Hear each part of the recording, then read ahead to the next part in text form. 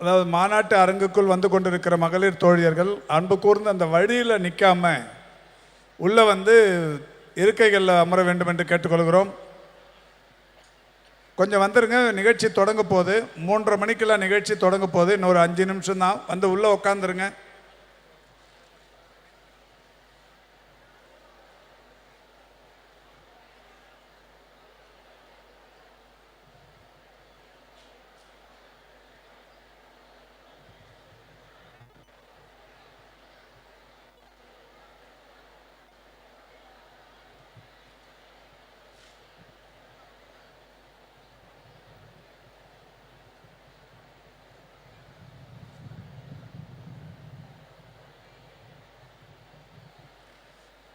இங்கே அந்த முன்னாடி வர்றதுக்கு அங்கே முயற்சிக்காதீங்க.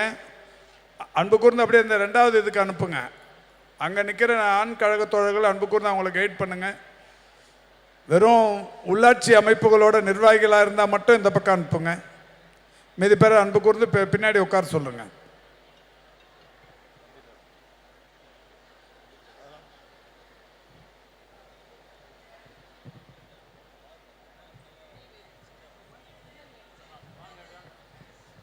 இந்த திருநெல்வேலி சேர்மன் வராங்க பாருங்க, அங்கே உட்கார வச்சிருங்க. ஹலோ,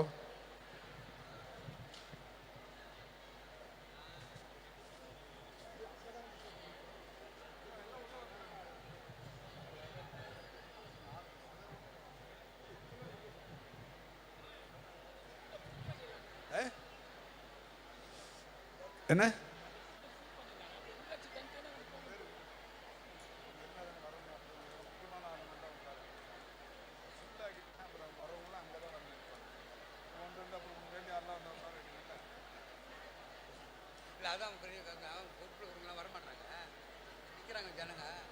அந்த பக்கம் அனுப்ப சொல்லுங்க.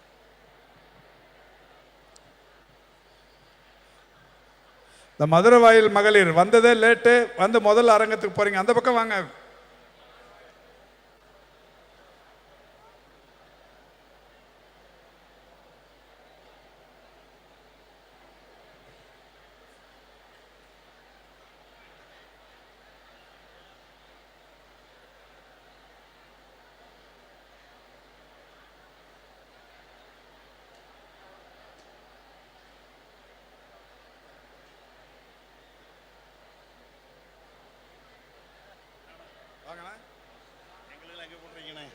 சட்டமன்ற உறுப்பினர்களோ அது பக்கத்தில்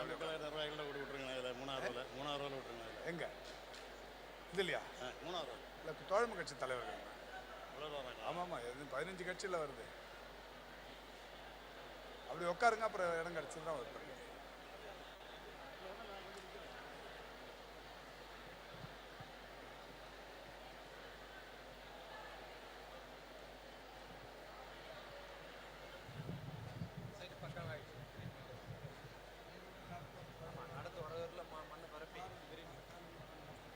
வரல யாரும்.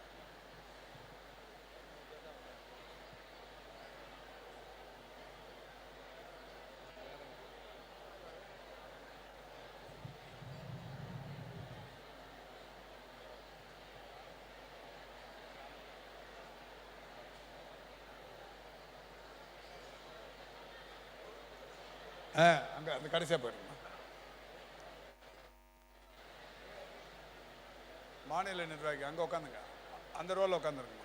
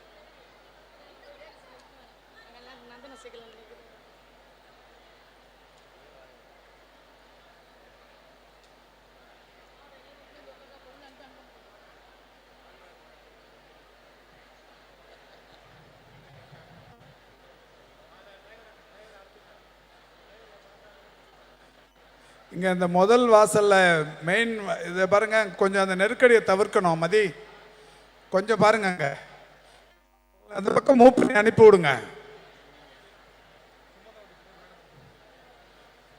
இல்லை அந்த கேட்டை க்ளோஸ் பண்ணிக்கோங்க மதி.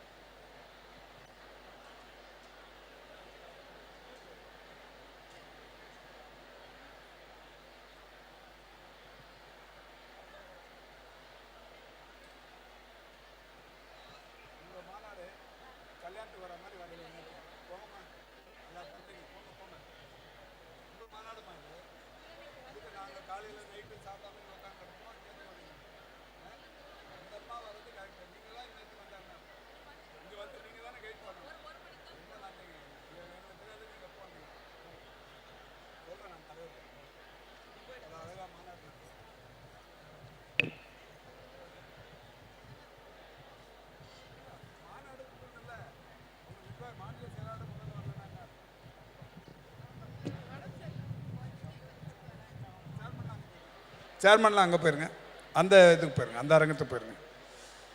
இந்த மாநில நிர்வாகிகள் மட்டும் இங்கே உட்காருங்க, சேர்மன்லாம் அங்கே போயிருங்க. சுஜாதம்மா நீங்கள் அப்படியே உட்காந்துருங்க, அவங்க எம்எல்ஏ எக்ஸ்எம்எல்ஏ அப்படி உட்காந்துருங்க.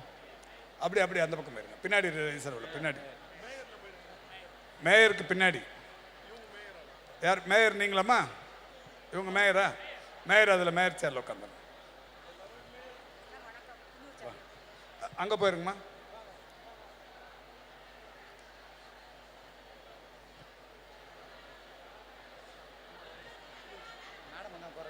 ஆமாம்மா வந்தது வாங்க, அவங்க பேர் இருக்கு பண்ண.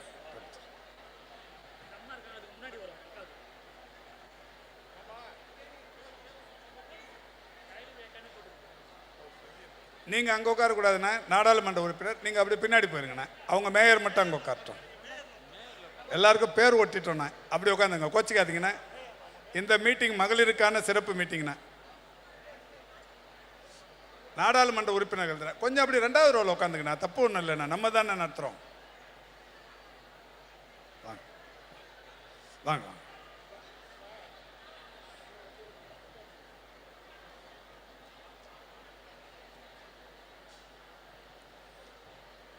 சார் கொஞ்சம் ஆண்கள் இதில் அவாய்ட் பண்ணிக்கலாம் அண்ணே. தெரியும் ராமசாமிண்ணா, இங்கே வந்துடலாண்ணா. ஆண்கள் யாரும் இங்கே முன்னாடி வேணான்றாங்க, இப்படி வந்துருங்கண்ணா, இங்கே வாங்கண்ணா. அந்த இதில் அரங்கத்தில் உட்கார வைங்க, கொஞ்சம் கோச்சிக்காதீங்கண்ணா. இல்லை அங்கே அந்த தனியாக ஒரு பேர். ஆமாம்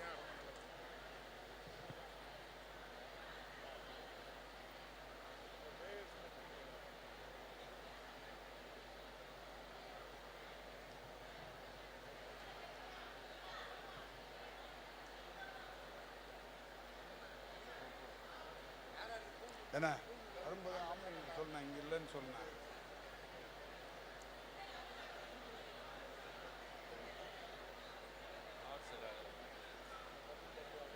இப்போ அவர் மட்டும் உட்காரட்டும். தமிழ் நீங்களாம் இப்படி வந்துருங்க. தமிழ்தாசன் இங்கே பாருங்க, என்ன பாருங்க, தமிழ்தாசன் இல்லை இங்கே என்ன பாருங்கண்ணே, இப்படி வந்துருங்கண்ணே. அமைச்சர் மட்டும் அப்படி உட்காரட்டும், மீதியெல்லாம் அப்படி வந்துருங்க. இங்கே ஆண்கள் வேணான்ட்டாங்க. வாங்க 2 பேரும் வாங்க. அவர் மட்டும் உட்காரட்டும், அமைச்சர் மட்டும் உட்காரட்டும். நீங்கள் உட்காருங்கண்ணா, அப்படியே உட்காருங்கண்ணா. நீங்கள் இப்படி முன்னாடி வந்துருங்கண்ணே, இந்த சோஃபாவில் ரிசர்வ் சேரில் உட்காருங்க.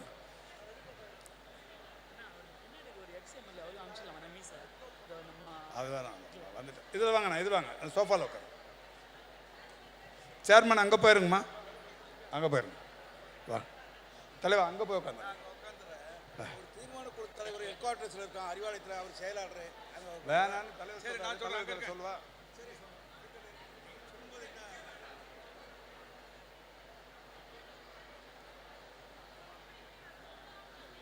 நீங்கள் ஆகாமல் இருக்கு, அதான் அந்த பக்கம் வந்து வரணும். இன்னும் ஆள் வந்தால் தான்.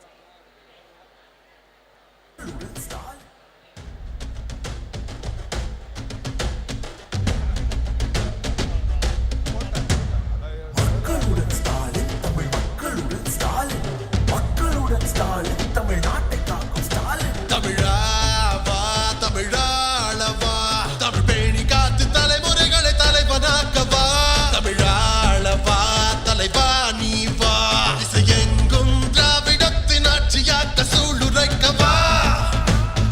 கொஞ்சம் கட் பண்ணிப்பா. மாலதி மேடம்,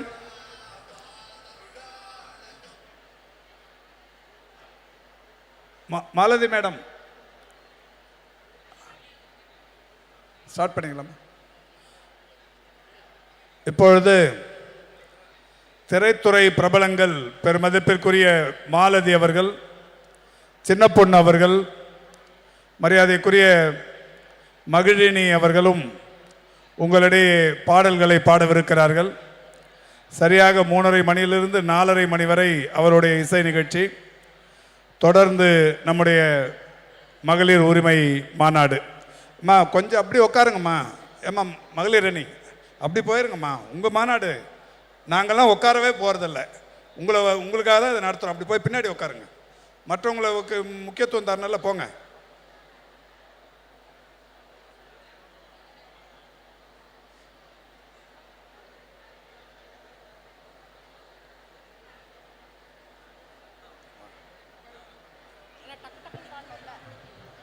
ஸ்டார்ட் பண்ணலாம்.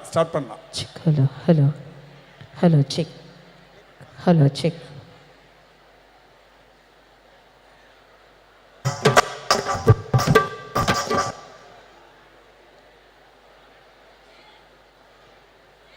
செக்.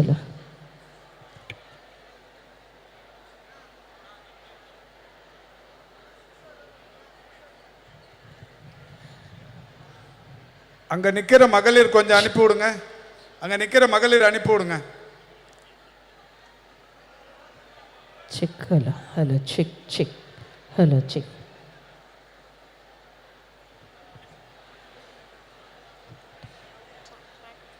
ட்ராக் செக் பண்ணிக்கலாமா ஒரு வாட்டி?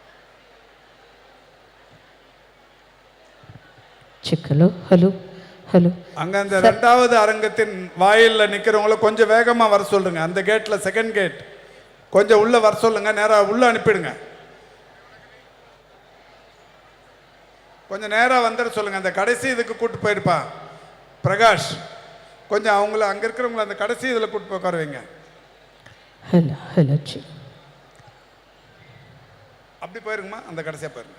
அந்த 2வது ரோw போயிருங்க. ஹலோ. அந்த மேயர் இருக்கைகளுக்கு பின்னாடி போயிருங்க. நீங்கள் இப்படி உட்காந்துருங்க. இப்படி உட்காந்து சேர்மனுங்களா நீங்கள்? அங்கே போயிருங்க. கடைசியாக போயிருங்க. ஹலோ.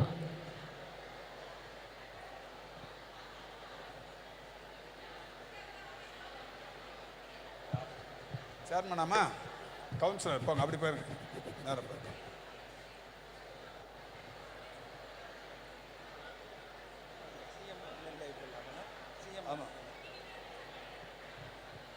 Hello check. ஹலோ. ஏம்மா அங்கே போயிருங்கம்மா. ஏம்மா அப்படி போயிருங்க. அங்கே போயிருங்க. இந்த மாநில நிர்வாகிகள் அந்த இடத்துல உட்கார வைப்பேன். ஏம்மா ரத்னா அங்கே யார் வர்றாங்க ரிசீவ் பண்ணி அதை உட்கார வைக்கிறதுலாம் இல்லை. அவங்கள ரூசோ, மிஸ்ஸஸ் ரூசோ அங்கே உட்கார வைங்க. அந்த மாநில மகளிர் அணி நிர்வாகிகள் உட்கார வைங்க.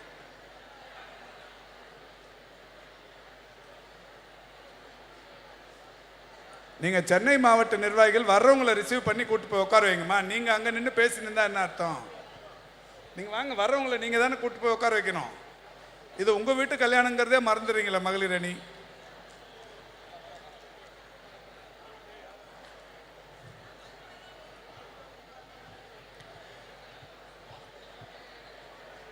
நீங்கள் உட்காருங்க மேயர். Hello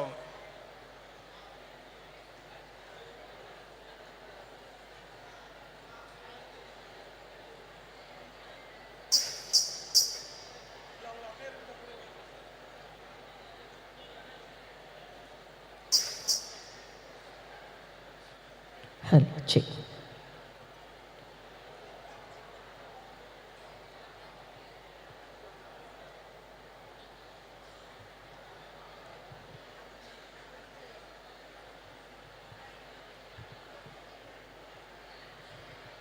hello.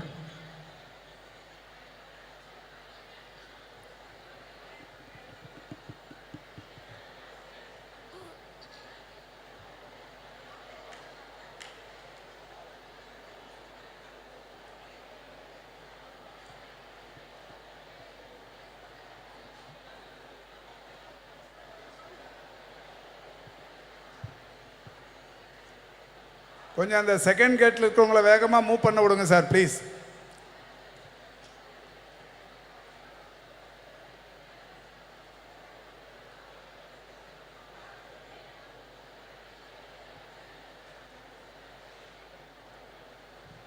ஸ்டார்ட் பண்ண. இங்கு வருகை தந்திருக்கும் அனைத்து மகளிர் அனைவருக்கும் முதற்கண் பணிவான வணக்கத்தை தெரிவித்துக்கொண்டு, உலகெங்கும் இந்த பாடகர்கள் எங்கு பாடினாலும் நம் கழக பாடல்களை பாடும்போது மகிழ்ச்சியாகவும் பெருமையாகவும் இருக்கிறது. 16 ஆண்டு காலங்களுக்கு மேலாக இந்த அற்புதமான பெருமை மிகு மேடைகளில், திமுக மேடைகளில் பாட வாய்ப்பு தந்து கொண்டிருக்கும் மாண்புமிகு அமைச்சர் அண்ணன் மா சுப்பிரமணியம் ஐயா அவர்களுக்கும்,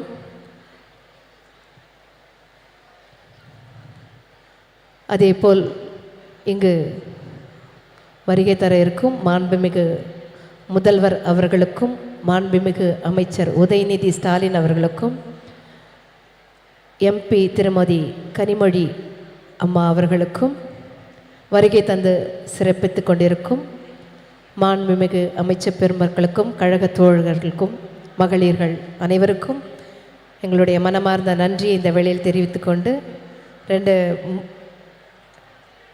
3 பெண் பாடகிகள் மட்டுமே இருக்குவோம் இன்றைக்கிங்க. ஸோ அற்புதமான பாடல்கள் உங்களுக்காக வழங்க இருக்கும். இங்கே வருகை தந்து பாட இருக்கும் திருமதி சின்ன பொண்ணு அவர்களுக்கும், பின்னணி பாடகி மகிழினி மணிமாறன் அவர்களுக்கும் நன்றியை தெரிவித்துக்கொண்டு, இந்த பாடல்களை எங்களுக்கு அற்புதமாக எழுதி கொடுத்து ஒரு மேடையும் எங்களுக்கு எக்ஸாம் மாதிரி படித்து ஏன்னா அவரோட வரிகள் அவ்வளோ அற்புதமாக இருக்கும், எங்கேயுமே தப்பாக பாடக்கூடாது அப்படின்ற மாதிரி எங்களுக்கு அற்புதமான பாடல்களை எழுதி கொடுத்து கொண்டிருக்கும் கவிஞர் ஐயா சொர்க்கோ கருணாநிதி அவர்களுக்கும் இந்த நேரத்தில் மனமார்ந்த நன்றியை தெரிவித்துக்கொண்டு, முதல் பாடல்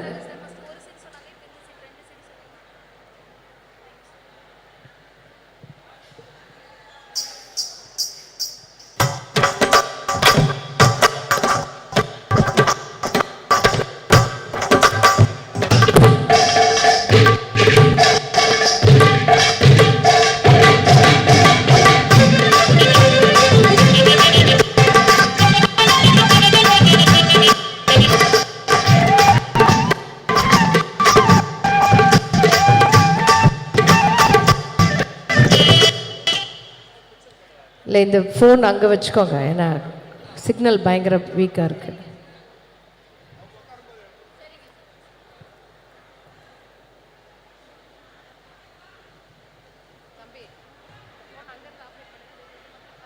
கொஞ்சம் இங்கே யார் பேர் போட்டிருக்கோ அவங்க மட்டும் உட்காரணுங்க.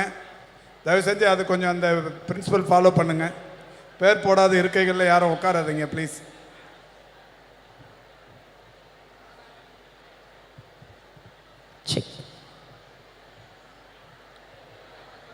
வாங்க அமைச்சர் மதி வாங்க, அவருக்கான சேருக்கு பாருங்க.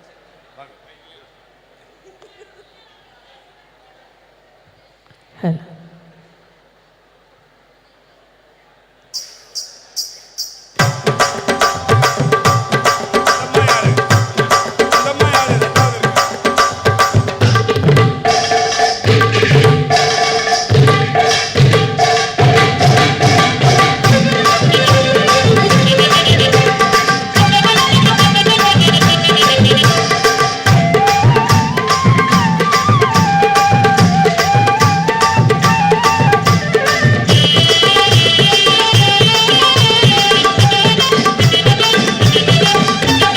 தளபதி எங்கள் தளபதி, அவர் 8 கோடி மக்களுக்கு நிம்மதி. தளபதி எங்கள் தளபதி, அவர் சுட்டு விரலில் வெற்றி படைக்கும் அதிபதி. தளபதி எங்கள் தளபதி, அவர் 8 கோடி மக்களுக்கு நிம்மதி. தளபதி எங்கள் தளபதி, அவர் சுட்டு விரலில் வெற்றி படைக்கும் அதிபதி. தளபதி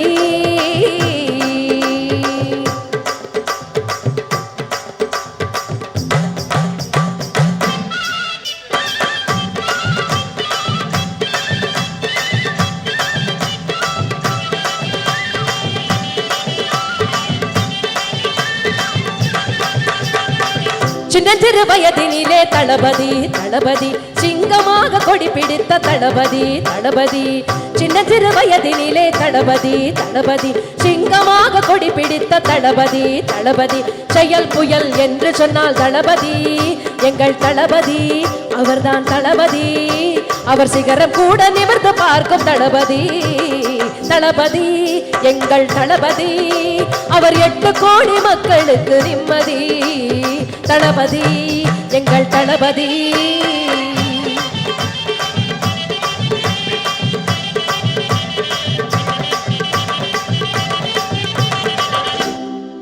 வேலர் பேரனே வீரனே முழுதாக தன்னை தந்த தலைவனே முதல்வனே முத்தே முத்து வேல பேரனே வீரனே முழுதாக தன்னை தந்த தலைவனே முதல்வனே எத்தனையோ தியாகம் செய்த தலைவனே ஒரே தலைவனே நீதான் தலைவனே மிசா எரிமலையை வென்று வந்த முதல்வனே தளபதி எங்கள் தளபதி அவர் 8 கோடி மக்களுக்கு நிம்மதி தளபதி எங்கள் தளபதி அவர் சுட்டு விரலில் வெற்றி படைக்கும் அதிபதி தளபதி எங்கள் தளபதி தளபதி எங்கள் தளபதி தளபதி எங்கள் தளபதி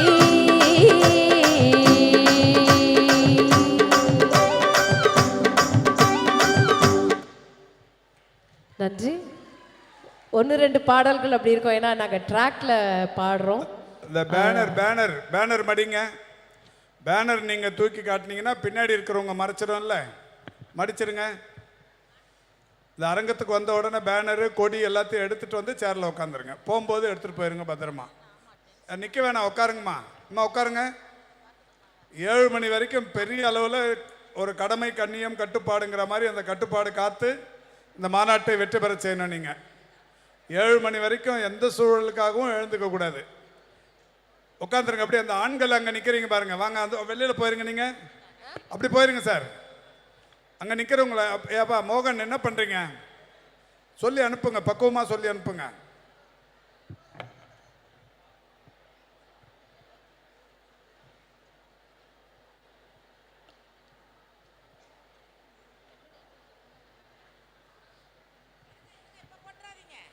செகண்ட் கேட் வழியாக வர்றவங்கள நேராக அந்த கடைசி இதுக்கு அரங்கத்துக்கு கூப்பிட்டு வரணுங்க வாங்க வாங்க எம்பி வாங்க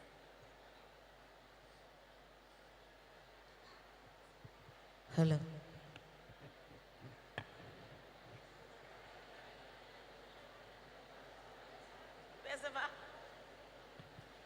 அனைவருக்கும் வணக்கம். இந்த உலக மகளிர் தின மாநாட்டிற்கு வந்திருக்கக்கூடிய அத்தனை மாதர்களுக்கும் எங்கள் 3 பேர் சார்பாக நன்றியினை அன்போடு தெரிவித்துக் கொண்டு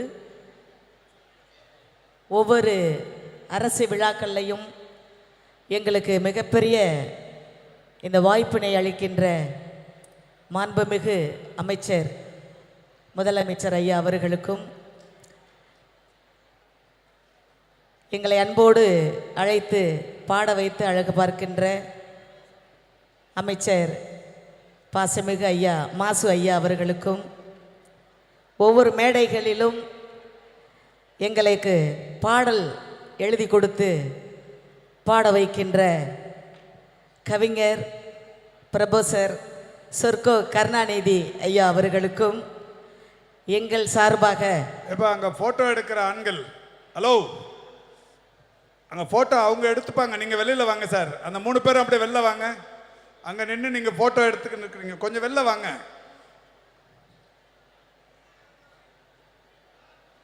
இது மகளிருக்கான மாநாடுங்க தயவு செஞ்சு கொஞ்சம் வெளியில் வந்துடுங்க பாருங்கம்மா பாருங்க அனைவருக்கும் எங்கள் சார்பாக நன்றியினை தெரிவித்துக்கொண்டு இங்கே முதல் பாடலை பாடி சிறப்பாக பாடி அமைந்திருக்கக்கூடிய திரைப்பட பின்னணி பாடகி கலை மாமணி பாசமிகு அக்கா மாலதி லட்சுமண் அவர்களுக்கு என் சார்பாக நன்றியினை தெரிவித்துக்கொண்டு அடுத்து சகோதரி திரைப்பட பின்னணி பாடகி கிராமிய பாடகி சகோதரி மகிழினி மணிமாறன் அவர்களுக்கும் என் சார்பாக நன்றியினை அன்போடு தெரிவித்துக்கொண்டு அனைவருக்கும் அனைத்து மகளிர்களுக்கும் நன்றியினை தெரிவித்துக்கொண்டு இதோ ஒரு பாடல்.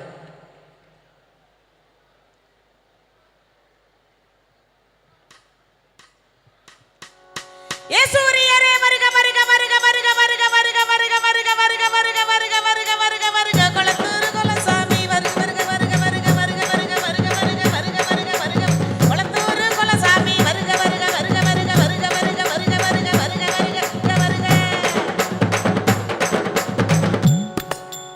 பெரியாரே வருகிறார். கல்வி தந்த ஏழை தலைவர் காமராஜர் வருகிறார். காலமெல்லாம் நம்மை காத்த கலைஞர் இதோ வருகிறார். தங்கமகன் வருகிறார். சங்க தமிழ் வருகிறார். வருகிறார் வருகிறார் வருகிறார் வருகிறார். சூரியரே வருக வருக வருக வருக வருக வருக வருக வருக வருக வருக வருக வருக வருக கொளத்தூர் கொலசாமி வருக வருக வருக வருக வருக வருக வருக வருக வருக வருக வருக வருக.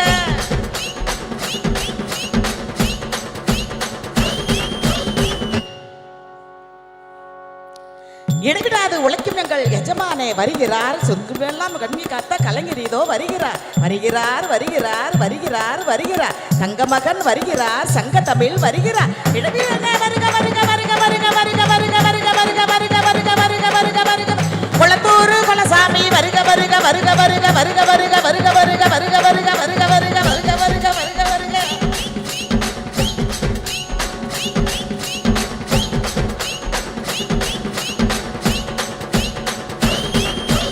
நதியை போல ஊரு ஊரா ஓடி வரும் தளபதி. நஞ்சை புஞ்சை கட்சிக்கவே நடந்து வரும் தளபதி. சிங்கம் எங்கள் தளபதி. சிலித்தி வரும் கச்சிடா. பெண்கள் எங்கள் தளபதி. வேங்கை வரும் கச்சிடா. கச்சிடா கச்சிடா தளபதியின் ஆச்சிடா. கச்சிடா கச்சிடா தளபதியின் ஆச்சிடா. சூரியரே வருக வருக வருக வருக வருக வருக வருக வருக வருக வருக வருக வருக வருக கொளத்தூர் கொலசாமி வருக வருக வருக வருக வருக வருக வருக வருக வருக வருக வருக கொளத்தூர் கொலசாமி வருக வருக வருக வருக வருக வருக வருக வருக வருக வருக வருக.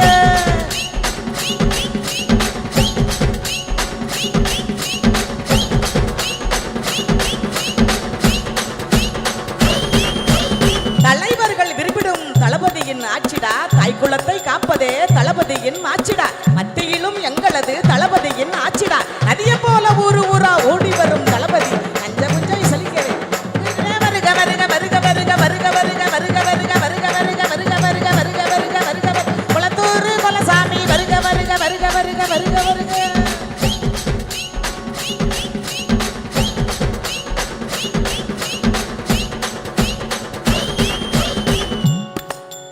நதியை போல ஊரு ஊரா ஓடி வரும் தளபதி. நஞ்சை புஞ்சை செழிக்கவே நடந்து வரும் தளபதி. சிங்கம் எங்கள் தளபதி. சிலித்து வரும் தளபதி. பெண்கள் எங்கள் தளவே எங்கள் எங்கும் தளபதி. தளபதி தளபதி தளபதி தளபதி.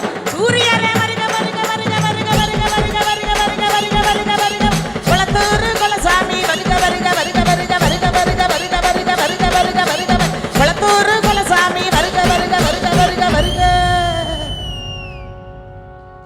தேங்க்யூ. நன்றி நன்றி நன்றி. கொஞ்சம் அங்கே அங்கே இன்னும் கொஞ்சம் ஒரு 2 வாலண்டியர் அங்கே போங்களா. மணி அங்கே போயிருங்க. அந்த சென்டராக போய் அவங்கள இந்த பக்கம் கூட்டுவாங்க. இந்த பந்தலோட லெஃப்ட்டுக்கு வரணும். நேராக வந்துடுங்க. இந்த 2வது நுழைவாயிலில் வரவங்க நேராக வாங்க. அப்படியே நேராக வாங்க. கொஞ்சம் அங்கே ஆர்கனைஸ் பண்ணுப்பா. கோட்டூர் பிரகாஷ் அவங்கள அப்படியே அடிச்சுட்டு போங்க. அந்த கடைசிக்கு வாங்க. அங்கே நெருக்கடி ஆயிடுச்சு போகிறங்க. அந்த ஃபஸ்ட்டு கேட்லேயும் செகண்ட் கேட்லேயும் நெருக்கடி ஆயிடுச்சு பாருங்கள். அப்படியே அடிச்சுட்டு போங்க. கொஞ்சம் வேகமாக மூவ் பண்ணுங்க. நான் கொஞ்ச நேரத்தில் மாநாடு நடக்க போகுது. கொஞ்சம் வேகமாக வாங்க. ஆண்கள் திருப்பி உள்ளே வந்திருக்கீங்க பாருங்க. கொஞ்சம் வெளில போயிருங்க சார் ப்ளீஸ். இது மகளிர் மாநாடுங்க. கொஞ்சம் வெளியில் வந்துருங்க. யாராவது முக்கியஸ்தர்களாக இருந்தீங்கன்னா இங்கே மேடைக்கு முன்னாடி வாங்க. உங்களுக்கு தனி இருக்கைகள் இருக்கு. மகளிரோட போய் உட்காராதீங்க. அடுத்த பாடலை பின்னணி பாடகியும் கிராமிய பாடகியுமான மகிழினி மணிமாறன் அவர்களை பாட வருமாறு அழைக்கிறோம்.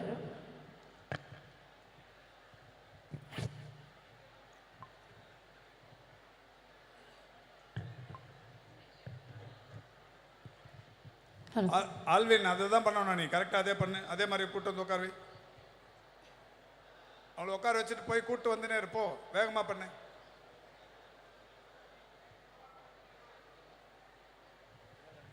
எல்லோருக்கும் வணக்கம்.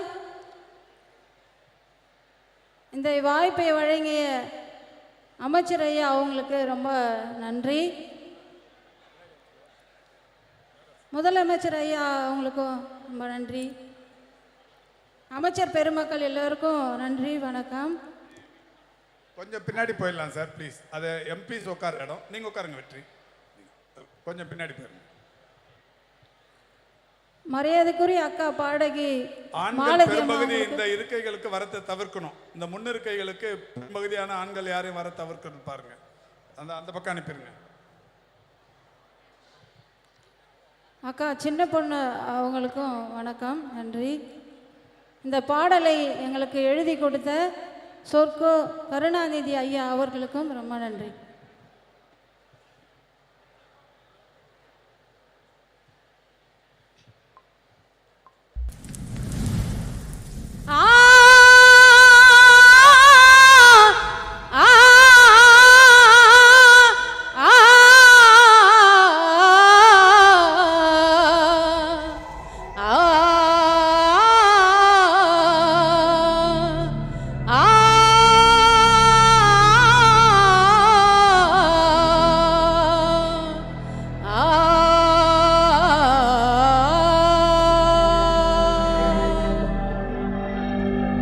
சூரியனின் வெளிச்சமுங்க, சுடர் வீசும் வெளிச்சமுங்க,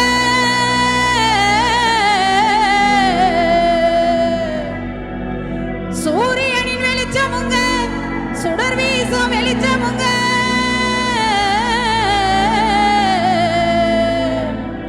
மகளிரின் மதிப்புயர மகத்தான வெளிச்சமுங்க,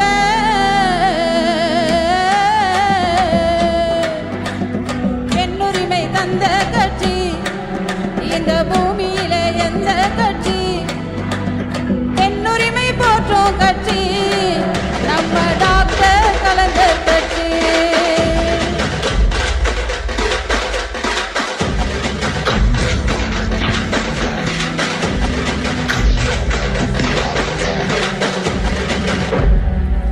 உயிர் நாடி பெண்களுக்கு சொத்துரிமை தந்தது உயிர் நாடி பெண்களுக்கு சொத்துரிமை தந்தது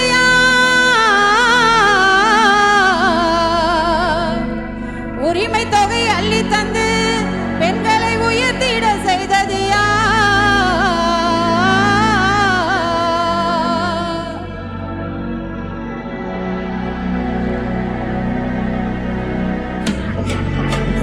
பெண்ணுரிமை தந்த கட்சி இந்த பூமியில எந்த கட்சி, பெண்ணுரிமை போற்றும் கட்சி டாக்டர் கலைஞர் தந்த கட்சி.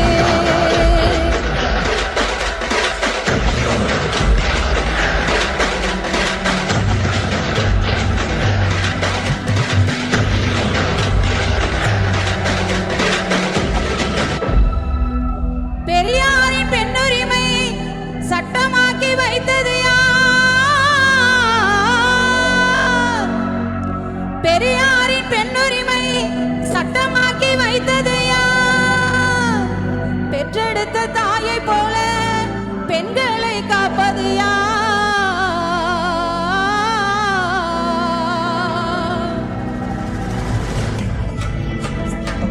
பெண்ணுரிமை தந்த கட்சி இந்த பூமியில எந்த கட்சி, பெண்ணுரிமை போற்றும் கட்சி நம்ம டாக்டர் கலைஞர் கட்சி.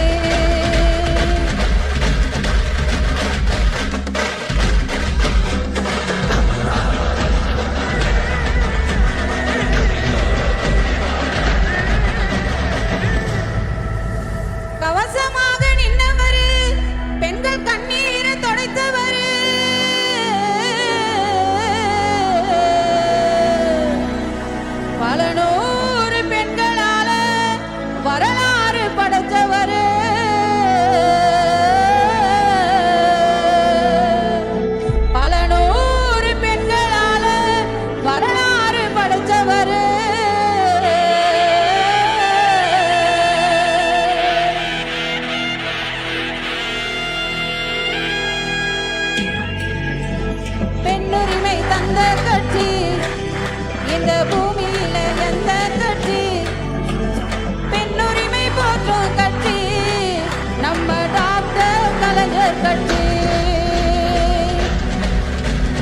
பெண்ணுரிமை தந்த கட்சி இந்த பூமியிலே எந்த கட்சி ஆ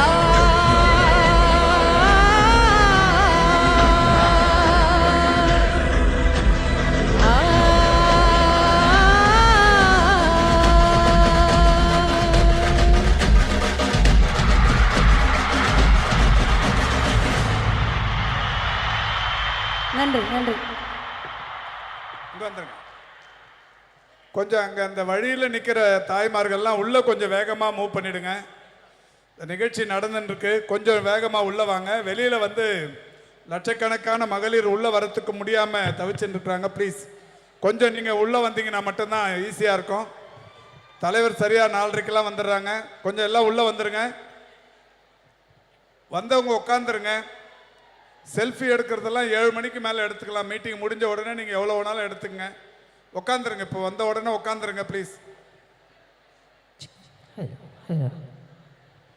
கொஞ்சம் அந்த செகண்ட் கேட்டில் இருக்கிறவங்கள வேகமாக உள்ள அனுப்புங்க.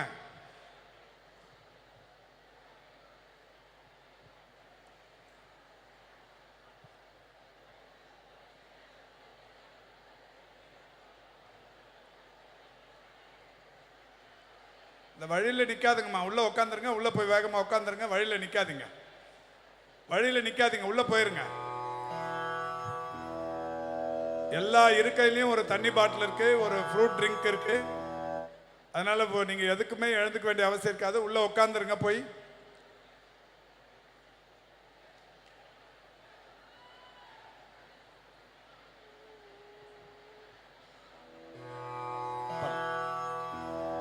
சொல்வதை செய்தவர், செய்வதை சொல்பவர், உலகத்தில் தலைவர் கலைஞர் ஒருவரே. சொல்வதை செய்தவர், செய்வதை சொல்பவர், உலகத்தில் தலைவர் கலைஞர் ஒருவரே. நல்லதை செய்தவர் வல்லவர் தலைவாவும் ஆட்சியிலே செய்ததை பூமியே போற்றிடுமே. உன்னாட்சியிலே செய்ததை வானமே வணங்கிடுமே. தமிழ் தமிழ் தமிழ் தமிழென வந்த கலைஞரே, பராசக்தியாக வந்த எங்கள் தலைவரே. தமிழ் தமிழ் தமிழ் தமிழென வந்த கலைஞரே, பராசக்தியாக வந்த எங்கள் தலைவரே.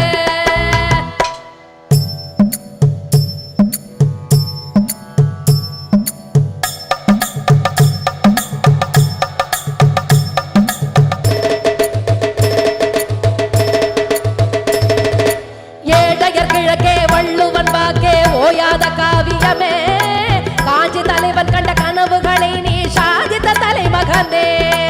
ஏழையர் கிழக்கே வள்ளுவன் வாக்கே ஓயாத ஓவியமே, காஞ்சி தலைவன் கண்ட கனவுகளை நீ சாதித்த தலைமகனே.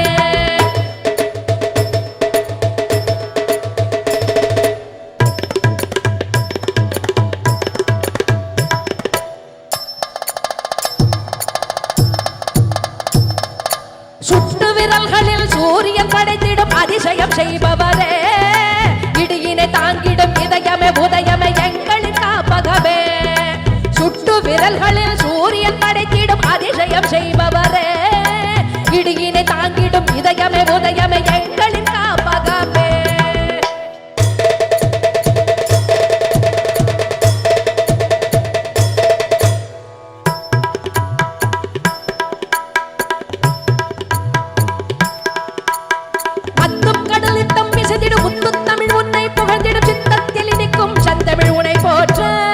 சின்னஞ்சிறு பிஞ்சு நடையிலே சங்கத்தமிழ் வெல்லும் படையில் சிங்கம் என வந்தா தலைவா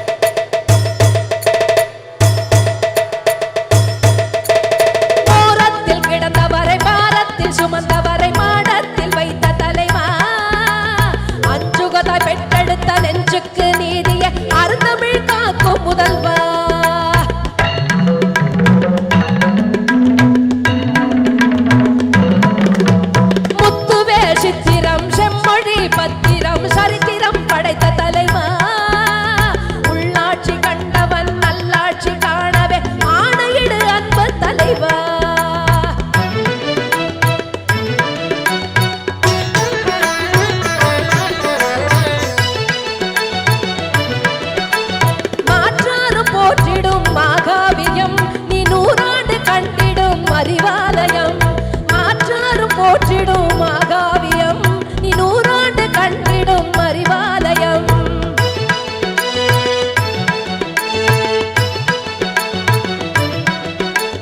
சிசுவுக்கும் முதியோர்க்கும் கொடை தந்தவன் நீ கேட்காமல் தருகின்ற அருள் வல்லவன். சிசுவுக்கும் முதியோர்க்கும் கொடை தந்தவன் நீ கேட்காமல் தருகின்ற அருள் வல்லவன். உலகத்து நிதியே சமத்துவ நதியே இதயத்து மொழியே உதயத்து ஒளியே. உலகத்து நிதியே சமத்துவ நதியே இதயத்து மொழியே உதயத்து ஒளியே.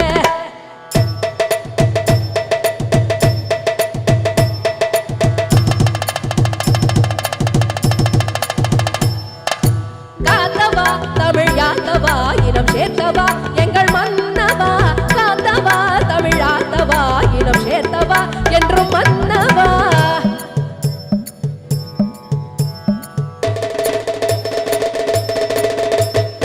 ஆறு போல பூமி எங்கும் ஓடி வெள்ளம் சேர்ந்த தாயே. ஆறு போல பூமி எங்கும் ஓடி வெள்ளம் சேர்ந்த தாயே. கொடி உயர்ந்திட படை நடுங்கிட அகிலமே முனை தினம் வணங்கிட. கொடி உயர்ந்திட படை நடுங்கிட அகிலமே முனை தினம் வணங்கிட.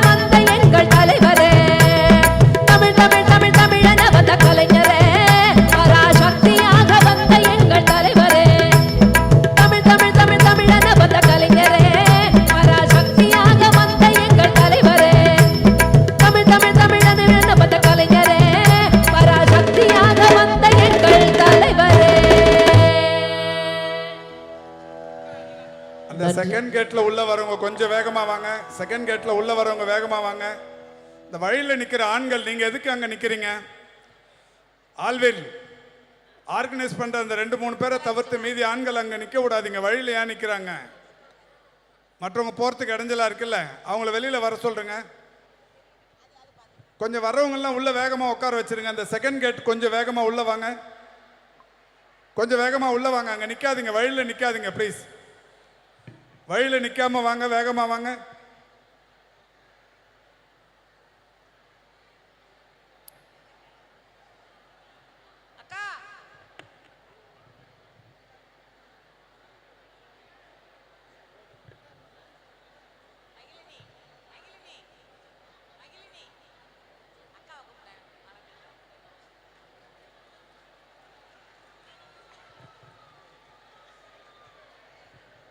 அங்க வழியில் நிக்கிறவங்க பிரகாஷ் கொஞ்சம் மூவ் பண்ணுங்க. இவங்க கணபதி எம்எல்ஏ அண்ணன் கொஞ்சம் அவங்கள வேகப்படுத்துங்கண்ணே. காரம்பாக்கம் கணபதி சார் கொஞ்சம் வேகப்படுத்துங்க. கொஞ்சம் ஸ்பீட் பண்ணி எல்லாரையும் உள்ள உட்கார வைங்க. வாங்க.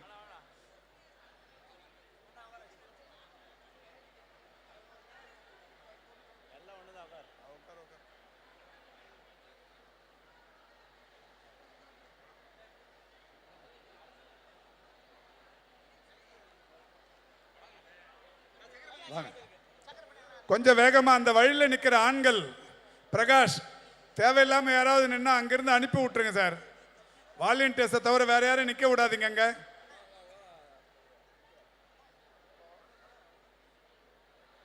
மாதவரம் சுதர்சன வேலு பக்கத்தில் சேருக்கு பாருங்க, போங்க.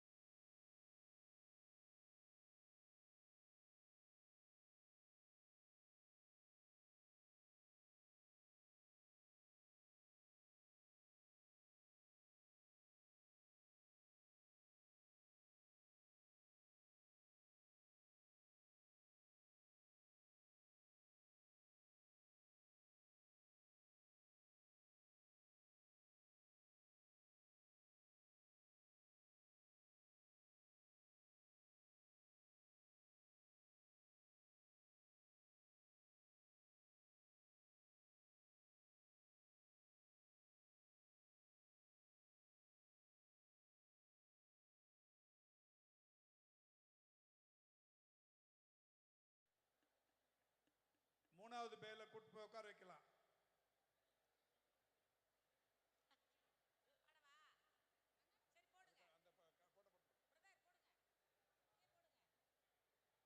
நான் பாடிய ஒரு திரைப்பட பாடல்.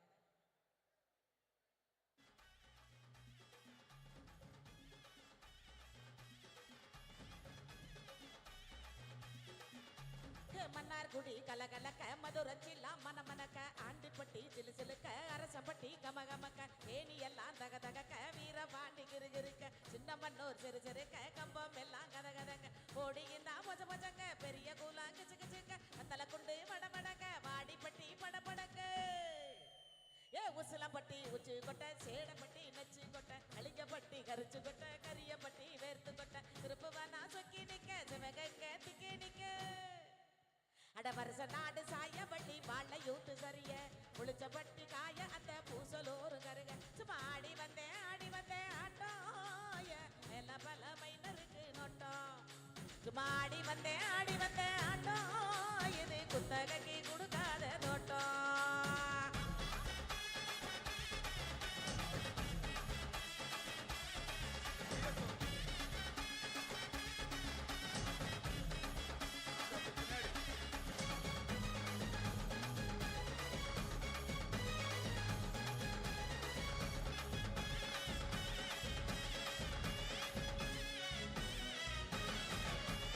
ஊதா சட்டை போட்ட பையா ஊரு ஊரா தெரிஞ்ச பையா உச்சி கொட்டி பார்த்த பையா உதாரியா நின்ன பையா ஊரை எட்டி பார்த்த பையா கும்பூரத்தா விழுந்த பையா 2ஆம் ஆட்டம் போன பையா ரொம்ப முந்தான் பயந்த பையா அடா தின்னே வளர்ந்த பையா அடாமல்லே கவுந்த பையா வெட்டி கட்ட விட்ட பையா விண்டி நடந்த பையா அட ஒத்த செருப்பு போட்ட பையா உரச்சி தேய்ச்ச பையா விசிலடிச்சு கிழிச்ச பையா வீணாகத்தான் போன பையா சந்தைக்குத்தான் வந்த பையா செவிலடிச்சு நின்ன பையா அடபடல பைய ஒருத்த சும்மா வெட்டி பைய ஒருத்த தெருவில் கடந்த பைய ஒருத்த தன்னை மறந்த பைய ஒருத்த கடத்தருவே காணாத தங்கம் இத களவாட போறதந்த சிங்கம் இது கடத்தருவே காணாத தங்கம் இது களவாட போறதந்த சிங்கம்.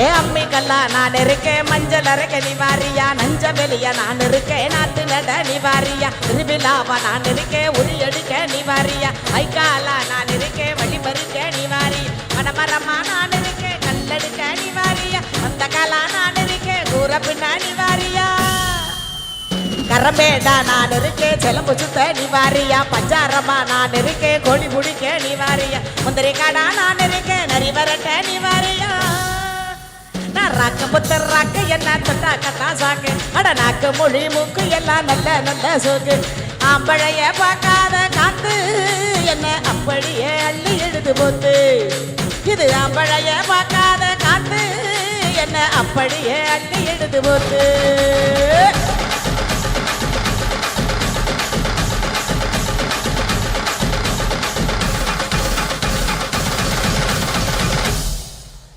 தேங்க்யூ. நன்றி நன்றி நன்றி. அப்படியே உட்காந்துருங்க அப்படியே உட்காந்துருங்க.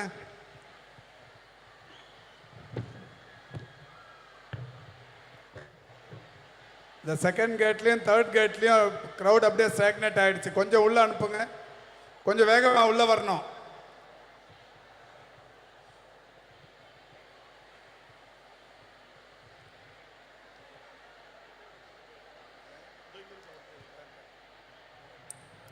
அம்மா கனிமொழி அவர்களுக்கும் அம்மா தமிழச்சம்மா அவங்களுக்கும் ரொம்ப நன்றி.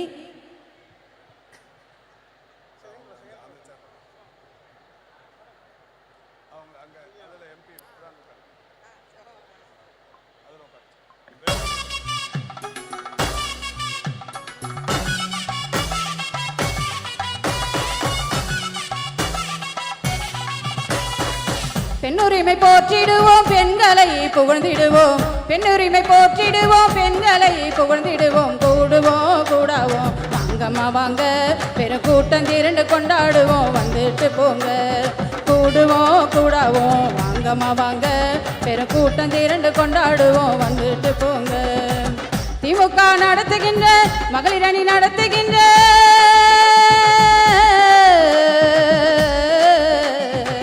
திமுக நடத்துகின்ற மகளிர் உரிமை மாநாடு நீயும் நானும் இல்லாட்டி வேற யாரம்மா அட நிஜமாவே நாம் எல்லோரும் உறவுக்காரங்கம்மா நீயும் நானும் இல்லாட்டி வேற யாரம்மா அட நிஜமாவே நாம் எல்லோரும் உறவுக்காரங்கம்மா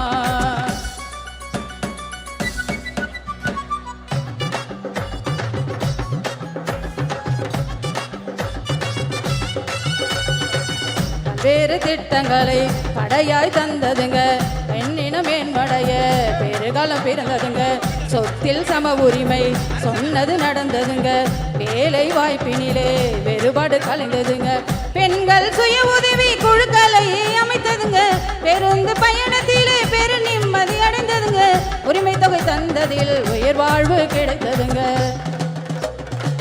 பெண்ணுரிமை போற்றிடுவோம் பெண்ணுரிமை போற்றிடுவோம் பெண்ணுரிமை போற்றிடுவோம் பெண்களை போற்றிடுவோம்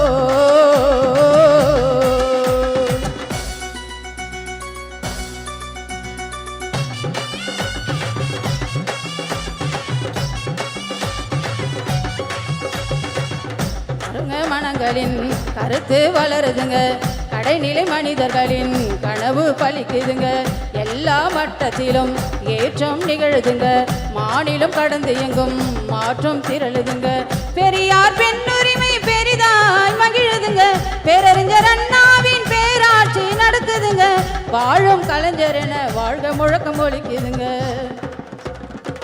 பெண்ணுரிமை போற்றிடுவோம் பெண்ணுரிமை போற்றிடுவோம் பெண்ணுரிமை போற்றிடுவோம் பெண்களை புகழ்ந்திடுவோம் கூடுவோம் கூடாவோம் வாங்கம்மா வாங்க பெருங்கூட்டம் திரண்டு கொண்டாடுவோம் வந்துட்டு போங்க கூடுவோம் கூடாவோம் வாங்கம்மா வாங்க பெருங்கூட்டம் திரண்டு கொண்டாடுவோம் வந்துட்டு போங்க திமுக நடத்துகின்ற மகளிர் அணி நடத்துகின்ற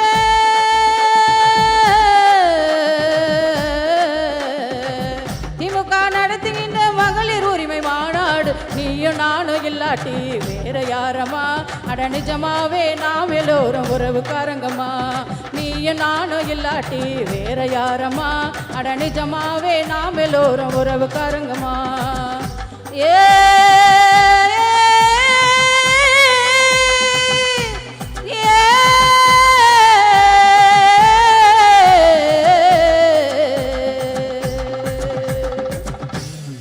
நன்றி நன்றி இந்த பாடல் புத்தர் கலைக்குழு மணிமாறன் அவர்கள் எழுதியது நன்றி அவருக்கு கொஞ்சம் அங்கே முன்னாடி அங்கே நிற்கிறவங்களை அனுப்புங்க அங்கே யாருக்கிறது பெருங்குடி ரவிச்சந்திரன் மதியழகன் விசு கொஞ்சம் அவங்கள வேகமாக உள்ள அந்த பக்கம் அனுப்புங்க செகண்ட் கேட் வழியாக உள்ள வர சொல்லுங்க இங்கே செகண்ட் கேட்டில் அங்கே நிற்கிற தோழர்கள் அன்பு கூர்ந்து நம்ம அரவிந்த் ரமேஷும் காரம்பாக்கம் கணபதியை மெயின்டைன் பண்ணி நிற்கிறாங்க கொஞ்சம் அவங்களெல்லாம் உள்ள வர சொல்லுங்க வேகமாக அங்கே வழியில் யாரும் நிற்க விடாமல் அனுப்புங்க ஹலோ கொஞ்சம் வேகமாக அனுப்புங்க ப்ளீஸ்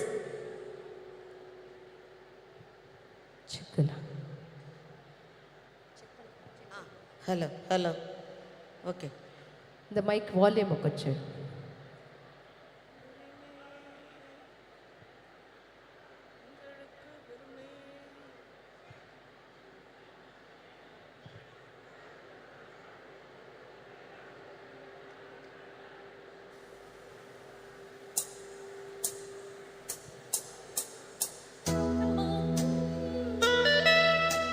சொல்லம்மா கண்ணு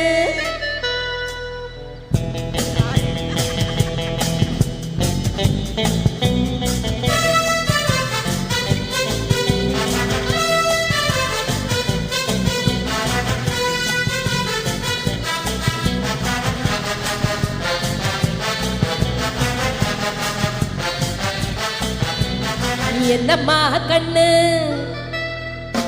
ஆமாக்கா அக்கா என்னம்மா கண்ணு சௌக்கியமா ஆமாக்கா அக்கா சௌக்கியந்தான் என்னம்மா கண்ணு சௌக்கியமா ஆமாக்கா அக்கா சௌக்கியந்தான் பெண்ணுக்கு உரிமை தந்த தலைவன் யார்? துணிஞ்சு பெண்ணுக்கு உரிமை தந்த வீரன் யார்? யாருக்கும் மஞ்சிடாத சிங்கம் தான், முத்துவேல் அறிஞர் வெத்த தங்கம் தான். என்னம்மா கண்ணு சௌக்கியமா? அமக்கா அக்கா சௌக்கியம்தான். அட என்னம்மா கண்ணு சௌக்கியமா? அமக்கா அக்கா சௌக்கியம்தான்.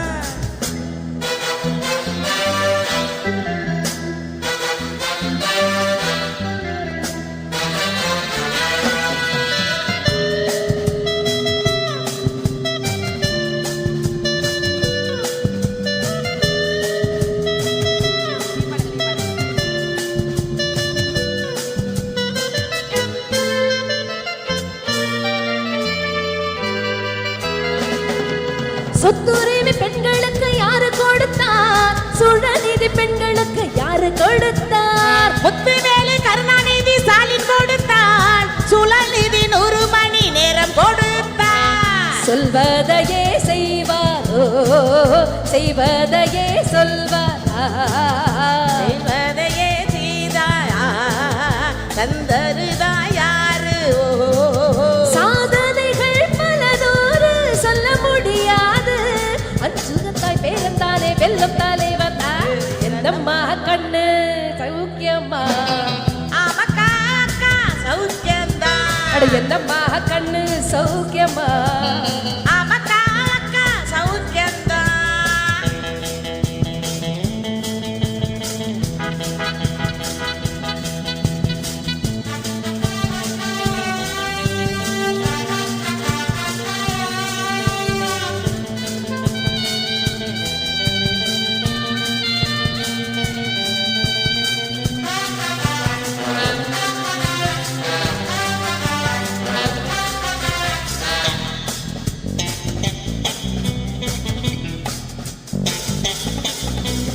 தன்மானம் ஈனமானம் காட்டும் கட்சி திமுகவை போல வேறு எங்கிலும் இல்ல. ஒன்மானம் மண்மானம் காத்திடும் கட்சி திமுகவை போல வேறு கட்சியும் இல்ல. பாரதத்தின் கூட்டம் ஓஹோ சூரியனை காட்டும். சூரியனின் கூட்டம் ஓ வெல்லுவது கட்சி ஓ.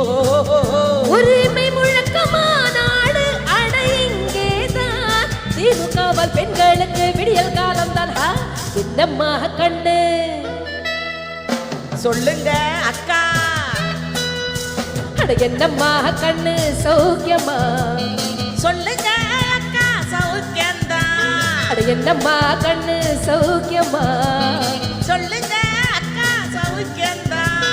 பெண்ணுக்கு பெருமை தந்த தலைவன் யார்? துணிஞ்சு பெண்ணுக்கு உரிமை தந்த வீரன் யார்? முத்துவேல் கருணாநிதி ஸ்டாலின் தான். அனைத தன்னுக யாரித தந்த கட்சி தான். என்னம்மா கண்ணு சௌக்கியமா? அமக்கா அக்கா சௌக்கியம்தான். அட என்னம்மா கண்ணு சௌக்கியமா? அமக்கா அக்கா சௌக்கியம்தான். தேங்க்யூ. நன்றி. அடுத்து மகிழினி அவர்கள் பாட இருக்கிறார்.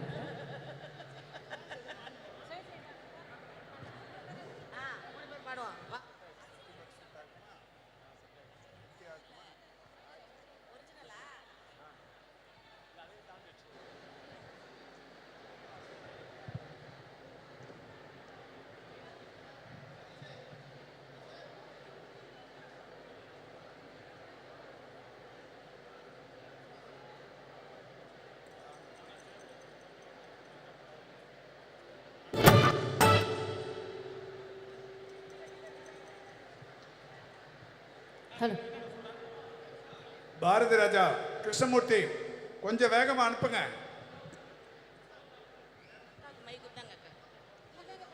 அந்த 2வது கேட்லயும் அப்படியே ஸ்டாக்னேட் ஆகி நிக்குது. கொஞ்சம் வேகமா அனுப்புங்க.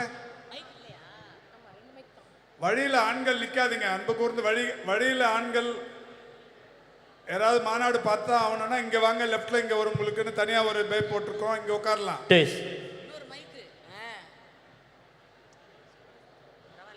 லாஸ்ட் சாங்கம்மா, லாஸ்ட் சாங், கடைசி பாட்டு.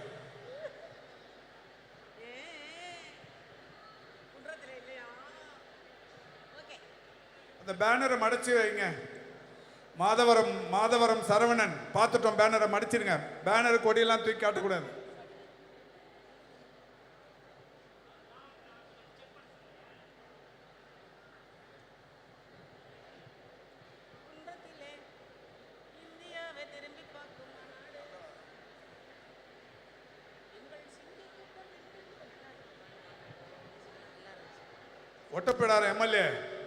ஒட்டப்பிடார எம்எல்ஏ பார்த்துட்டீங்களா? வாங்க உட்காருங்க.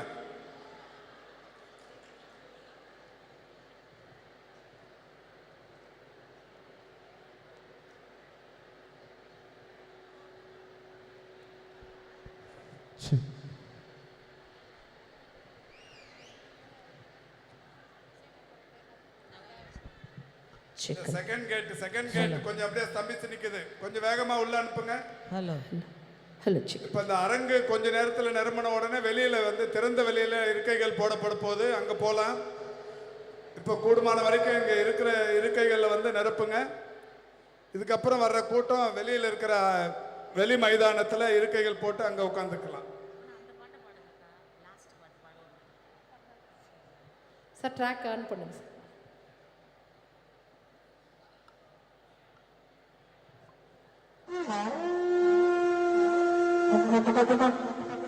இந்த பாடல் அவங்க திரைப்படத்துல பாடின பாடல்.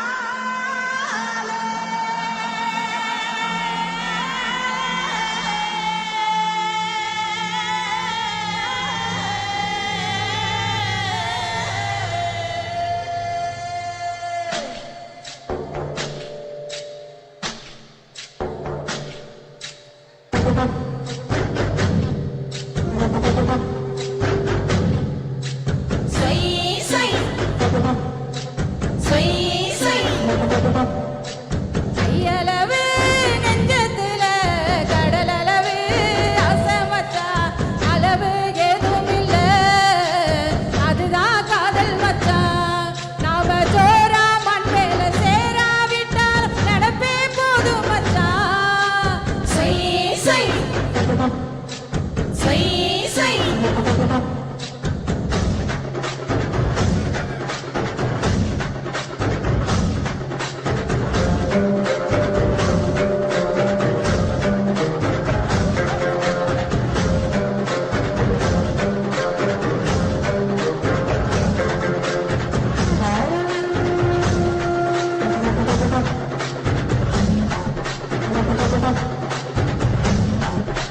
காணளவு விண்ணத்துல வரப்பளவு தூரம் மச்சான், அளவு தேவையில்லை, அதுதான் பாசம் மச்சான்.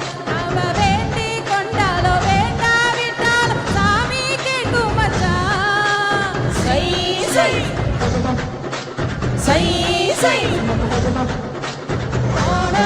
தானே தானே தந்தானே தானே தந்தானே தானே தானே தானே தந்தானே தானே தந்தானே தானே தந்தானே தானே தானே.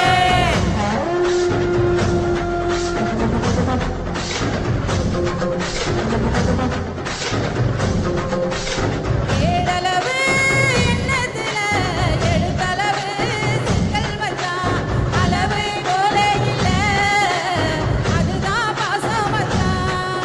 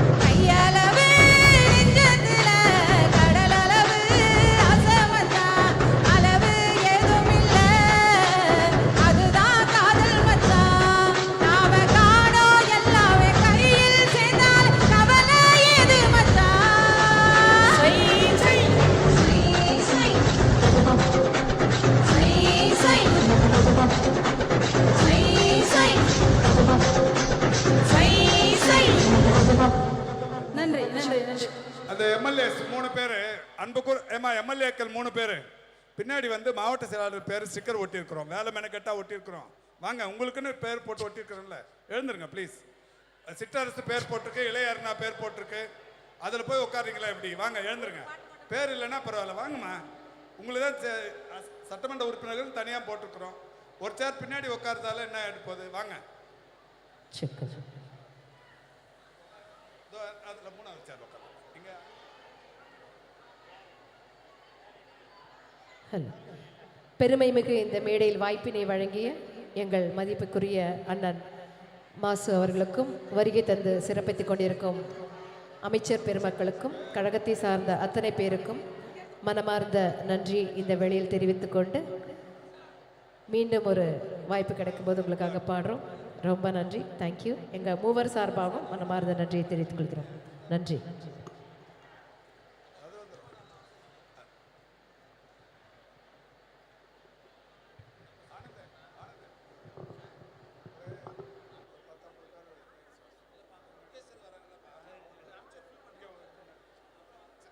சேர்மன் கவுன்சிலர் வந்தால் இங்கே அனுப்பிட முன்னாடி. ஆமாம்.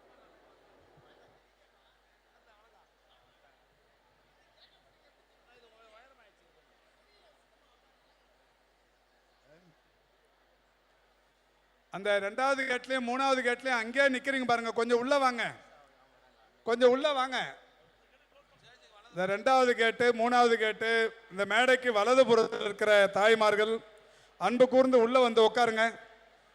உள்ள வந்துருங்க ப்ளீஸ். இன்னும் கொஞ்சம் தள்ளிப்பா. வாங்க அண்ணே, இப்படி உட்காருங்க. அண்ணே இப்படி உட்காருங்க. இல்லை இங்கே வாங்க, நீங்கள் இல்லை இப்படி வந்துருங்க. ஒன்றும் இல்லை, வாங்க உட்காருங்க. வாங்க வாங்க, ஒன்றும் இல்லை, உட்காருங்க உட்காருங்க உட்காருங்க வந்துடுவாங்க. நீங்கள் யாரோ ஒருத்தர் வாங்க முன்ன. இல்லை இந்த இவர் கேசி அழகிரி வராரு. சரி, அப்படிதான்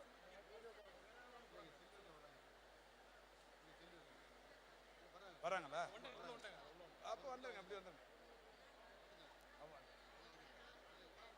அவங்களுக்கு அழகிரிக்கு என்ன சார்ஜ் இருக்கு? யாருன்னா ஒரு 2 பேர் எடுக்கணும்.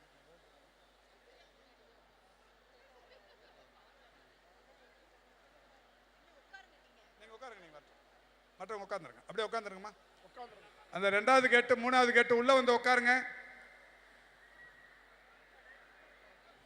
அதை சேகர் பின்னாடி சேர் எடுத்து போடலாம், இந்த ஓப்பனில் சேர் எடுத்து போடலாம்.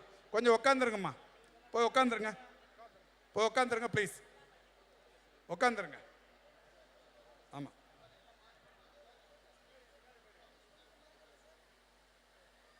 அந்த ஓப்பனில் சேர் போடலாம், மழை வராது, சேர் போட்டுருங்க. அதான் ஆண்கள்லாம் பின்னாடி அந்த சேரில் உட்காந்துடலாம். சேகர் கொஞ்சம் சேர் ஸ்ப்ரெட் பண்ணுங்க, கொஞ்சம் அப்படியே போய் உட்காந்துருங்கம்மா ப்ளீஸ்.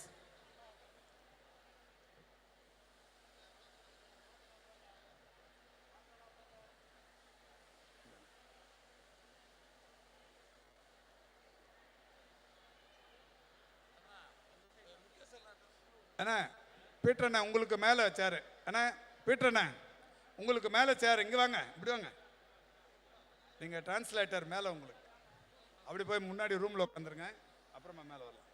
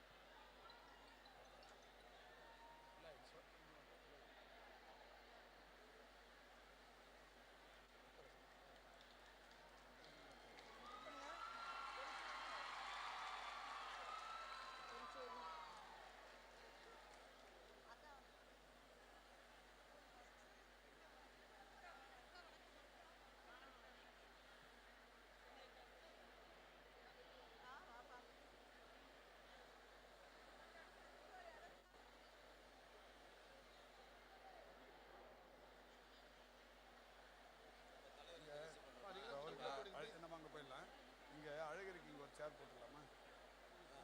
இதில் ஒன்று இதில் உட்கார வச்சுக்கலாம். எங்க துரைமுருகன் வருவாரு இல்லையா? இப்போ அந்த ஒரு ரிசர்வ் சேரை உட்கார வச்சுங்க. ஒரு ரிசர்வ் சேர் சிங்கிள் சேர் ஒன்று எடுத்துட்டு வாங்க. இது அங்கே இருக்கு பாரு.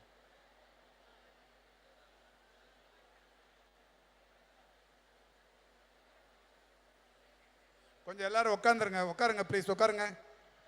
அந்த செகண்ட் கேட் தேர்ட் கேட்லாம் கொஞ்சம் உள்ளே வந்துருங்க.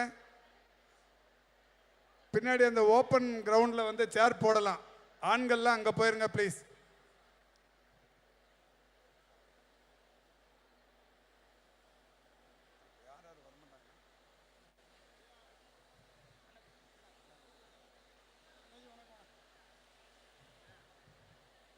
இவங்களுக்கு காங்கிரஸுக்கு சேர்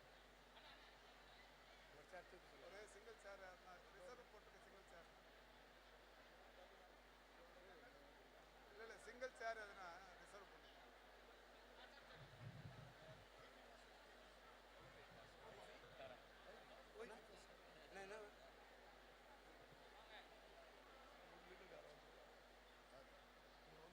அது ஓகே.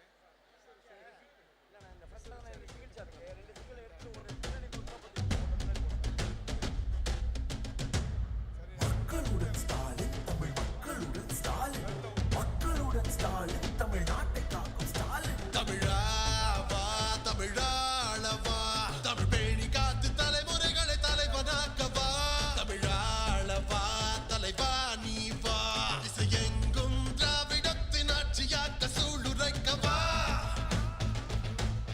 வென்றிடுவோம் வா தமிழா வா தமிழாளவா தமிழ் பேணி காக்க தலைமை தாங்கி வா தமிழாளவா தலைவா நீ வா நம் புதுமை பெண்கள் தலை நிமிர வீறு கொண்டு வா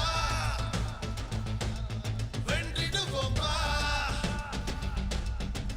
தமிழரின் உரிமைகளை மீட்டெடுக்கும் அன்பின் தலைவா தலைமுறை தாங்கி நின்று தமிழை வளர்க்கும் அன்பின் தலைவா தமிழரின் மனங்களுக்குள் வீற்றிருக்கும் வெற்றி தலைவா பெரியார் கொள்கை வளர்த்து கோட்டை பிடித்த சுதிரங்கள் உச்சரிக்கும் உந்த பேரை தமிழ்நாடே அச்சடிக்கும் தலைவர் பேரை மு.க.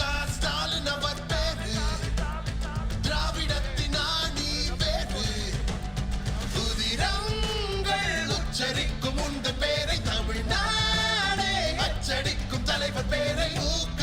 ஸ்டாலின் அவர் பேரு திராவிடத்தின் ஆணி பேரு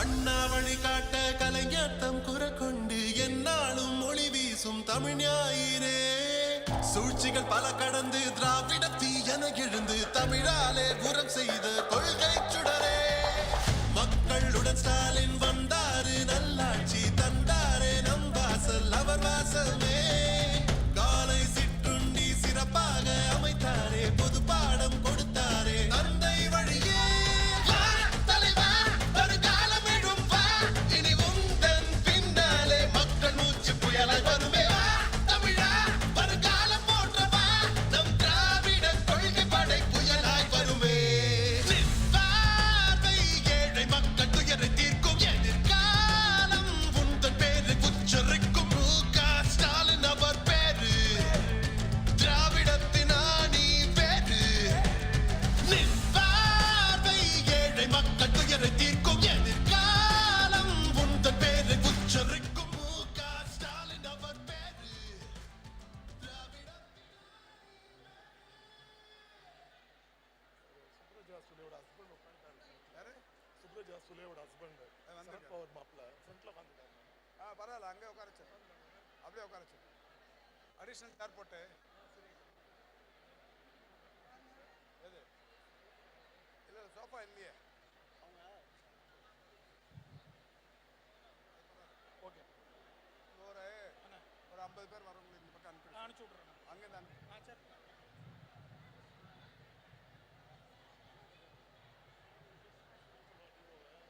இப்போ நான் தலைவர் வந்து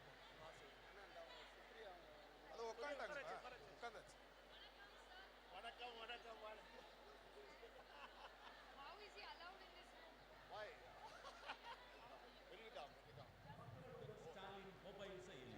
செயலி மூலமா நம்ம கழக அரசு கொண்டு வந்திருக்கிற பல மக்கள் நல திட்டங்களை பத்தி நாம ஒரே கிளிக்ல தெரிஞ்சுக்கிட்டு பயனடைய முடியும். இந்த செயலியில இருக்கிற உங்கள் திட்டங்கள் விரிவானது உங்களுக்கு பொருந்தக்கூடிய எல்லா திட்டங்களோட பட்டியலையும் ஆட்டோமேட்டிக்காவே காட்டிடும். கூடவே வினாப்பட்டியல் பிரிவின் மூலமா உங்களோட ஃபேமிலி அண்ட் ஃப்ரெண்ட்ஸுக்கு மேட்ச் ஆகிற திட்டங்களை பத்தியும் தெரிஞ்சுக்கலாம். மேலும் உங்கள் தொகுதியை தெரிந்து கொள்ள பிரிவுல நம்ம கழக அரசு 234 தொகுதிகள்லையும் செஞ்சிருக்கிற சாதனைகளை பத்தி தெரிஞ்சுக்கிட்டு கழகத்தின் மேல் வைக்கப்படுகிற வீண் அவதூறுகளுக்கு பதில் அளிக்கலாம்.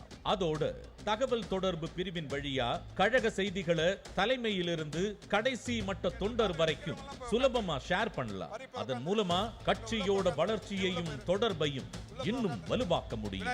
இதுக்கெல்லாம் முத்தாய்ப்பா உங்களில் ஒருவன் பிரிவுல நம்ம தலைவர்கிட்ட நாம கேட்க நினைக்கிற கேள்விகளை பதிவு செஞ்சு அதுக்கான பதிலையும் பெற முடியும்.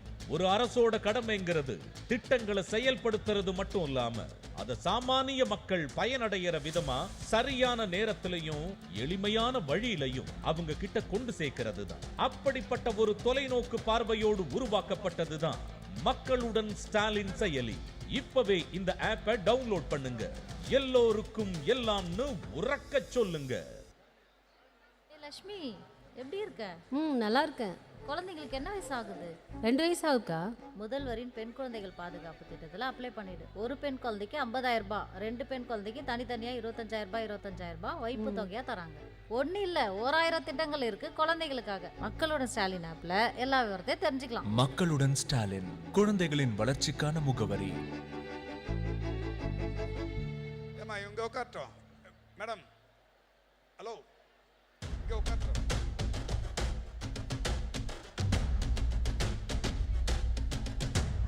மக்களுடன் ஸ்டாலின், தமிழ் மக்களுடன் ஸ்டாலின், மக்களுடன் ஸ்டாலின், தமிழ்நாட்டை காக்கும் ஸ்டாலின். தமிழாவா தமிழாளவா, தமிழ் பேணி காத்து தலைமுறைகளை தலைவனாக்கவா. தமிழாளவா தலைவா நீ வா, இசையெங்கும் திராவிடத்தின் ஆட்சியாக்க சூளுரைக்கவா. வென்றிடுவோம் வா தமிழா.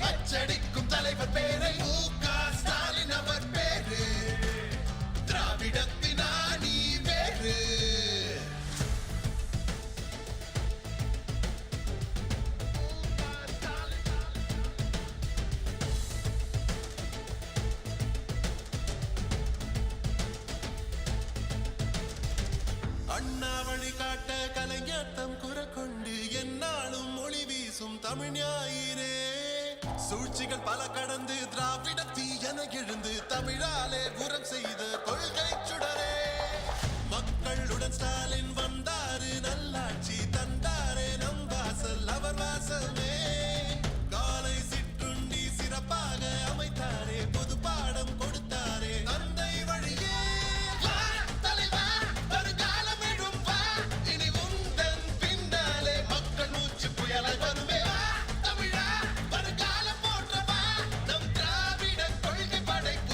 வருமே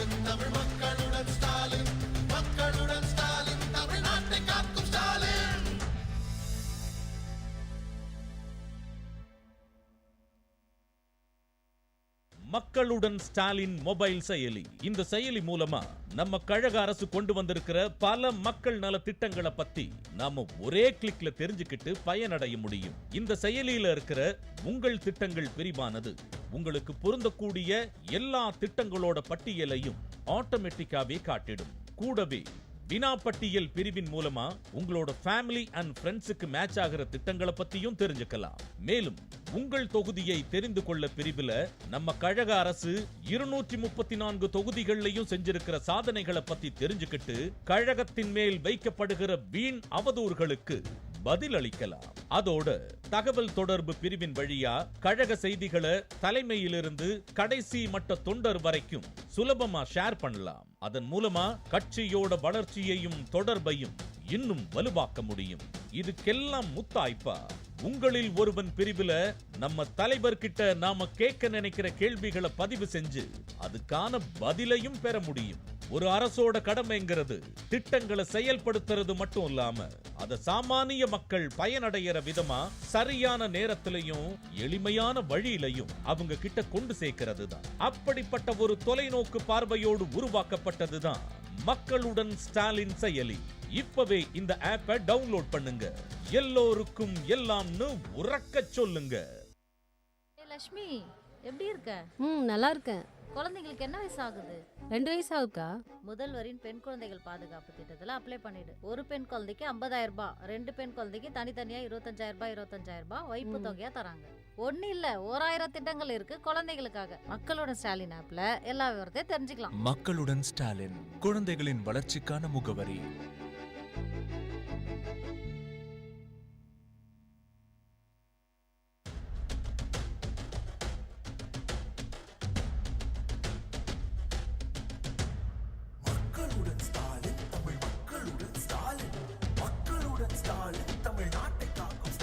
தமிழா வா, தமிழாள வா, தமிழ் பேணி காத்து தலைமுறைகளை தலைவனாக்கவா. தமிழாள வா, தலைவா நீ வா, திசையெங்கும் திராவிடத்தின் ஆட்சியாக்க சூளுரைக்கவா. வென்றிடுவோம் வா.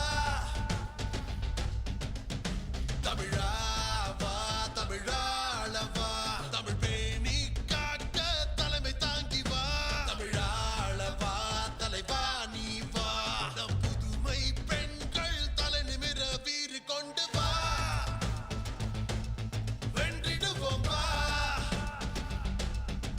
தமிழரின் உரிமைகளை மீட்டெடுக்கும் அன்பின் தலைவா, தலைமுறை தாங்கி நின்று தமிழை வளர்க்கும் அன்பின் தலைவா, தமிழரின் மனங்களுக்குள் வீற்றிருக்கும் வெற்றி தலைவா, பெரியார் கொள்கை வளர்த்து கோட்டை பிடித்த தமிழா. சுதிரங்கள் உச்சரிக்கும் உந்த பேரை தமிழ்நாடே அச்சடிக்கும் தலைவர் பேரை மு.க. ஸ்டாலின் அவர் பேரு, திராவிடத்தின் ஆணி பேரு. சுதிரங்கள் உச்சரிக்கும் உந்த பேரை தமிழ்நாடே அச்சடிக்கும் தலைவர் பேரை மு.க. ஸ்டாலின் அவர் பேரு, திராவிடத்தின் ஆணி பேரு.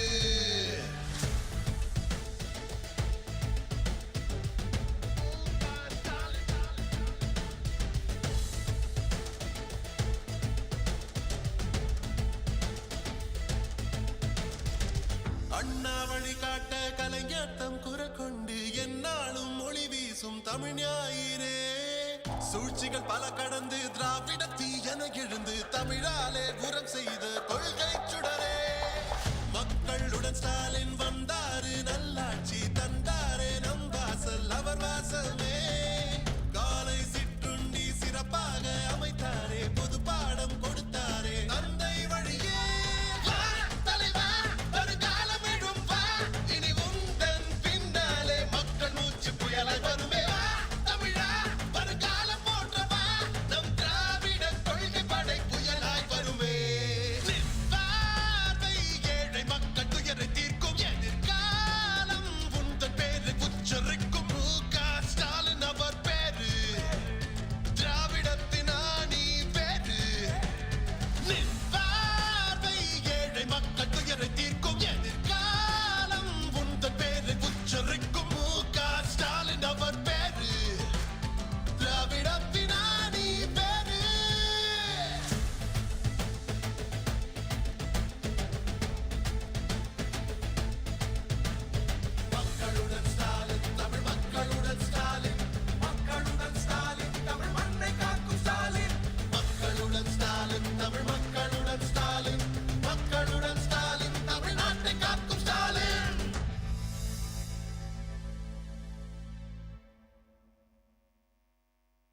மக்களுடன் ஸ்டாலின் மொபைல் செயலி. இந்த செயலி மூலமா நம்ம கழக அரசு கொண்டு வந்திருக்கிற பல மக்கள் நல திட்டங்களை பத்தி நாம ஒரே கிளிக்ல தெரிஞ்சுக்கிட்டு பயனடைய முடியும். இந்த செயலியில இருக்கிற உங்கள் திட்டங்கள் பிரிவானது உங்களுக்கு பொருந்தக்கூடிய எல்லா திட்டங்களோட பட்டியலையும் ஆட்டோமேட்டிக்காவே காட்டிடும்.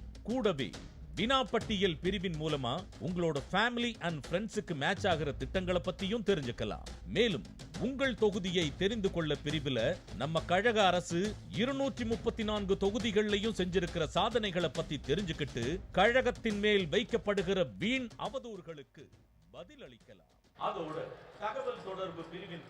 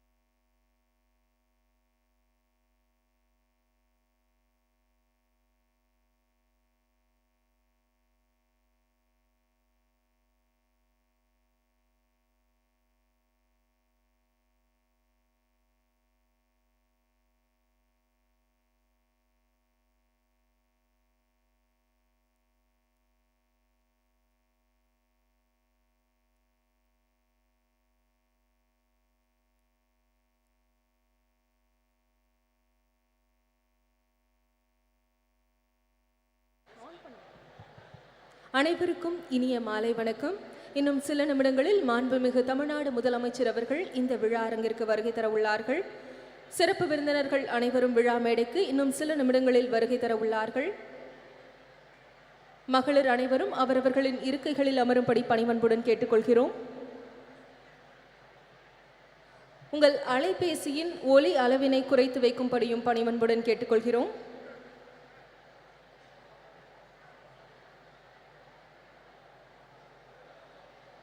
சமூக நீதி மற்றும் மகளிர் உரிமைகளை பாதுகாக்க ஓர் அணியாக இந்த மாநாட்டில் திரண்டிருக்கிறோம்.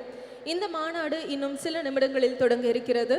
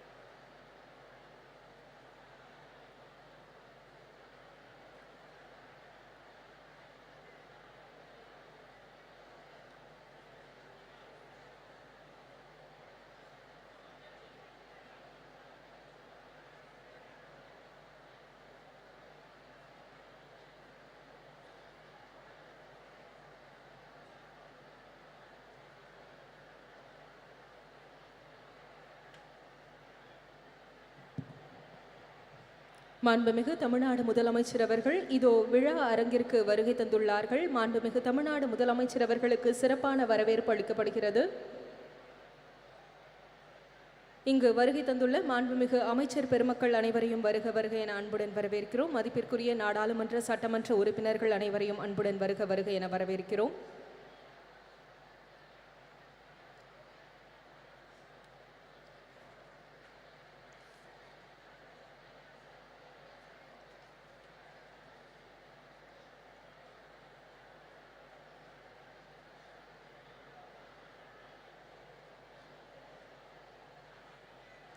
மாண்புமிகு தமிழ்நாடு முதலமைச்சர், சிறப்பு விருந்தினர்கள் உள்ளிட்ட அனைவரும் இன்னும் சில நிமிடங்களில் விழா மேடைக்கு வருகை தர உள்ளார்கள்.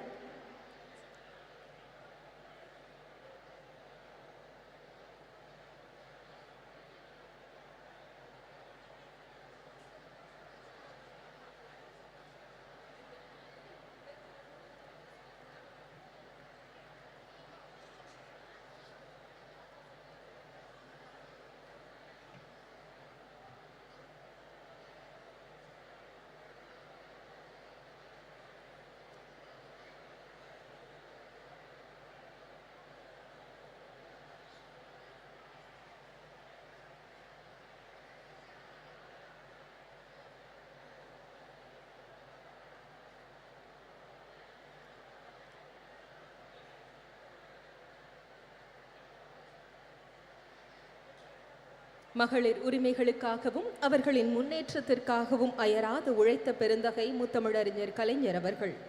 பெண்களுக்கு சொத்துரிமை, அரசு வேலைகள் மற்றும் உள்ளாட்சி தேர்தல்களில் இடஒதுக்கீடு, பெண் கல்வி மேம்பாடு என எண்ணற்ற வழிகளில் மகளிர் நலம் பெறும் திட்டங்களை செயல்படுத்தி தமிழ்நாட்டு மகளிரை தலை நிமிர செய்த தலைவர் கலைஞர் அவர்களின் பிறந்த நாள் நூற்றாண்டில் மகளிர் உரிமைகளுக்கு குரல் எழுப்ப அகில இந்திய அளவில் மாபெரும் தலைவர்கள் ஒன்றிணையும் வரலாற்று சிறப்பு வாய்ந்த மாநாடு இது. மகளிர் உரிமை மாநாடு. மகளிர் இடஒதுக்கீடு மசோதாவை உடனடியாக அமல்படுத்துவது, ஒன்றிய அரசால் பெண்களுக்கு எதிராக நிகழ்த்தப்படும் அநீதிகளை எதிர்த்து பெண்களின் பாதுகாப்பை உறுதி செய்வது உள்ளிட்ட உரிமை முழக்கங்களை முன்னிறுத்தி சமூக நீதி மற்றும் மகளிர் உரிமைகளை பாதுகாக்க ஓர் அணியாக இந்த மாநாட்டில் திரண்டிருக்கிறோம்.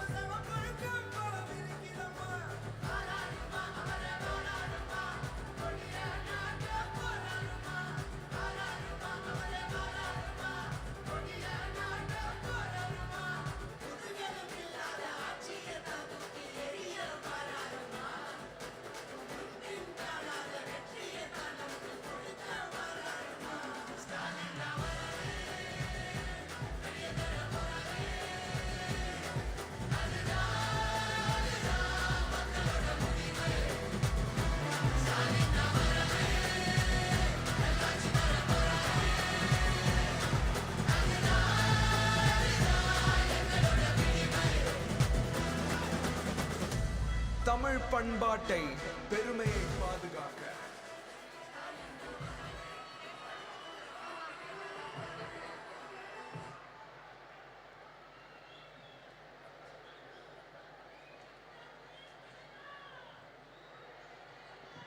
மாண்புமிகு தமிழ்நாடு முதலமைச்சர் அவர்களை உங்களின் பலத்த கரகோஷத்துடன் வருக வருக என அன்புடன் வரவேற்கிறோம். மகளிர் உரிமை மாநாட்டிற்கு வருகை தந்துள்ள அனைத்து தலைவர்களையும் வருக வருக என அன்புடன் வரவேற்கிறோம். பெண்களின் முன்னேற்றமே சமுதாய முன்னேற்றம் என ஓயாது உழைத்த முத்தமிழறிஞர் டாக்டர் கலைஞர் அவர்களின் நூற்றாண்டை கொண்டாடினும் இந்த வேளையில் திராவிட முன்னேற்றக் கழக மகளிர் அணி ஒருங்கிணைப்பில் கழக தலைவர் நம் மாண்புமிகு தமிழ்நாடு முதலமைச்சர் அவர்களின் நடைபெறும் இந்த மகளிர் உரிமை மாநாட்டிற்கு வருகை தந்துள்ள உங்கள் அனைவரையும் வருக வருக என அன்புடன் வரவேற்கிறோம். In honor of the centenary celebration of Muthamazhariஞர் Dr. Kalaignar, who dedicated his life to the advancement of women, we, on behalf of the DMK Women's Wing, with the esteemed presence of the DMK President and our Honorable Tamil Nadu Chief Minister, cordially invite you to join us at the Women's Right Conference.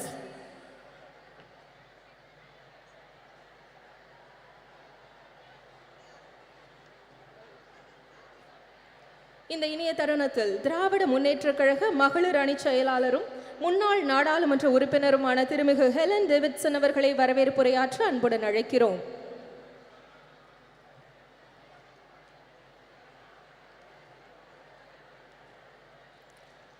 பெண்களின் முன்னேற்றமே சமுதாய முன்னேற்றம் என அயராது உழைத்தவர் தமிழக தலைவர் கலைஞர் அவர்கள் தனது 80 ஆண்டுகால பொது வாழ்க்கையில் பெண்களின் உரிமையை மீட்டெடுக்கவும் பெண்களின் பாதுகாப்பை மேம்படுத்தவும் தன் வாழ்வை அர்ப்பணித்தவர் தலைவர் கலைஞர் அவர்கள்.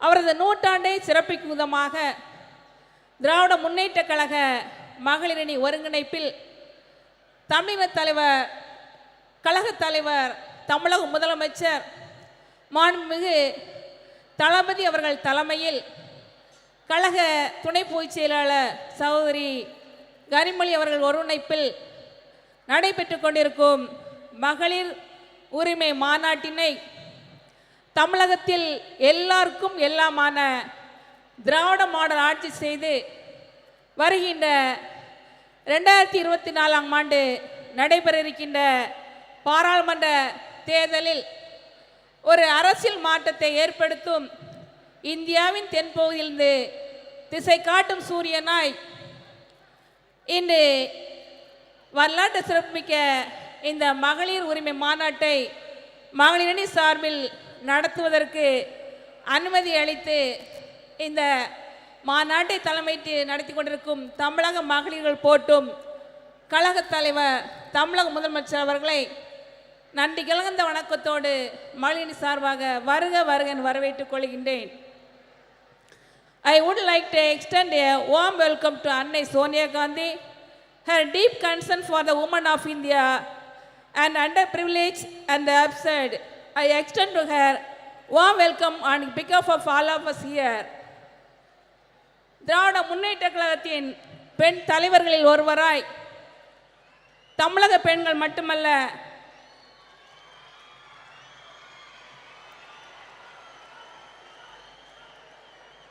இந்திய பெண்களின் உரிமைக்காக பாராளுமன்றத்தில் கர்ச்சிக்கும் சிங்கமாய் மகளிரணிக்கு சிறந்த வழிகாட்டியாக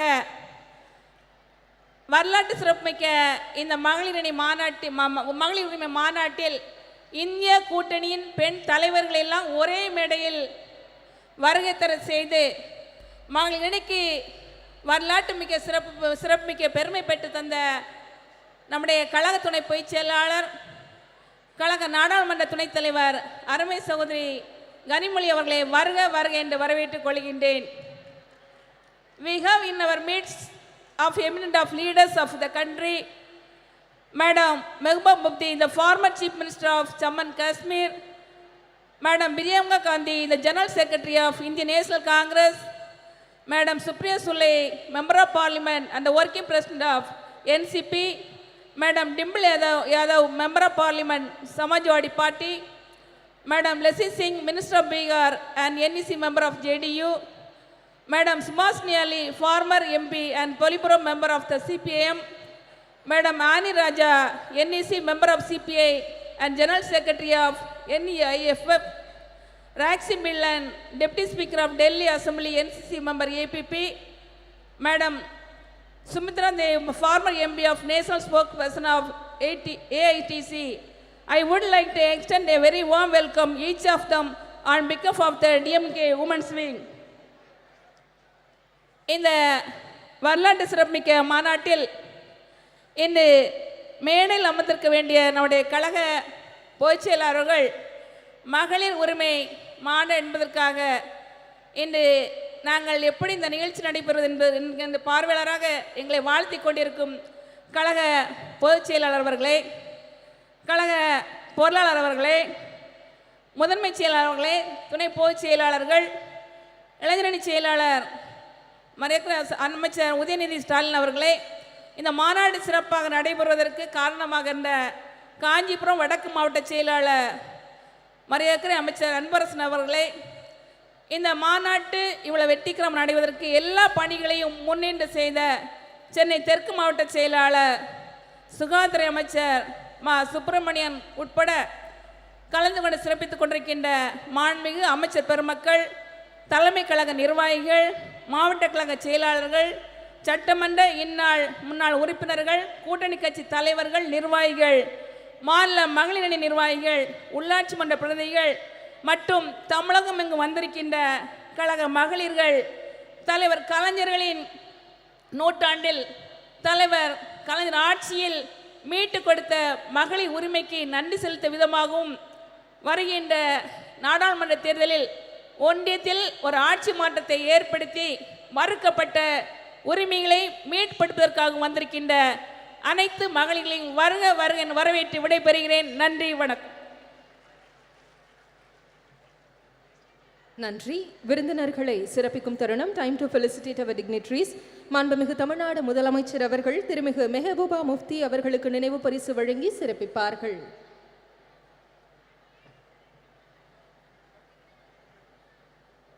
திருமிகு Mehbooba Mufti will be honored by our Honorable Chief Minister of Tamil Nadu.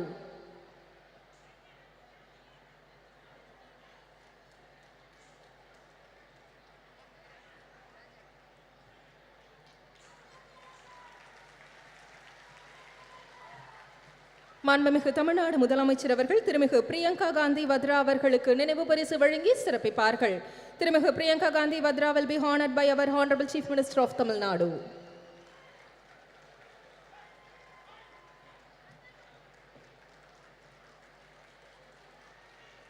மாண்புமிகு தமிழ்நாடு முதலமைச்சர் அவர்கள் திருமிகு சுபாஷினி அலி அவர்களுக்கு நினைவு பரிசு வழங்கி சிறப்பிப்பார்கள். திருமிகு சுபாஷினி அலி will be honored by our Honorable Chief Minister of Tamil Nadu.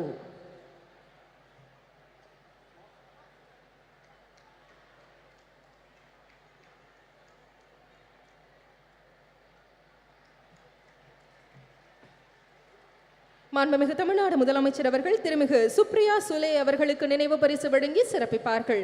திருமிகு Supriya Sule will be honored by our Honorable Chief Minister of Tamil Nadu.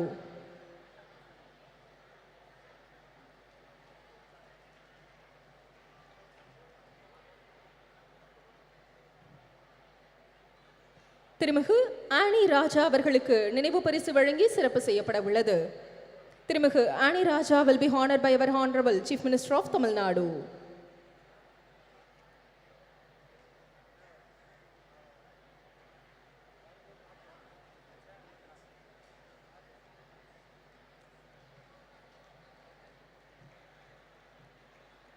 திருமிகு டிம்பிள் யாதவ் அவர்களுக்கு நினைவு பரிசு வழங்கி சிறப்பிக்கும் தருணம்.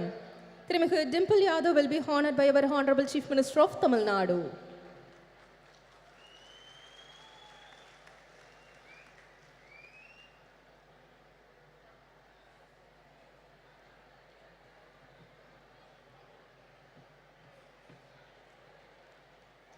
திருமிகு லேஷி சிங் அவர்களுக்கு நினைவு பரிசு வழங்கி சிறப்பிக்கும் தருணம்.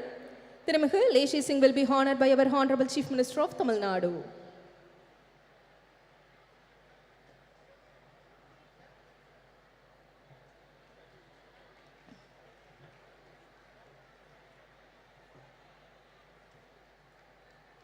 திருமிகு சுஷ்மிதா தேவ் அவர்களுக்கு நினைவு பரிசு வழங்கி சிறப்பிக்கும் தருணம். திருமிகு Sushmita Dev will be honored by our Honorable Chief Minister of Tamil Nadu.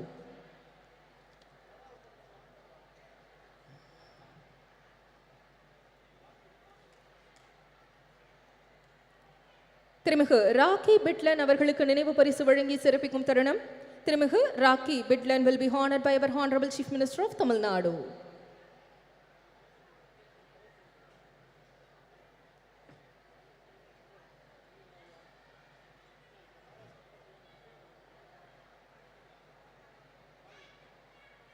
மாண்புமிகு தமிழ்நாடு முதலமைச்சர் அவர்கள் மாண்புமிகு மக்கள் நல்வாழ்வுத்துறை அமைச்சர் அவர்களுக்கு நினைவு பரிசு வழங்கி சிறப்பிப்பார்கள்.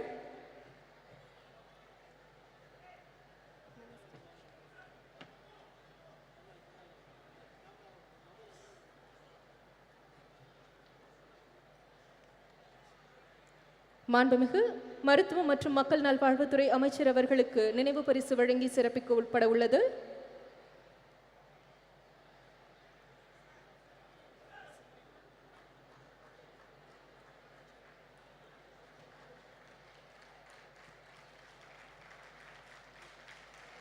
The Honorable Chief Minister of Tamil Nadu honoring Honorable Minister of Health and Family Welfare.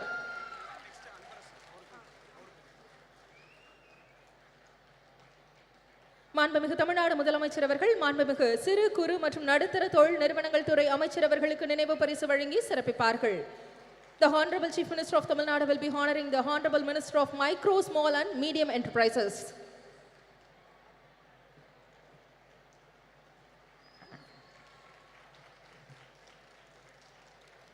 திமுக பொதுச் செயலாளர் திருமிகு கனிமொழி கருணாநிதி அவர்கள் மாண்புமிகு தமிழ்நாடு முதலமைச்சர் அவர்களுக்கு நினைவு பரிசு வழங்கி சிறப்பிப்பார்கள். DMK Deputy General Secretary திருமிகு Kanimozhi Karunanidhi will be honoring the Honorable Chief Minister of Tamil Nadu.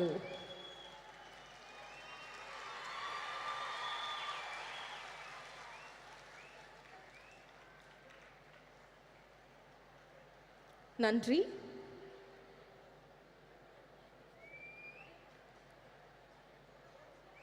குழந்தைகள் நலன் மற்றும் பெண்களின் உரிமைகளை முதன்மையாக கொண்டு பணியாற்றி வரும் டெல்லி சட்டப்பேரவை துணைத் தலைவரும் ஆம் ஆத்மி கட்சியின் தேசிய நிர்வாக குழு உறுப்பினருமான திருமிகு ராக்கி பிட்லன் அவர்களை சிறப்புரையாற்ற அன்புடன் அழைக்கிறோம். With great pleasure we invite திருமிகு rakhi பிட்லன் for the special address.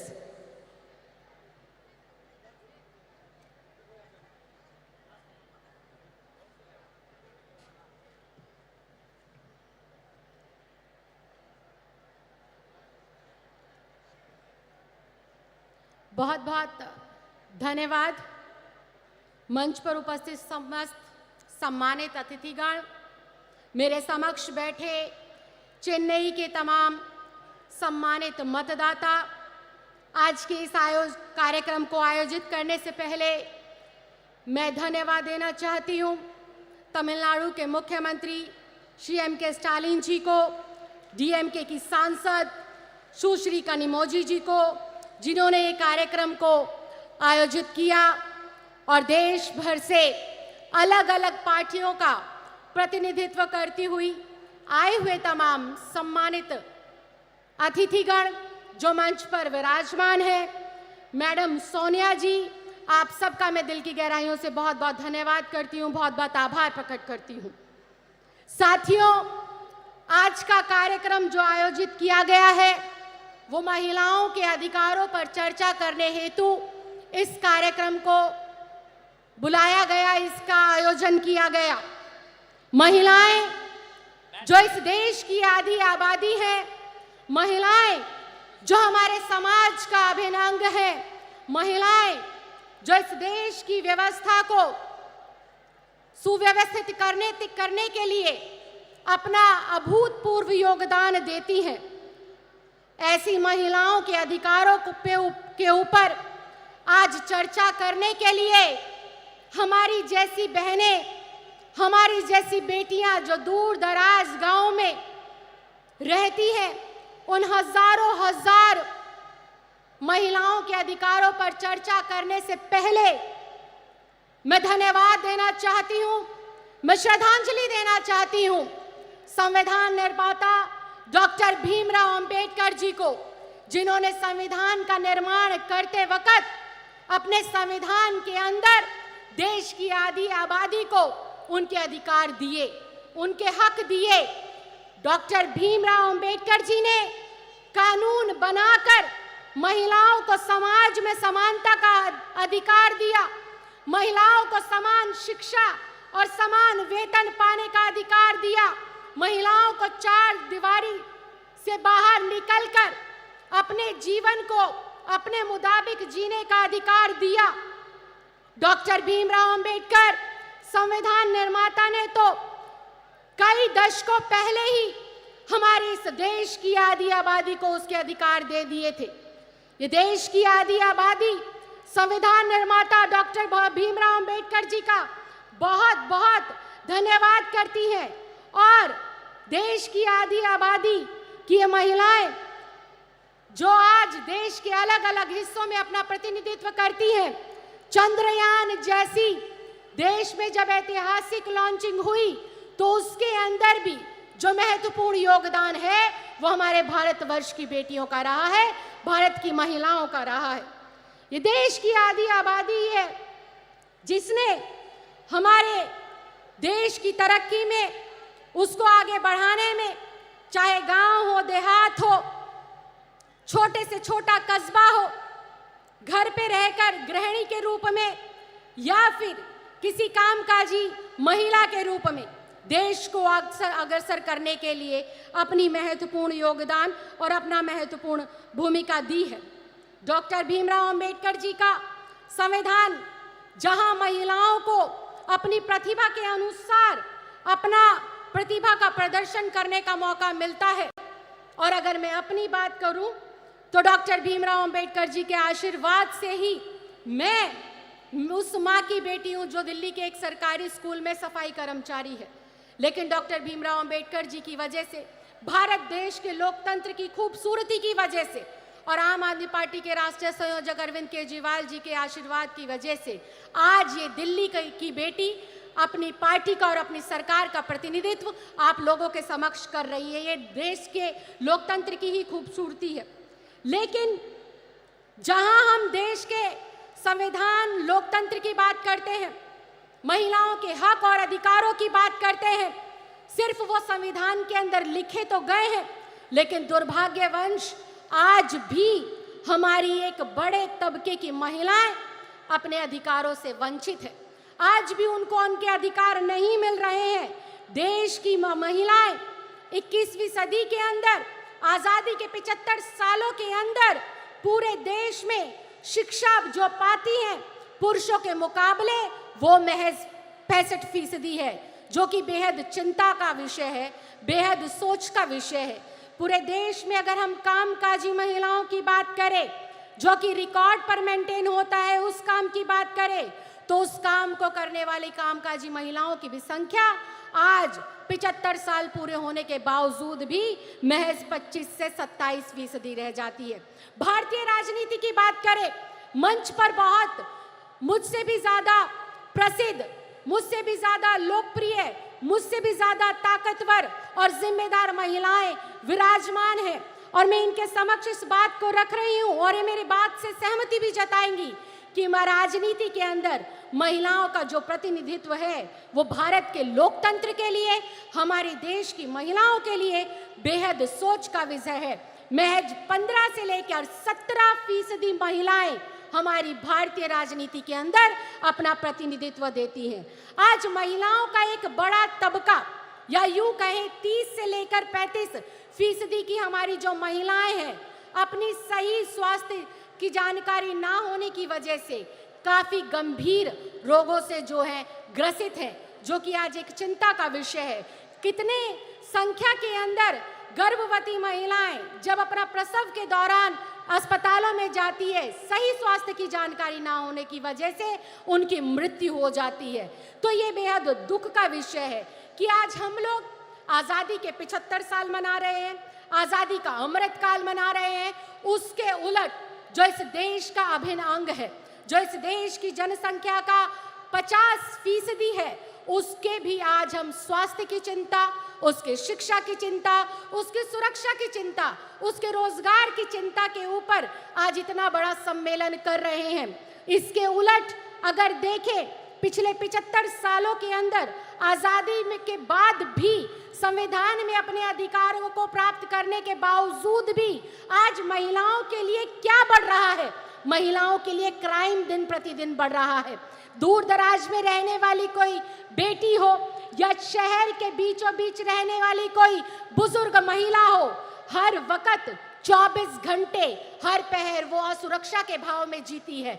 चाहे वो कोई कस्बा हो, चाहे गांव हो, देश की राजधानी हो, किसी शहर की, प्रदेश की राजधानी हो, आज हमारी बहन बेटियों के अंदर, आज हमारी महिलाओं के अंदर असुरक्षा का भाव हर वक्त उनके दिमाग में रहता है।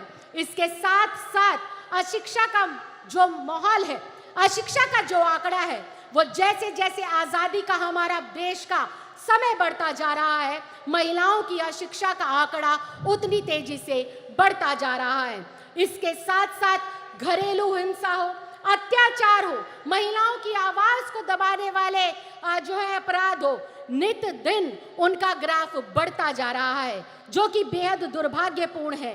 संविधान के अंदर तो, सरकारों के अंदर तो हम लोगों ने सिर्फ कागजों के ऊपर अपनी बेटियों को, अपनी महिलाओं को, अपनी बहनों को हक और अधिकार दिए हैं, लेकिन वास्तव में आज जरूरत है उन हक को, उन अधिकारों को जमीन पर उतार कर उनकी झोली में डालने का, उनको लाभ पहुंचाने का। आज जरूरत है समाज के तमाम बुद्धिजीवियों को, आज जरूरत है तमाम राजनीतिक दलों के, राजनीतिक लोगों को, आज जरूरत है जो है केंद्र की सरकार में बैठे हुए लोगों को और राज्य की सरकारों में बैठे हुए लोगों को ये सोचने की, इस पर मंथन करने की, इस पर चिंतन करने की जरूरत है कि हम हमारी बेटियों के अंदर से यह असुरक्षा का भाव कैसे खत्म करें, कैसे हम इस देश की प्रगति में अपना महत्वपूर्ण योगदान देने वाली देश की आधी आबादी, जो हमारी बहनें हैं, जो हमारी माएँ हैं, इनको कैसे हम बेहतर से बेहतर सुरक्षा दें, रोजगार के बेहतर से बेहतर अवसर प्रदान करें। आज राजनीति के अंदर जितनी महिलाओं की जरूरत है, उससे कहीं ज्यादा मुझे लगता है कि उन महिलाओं की जरूरत है जो गलियों में, कस्बों में, गली में, मोहल्लों में जाकर महिलाओं को उनके हक के लिए जागने का काम करे, उनको जागरूक बनाने का काम करे और आगे बढ़ाने का काम करे। मैं एक बार फिर से दिल की गहराइयों से बहुत बहुत धन्यवाद देना चाहती हूँ, बहुत बहुत आभार प्रकट करना चाहती हूँ तमिलनाडु की सरकार का और यहाँ पर आए हुए तमाम लोगों का, तमाम आयोजनकर्ताओं का, कि आपने देश की 75वीं वर्षगांठ जो खत्म हो गई है, अमृत काल के मौके पर इस ज्वलंत मुद्दे को उठाया। देश की जरूरत है आज महिलाओं को सशक्तिकरण देने की, देश की जरूरत है आज महिलाओं को उनके अधिकार देने की, और देश को आज जरूरत है आखिरी पंक्ति में खड़ी हुई महिला को शिक्षित करने की, रोजगार देने की। आपने मुझे बोलने का मौका दिया, इसके लिए मैं बहुत बहुत धन्यवाद देती हूँ, बहुत बहुत आभार प्रकट करती हूँ। जय हिंद, जय Bharat. Thank you ma'am for your special address. பெண்ணுரிமைக்கு தொடர்ந்து குரல் கொடுத்து வருபவரும் திரிணாமுல் காங்கிரஸ் கட்சியின் தேசிய செய்தி தொடர்பாளருமான திருமிகு சுஷ்மிதா தேவ் அவர்களை சிறப்புரையாற்ற அன்புடன் அழைக்கிறோம். It is our privilege and honor to invite திருமிகு Sushmita Dev, national spokesperson for the Trinamool Congress, well known for her unwavering dedication to championing women rights, to deliver the special address.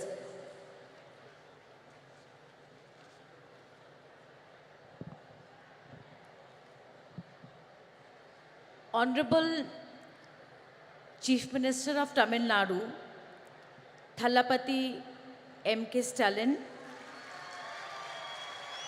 I have to say it's a great honor to come face to face with you, sir, for the first time. Former Jammu and Kashmir Chief Minister Mehbooba Mufti ji, Honorable Member of Parliament Kandi Mohi ji, Indian National Congress General Secretary Priyanka Gandhi ji, NCP Working President Supriya Sule ji, Subhasini Ali ji, Miss Annie Raja, Leshi Singh ji, Rakhi Bidlan ji, and many of the eminent members of parliament, MLAs, ministers of the DMP party, and the electrifying caucus of women who have gathered here today to pay tribute to their great leader, Dr. Karunanidhi ji. I am absolutely elated to represent my party, All India Trinamool Congress, in the centenary year celebration of Kalangiyar Dr. Karunanidhi, the longest serving Chief Minister of Tamil Nadu. On behalf of my leader, Honorable Chief Minister of Bengal and Chairperson of the party, Mamata Banerjee, I pay my respectful tribute to him. This is a significant platform to speak about the future of women in India. The esteemed speakers here on stage and everybody attending this discussion today will agree that Dr. Karunanidhi has a legacy of work driven towards social justice and equality of all. His initiatives were path-breaking, not just for women, but I have to say, for the third gender. He set a new precedent in Tamil Nadu by starting a welfare board for them. Till today, he is remembered for giving equal right to women to ancestral property for the first time in India. And last but not the least, a jobs quota, a government jobs quota was given by Karunanidhi ji in Tamil Nadu. And undoubtedly, Thiru Stalin, Honorable Chief Minister, is taking this legacy forward with much vigor. I would like to tell the Chief Minister that I Googled and I could not finish counting the number of welfare policies Thiru Stalin has done for the women of Tamil Nadu.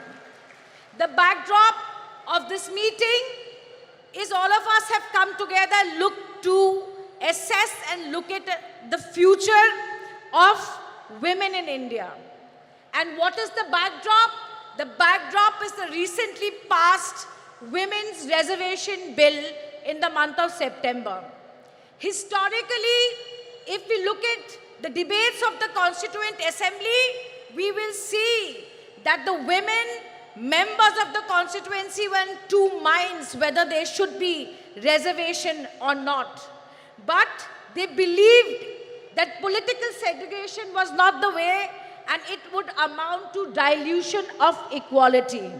But my friends, that we all have to agree that in the last 72 years of electoral and party politics, the trend of women's participation in our great country is rather dismal. Therefore, started the churning for affirmative action. Why affirmative action? Because after independence, despite the role the women of India had played in the independence war and thereafter, we could not rid our societies of gender roles and patriarchy. Women have proved their ability to compete, and if I may say so, they have been but better than men in many aspects. Yet, their economic and political participation is dwindling. I am pained to say that we all today cannot keep repeating that what are the causes, what are the reasons why women of India are behind. But I think we all have to be instrumental in changing this. And may I say that no affirmative action alone can succeed. No affirmative action alone can succeed. I strongly believe that every single political party is a gateway to politics for women of India. The All India Trinamool Congress and my leader, Mamata Banerjee, implemented women's reservation during the 2019 parliamentary elections. She gave 41% nominations to women. And let me tell you, it was not an easy election for her. The 17 women who got tickets, I am proud to say that the 9 of them today are sitting in the Lok Sabha. Now, every 1 in 3 women in the Lok Sabha are from the Trinamool Congress. As the only woman chief minister of the country today, her own story, even her critics would admit, is one of resilience and grit. She faced every imaginable challenge, right from physical violence to patriarchy and even poverty, but stood tall through it.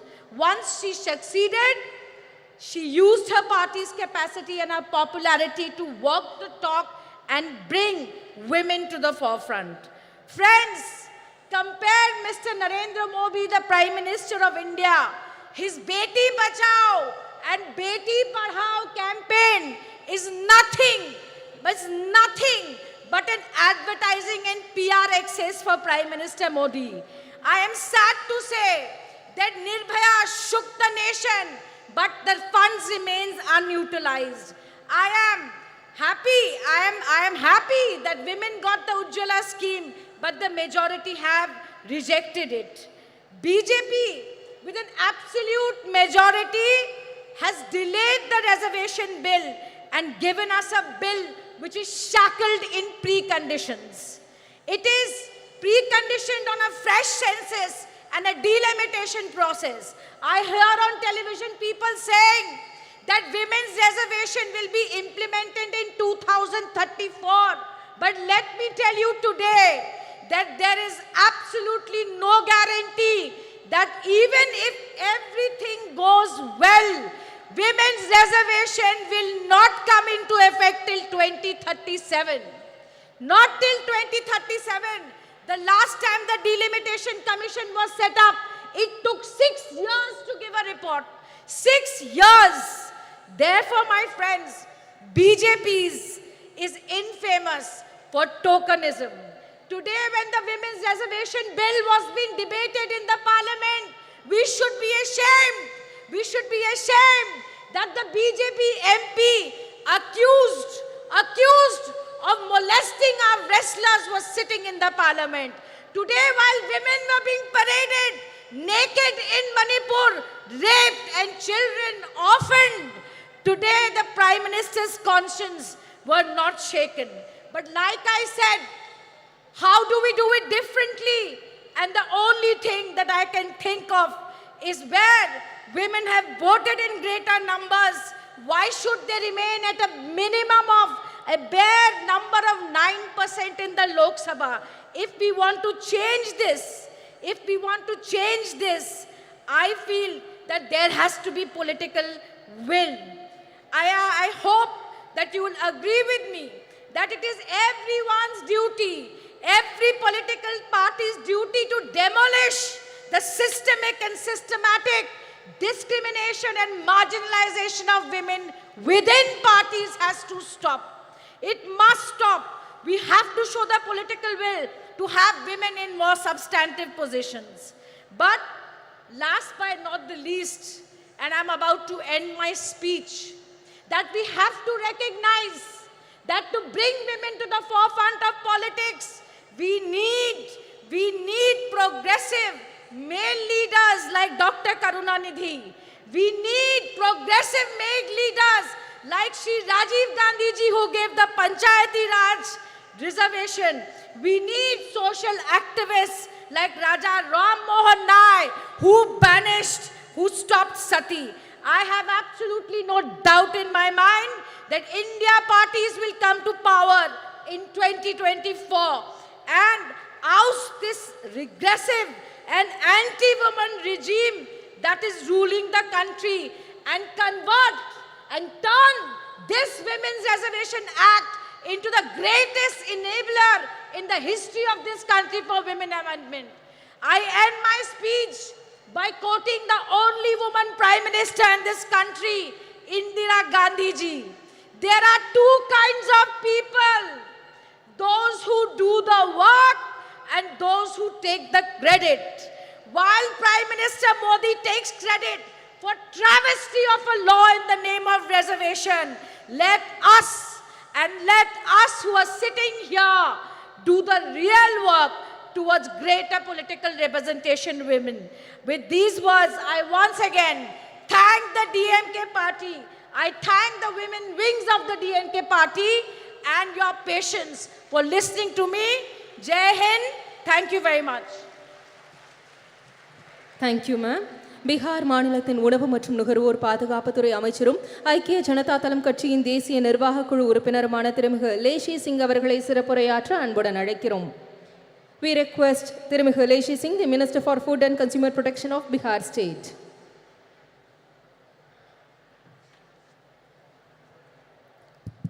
धन्यवाद। आज महिला अधिकार सम्मेलन में सर्वप्रथम मैं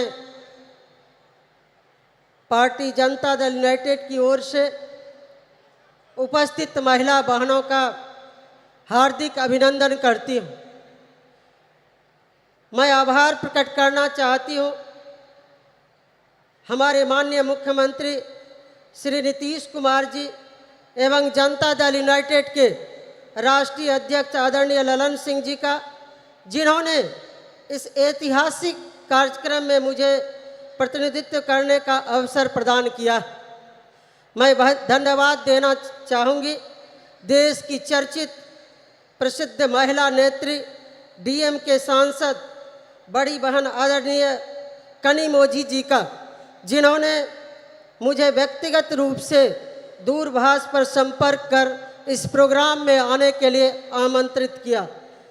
मैं Janata Dal United की ओर से इस कार्यक्रम में उपस्थित इस लोकप्रिय मुख्यमंत्री आदरणीय M.K. स्टालिन जी, कांग्रेस की राष्ट्रीय महासचिव एवं देश की महिला बहनों की प्रेरणा स्रोत आदरणीय बहन प्रियंका गांधी जी, जम्मू कश्मीर की पूर्व मुख्यमंत्री एवं PDP पार्टी की अध्यक्ष महबूबा मुफ्ती जी, देश की प्रसिद्ध वरिष्ठ सांसद एवं NCP पार्टी की कार्यकारी अध्यक्ष बहन सुप्रिया सूले जी, समाजवादी पार्टी की नेता एवं माननीय सांसद बहन डिम्पल यादव जी, पूर्व सांसद एवं CPI-M पार्टी की पोलित ब्यूरो सदस्य बहन सुभाषिनी अली जी, पूर्व सांसद एवं ऑल इंडिया तृणमूल कांग्रेस की राष्ट्रीय प्रवक्ता बहन सुष्मिता देव जी, CPI की राष्ट्रीय कार्यकारिणी की सदस्य NFIW की राष्ट्रीय महासचिव बड़ी बहन एनी राजा जी, दिल्ली विधानसभा की माननीय उपाध्यक्ष एवं आम आदमी पार्टी की राष्ट्रीय कार्यकारिणी की सदस्य बहन राखी बिरला जी का मैं अभिनंदन करती हूँ। बहनों, कहा जाता है कि यत्र नारी पूज्यन्ते तत्र देवता, यानी जहाँ नारी की पूजा होती है वहाँ देवता का वास होता है। हम नारी सर्वशक्तिमान हैं। नारी के बिना संसार में मानव जाति की सृजन की कल्पना नहीं की जा सकती है।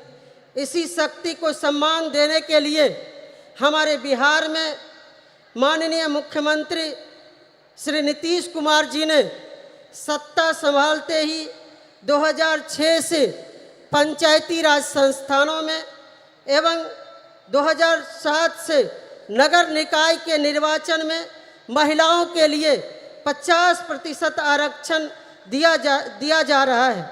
वहीं प्राथमिक शिक्षक नियोजन में 50% आरक्षण महिलाओं के लिए सुरक्षित है।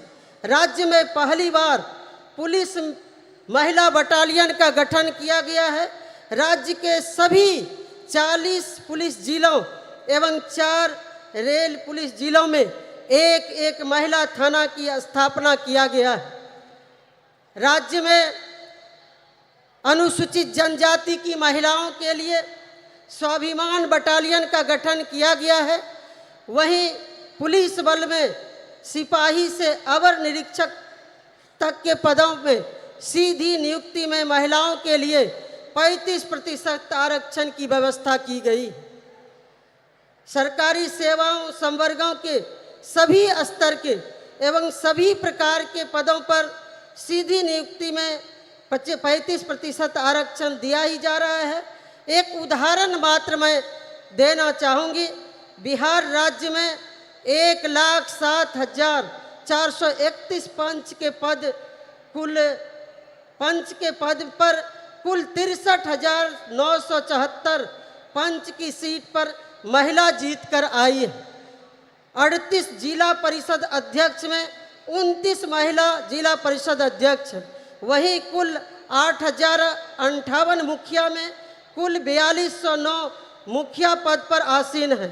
पंचायती राज व्यवस्था में महिलाओं को आरक्षण देने की नेक सोच रखने वाले देश के हमारे भूतपूर्व प्रधानमंत्री स्वर्गीय राजीव जी को भी मैं स्मरण करना चाहूँगी। आज स्वर्गीय राजीव गांधी जी रहते तो महिलाओं को देश की संसद और विधानसभाओं में कब का 1/3 आरक्षण मिल गया होता। हमारे बिहार में नारी सशक्ति के अग्रणी नेता माननीय मुख्यमंत्री श्री नीतीश कुमार जी द्वारा ऐतिहासिक कदम उठाए गए, जिनकी चर्चा करूंगी तो काफ़ी वक्त लग सकता है। मुख्यमंत्री बालिका पोशाक योजना, छात्रवृत्ति योजना, साइकिल योजना, बालिका प्रोत्साहन योजना, बिहार स्टूडेंट क्रेडिट कार्ड योजना, मुख्यमंत्री किशोरी स्वास्थ्य कार्यक्रम आदि चलाकर महिलाओं को अवसर प्रदान किया गया है।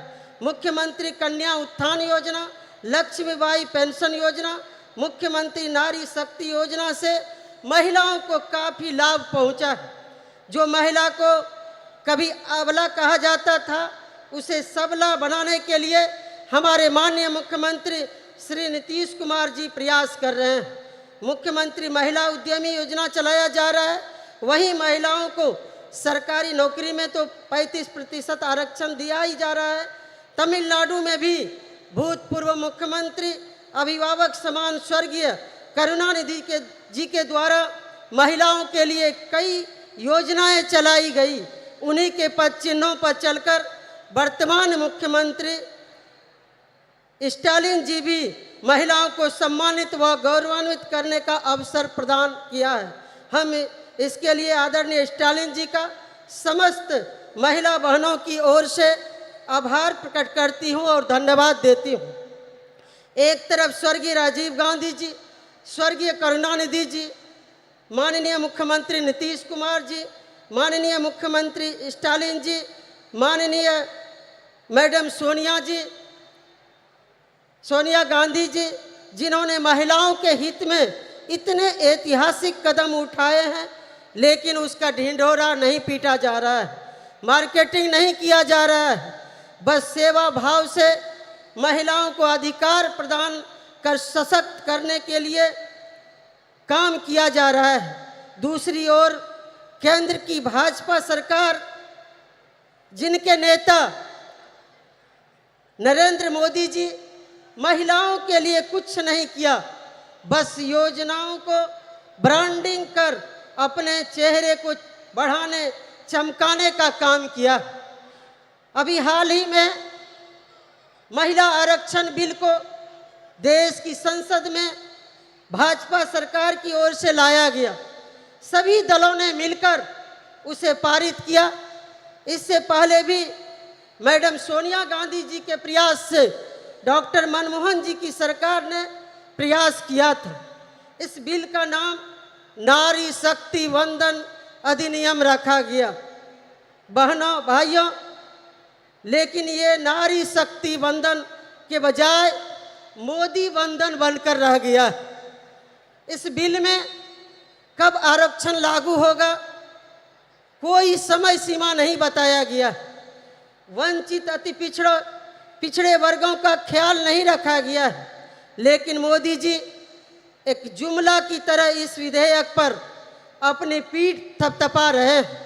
नारी वंदन के बजाय नरेंद्र मोदी महिलाओं से आरती उतरवा रहे हैं, अपना चरण वंदन करवा रहे हैं।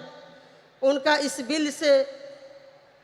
बिल से कोई लेना देना नहीं है। सिर्फ अपना चेहरा चमकाने के लिए इस तरह का बिल पेश किया गया। माननीय मैडम सोनिया जी, मैं तमाम प्रियंका गांधी जी, तमाम यहाँ पर जितनी भी महिला नेत्री हैं, मैं उनको आश्वस्त करना चाहूँगी, मोदी सरकार देश में आने वाली नहीं है। ये बिल शायद आपके और नीतीश कुमार जी, स्टालिन जी, शरद पवार जी, इंडिया के प्रमुख नेताओं के नेतृत्व में बनने वाली सरकार में ही ये संभव हो पाएगा।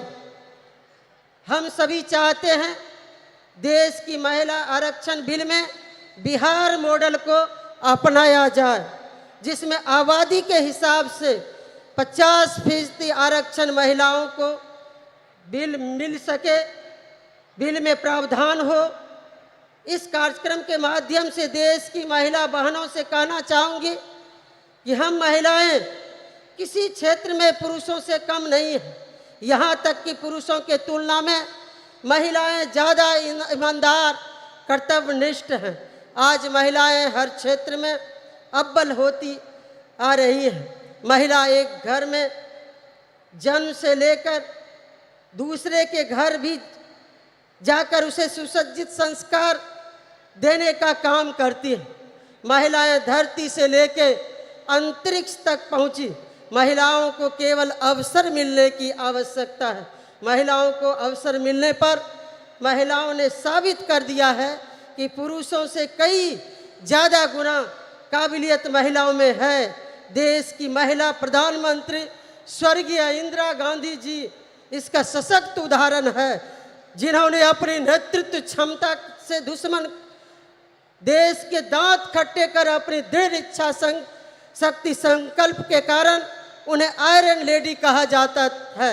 मुझे विश्वास है जिस तरह से इंडिया के नेतागण, चाहे वो माननीय मुख्यमंत्री नीतीश कुमार जी हो, चाहे मैडम सोनिया जी, मैडम प्रियंका गांधी जी, महबूबा जी, स्टालिन जी, मैडम कनिमोझी जी, सुप्रिया सूले जी एवं समस्त मंचासीन विभिन्न विपक्षी नेताओं के दलों के नेताओं के सभी महिला नेतृगण आदि ने महिलाओं को अवसर और संबल प्रदान कर रहे हैं। वो दिन दूर नहीं, महिला इतनी सशक्त होगी कि वेद पुरानों इतिहास में जो उसे शक्ति प्रदान थी वो शक्ति प्राप्त करेंगी, तभी आरक्षण के लिए मोहताज नहीं होना पड़ेगा।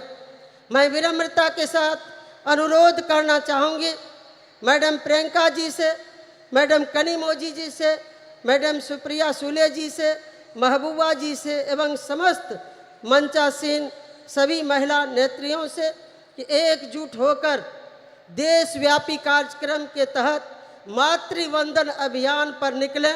हम सभी साथ मिलकर कदम से कदम मिलाकर चलने को तैयार हैं। देश की महिलाएं आप सबों को पुकार रही है, आप आगे बढ़ें, हम सभी साथ हैं। बस आदि आबादी ही नरेंद्र मोदी का हिसाब किताब बराबर कर देंगी। मुझे विश्वास है कि मेरे अनुरोध पर आप सभी विचार करेंगी। अंत में मैं बिहार के माननीय मुख्यमंत्री श्री नीतीश कुमार जी की ओर से यहाँ उपस्थित महिला बहनों को शुभकामना प्रेषित करती हूँ।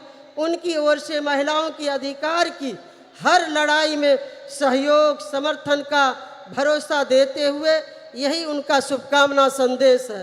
पुनः इस कार्यक्रम में आयोजनकर्ता मैडम कनिमोझी जी, यहाँ के लोकप्रिय मुख्यमंत्री आदरणीय स्टालिन जी एवं समस्त मंचासीन नेताओं बड़ों से आशीर्वाद लेते हुए अपनी वाणी को विराम देती हूँ।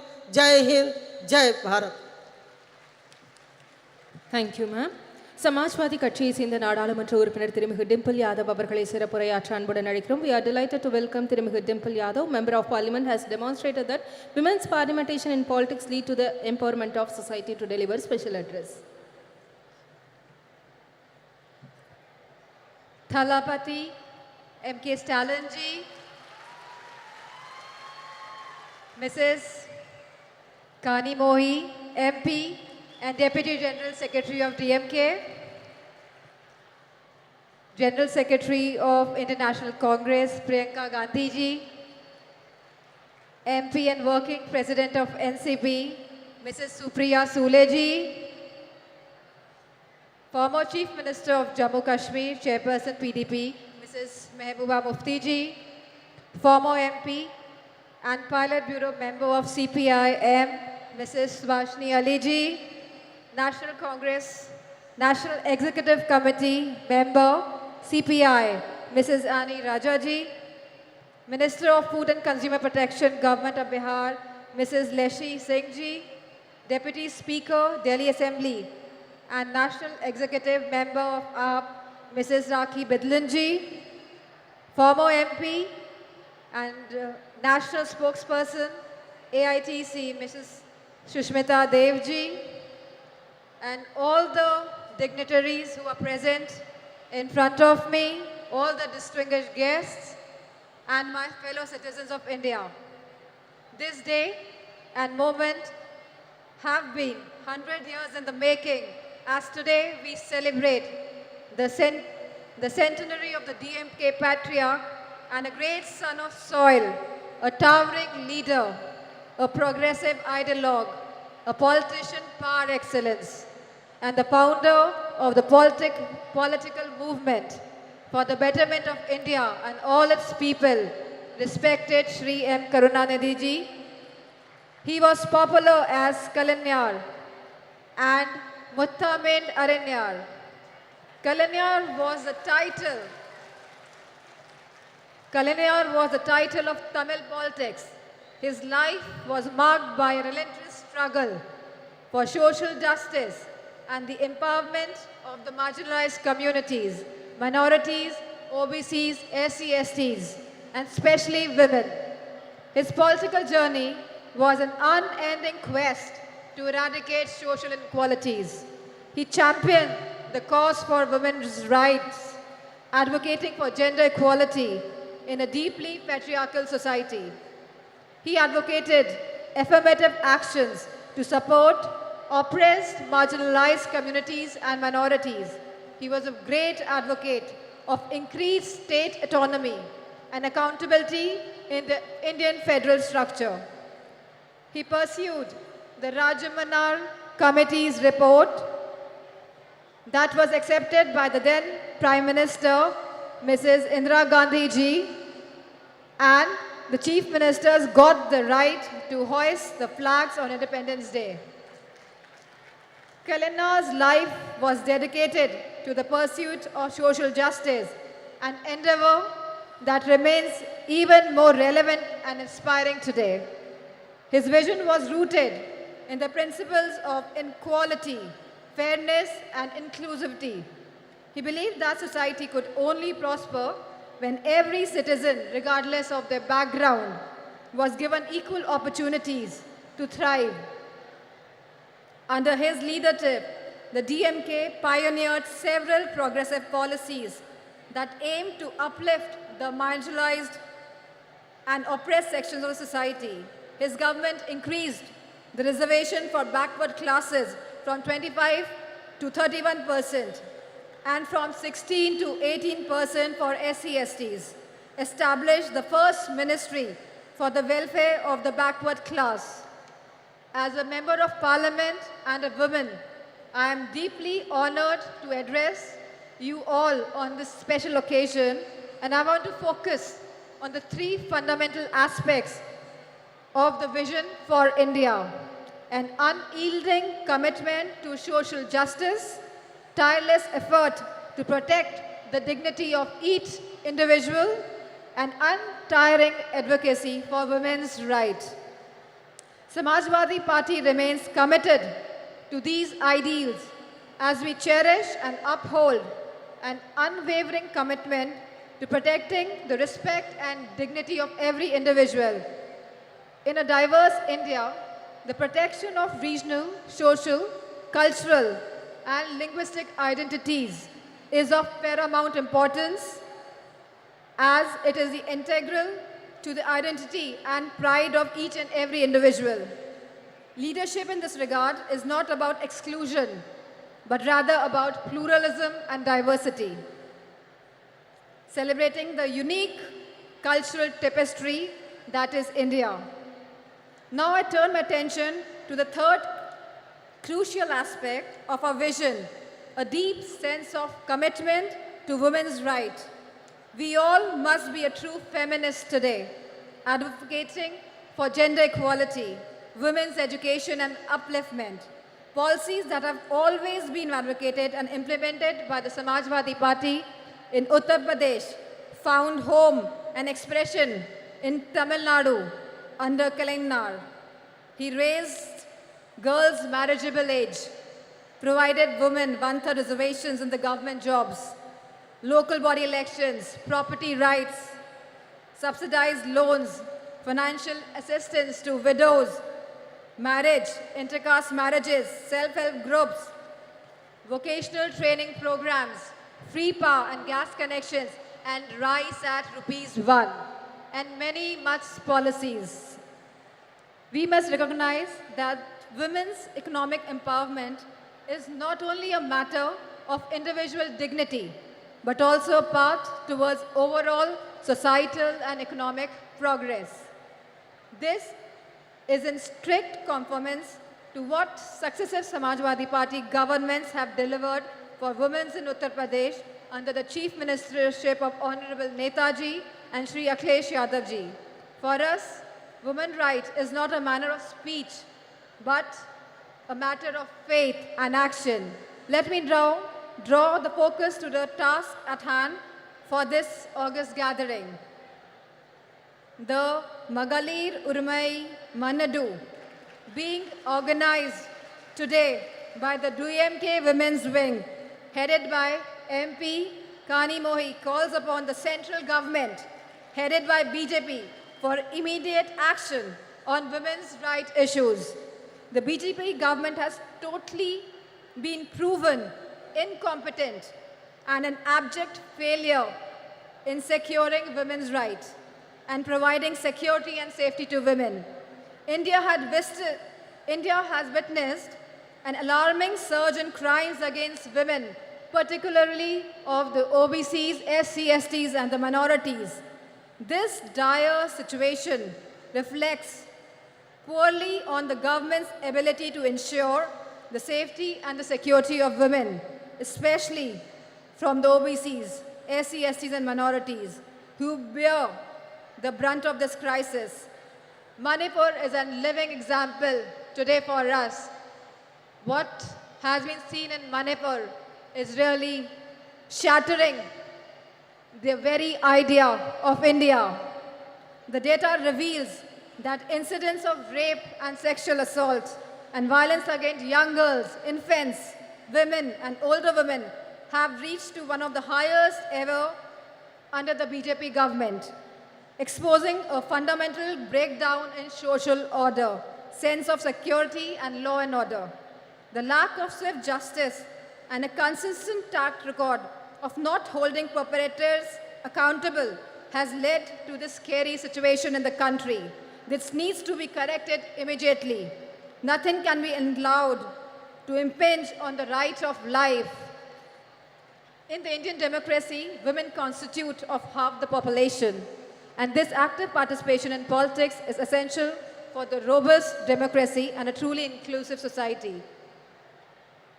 The recent proposal by the BJP government to postpone the vital reform of implementing 33% reservations of women in parliament and state assemblies way into the distant future is a huge disappointment that appears to be only a BJP political ploy. The BJP's move is only an eyewash, purely for electoral gains. Samajwadi Party's argument for providing separate reservations for OBCs, for SC, STs, and minorities is a critical, progressive stance that deserves immediate inclusion and consequent implementation. The BJP government's one-size-fits-all will certainly dilute the representation of marginalized communities. The Samajwadi Party's proposition recognizes the unique challenges faced by the women of OBCs, SC, STs, and minorities. By providing separate reservation, it ensures that these historically disadvantaged groups have a more equitable chance at political participation.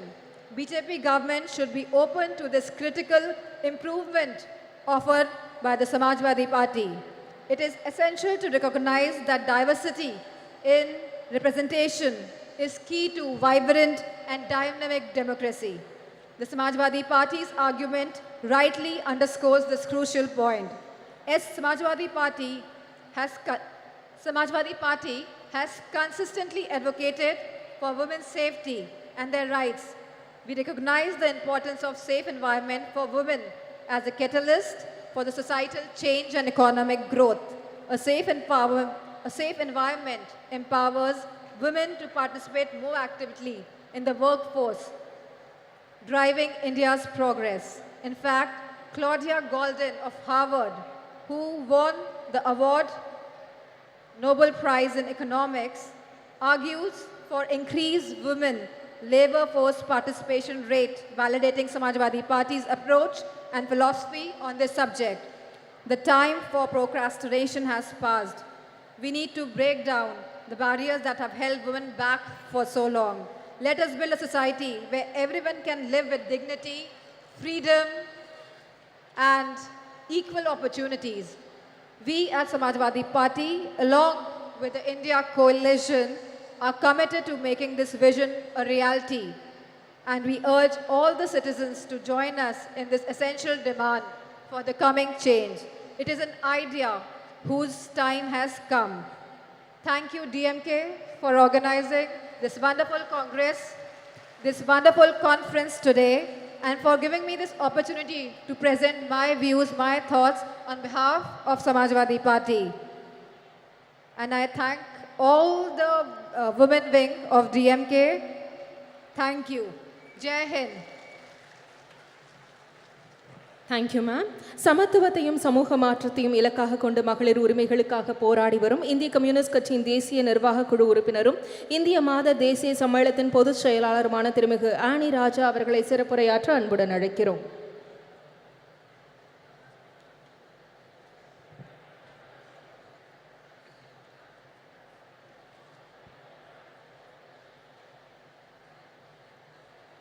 From the depth of my heart, I express my homage to the only one Kalaignar who showed the people and the country that how the words can be transformed into actions and how it can be beneficial to the people and especially to the women and children of the country, particularly the state of Tamil Nadu.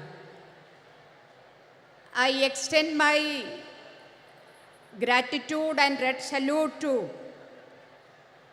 Tandai Periyar, Phule, Dr. Ambedkar, Ayyankali, Ayodhyadas Pandithar for their immense contribution and effort for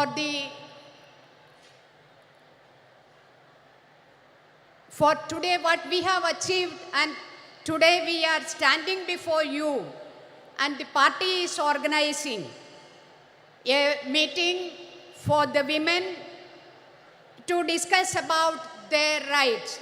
So this is possible because of the efforts of all these great stalwarts who have given their life for gender equality and justice, and my red salute to all of them. மகளிர் உரிமை மாநாட்டில் அதுக்கான எல்லா விதமான വർക്കും ചെയ്ത് എല്ലാ ഹെൽപ്പും ചെയ്ത് ஏதாச்சும் குறை இருந்தால் அதை பார்த்து எங்களுக்கு இந்த நல்ல முறையாக இந்த மாநாடு முடிக்கிறதுக்காக எங்களோடு சேர்ந்து இந்த மேடையில் அமர்ந்திருக்கும் இந்த தமிழ்நாடினுடைய முதலமைச்சர் தளபதி அவர்களே,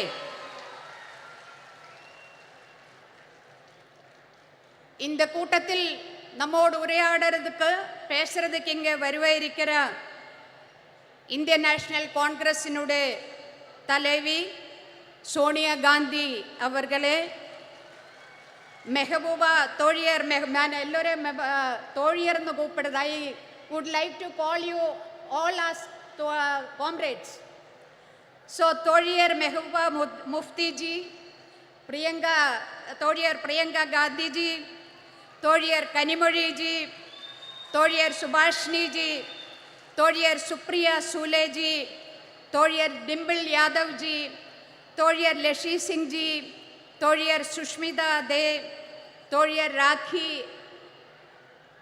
அண்ட் நம்மளை எல்லோரும் இங்கே வருக வருக என்று வெல்கம் பண்ணி அமர்ந்திருக்கிற தோழியர் ஹெலன்ஜி, உங்களுக்கு எல்லோருக்கும் இந்தியன் கம்யூனிஸ்ட் பார்ட்டி சிபிஐயுடைய இந்திய மாதர் தேசிய சம்மேளனம் NFIWனுடைய நெஞ்சார்ந்த வணக்கத்தையும் வாழ்த்துக்களையும் தெரிவிக்கிறேன்.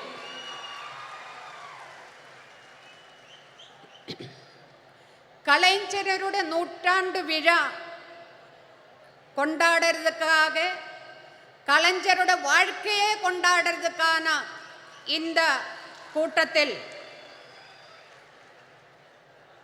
இங்கே அமர்ந்திருக்கிற இங்கே இந்த தமிழ்நாட்டினோட எல்லா மாவட்டங்களிலும் வந்திருக்கிறார் என்னுடைய அன்புக்கும் மரியாதைக்கும் கூறிய தோழிய டிஎம்கேட தோழியர்களே, உங்களை எல்லோரையும் சேர்த்து பிடிச்சு ஒரு முத்தத்தை கொடுக்கிறேன். நம்ம இந்த பெண்கள் உரிமை மாநாடு நடக்கும்போது என்ன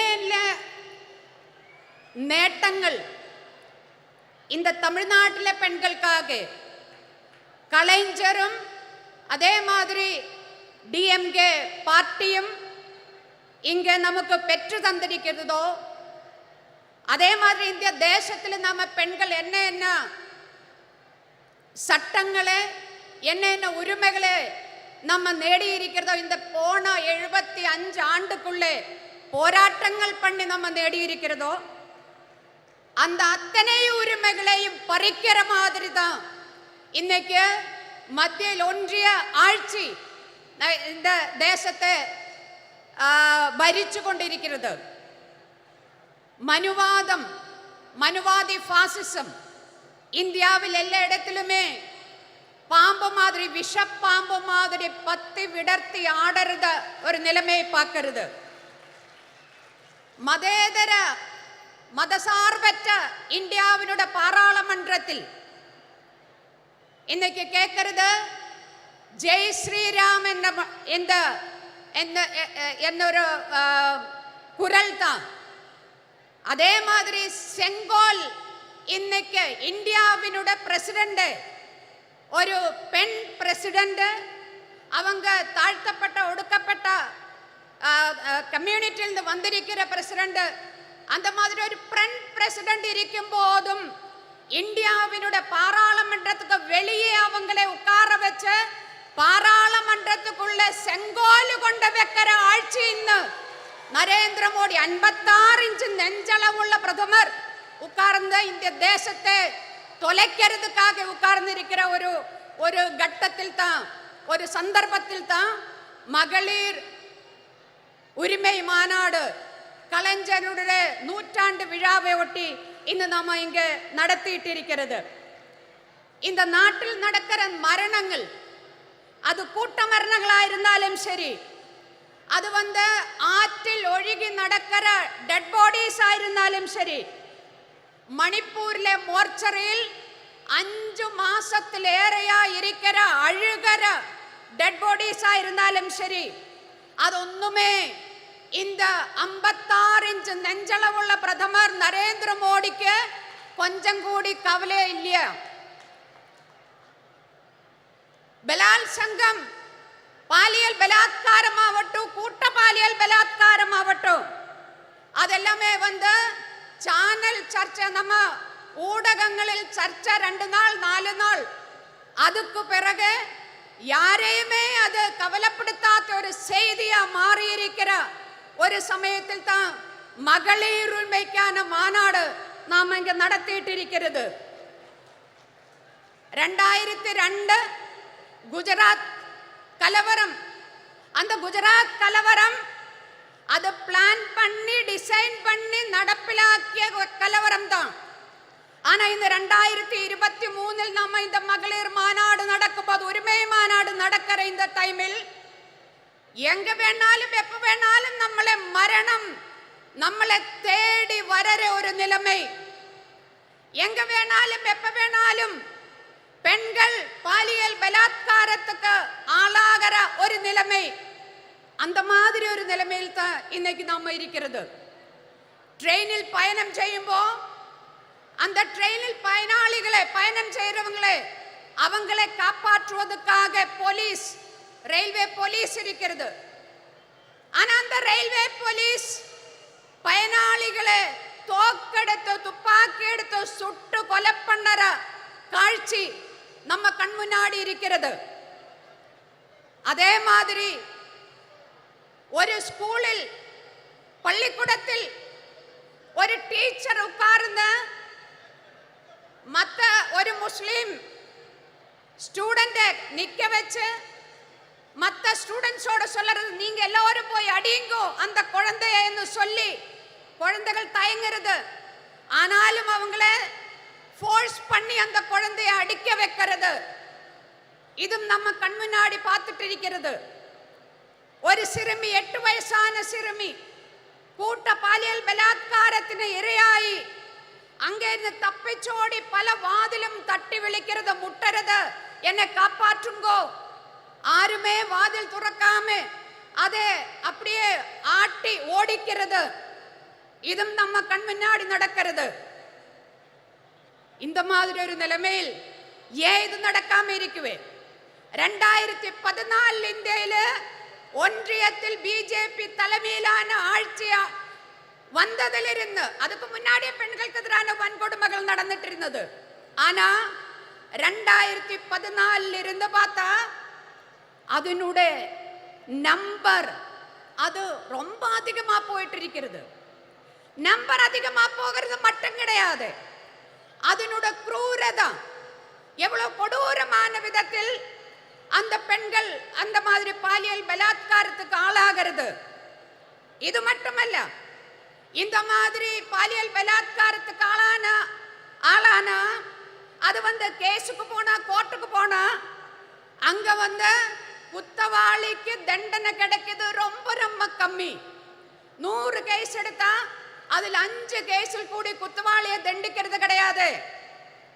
அது மட்டுமா, ரொம்ப ரொம்ப இந்தியாவில் இருக்கிற பெண்கள் இன்னைக்கு போர் முகத்தில் நிற்கிற மாதிரி யுத்த சமானമായ ഒരു സാഹചര്യത്തിലൂടെ ഇന്ത്യയിലെ സ്ത്രീകൾ കടന്നു പോകുന്നു എന്ന് പറയുന്നതിന് പ്രധാനപ്പെട്ട 2 കാരണങ്ങൾ ഇരിക്കുന്നത്.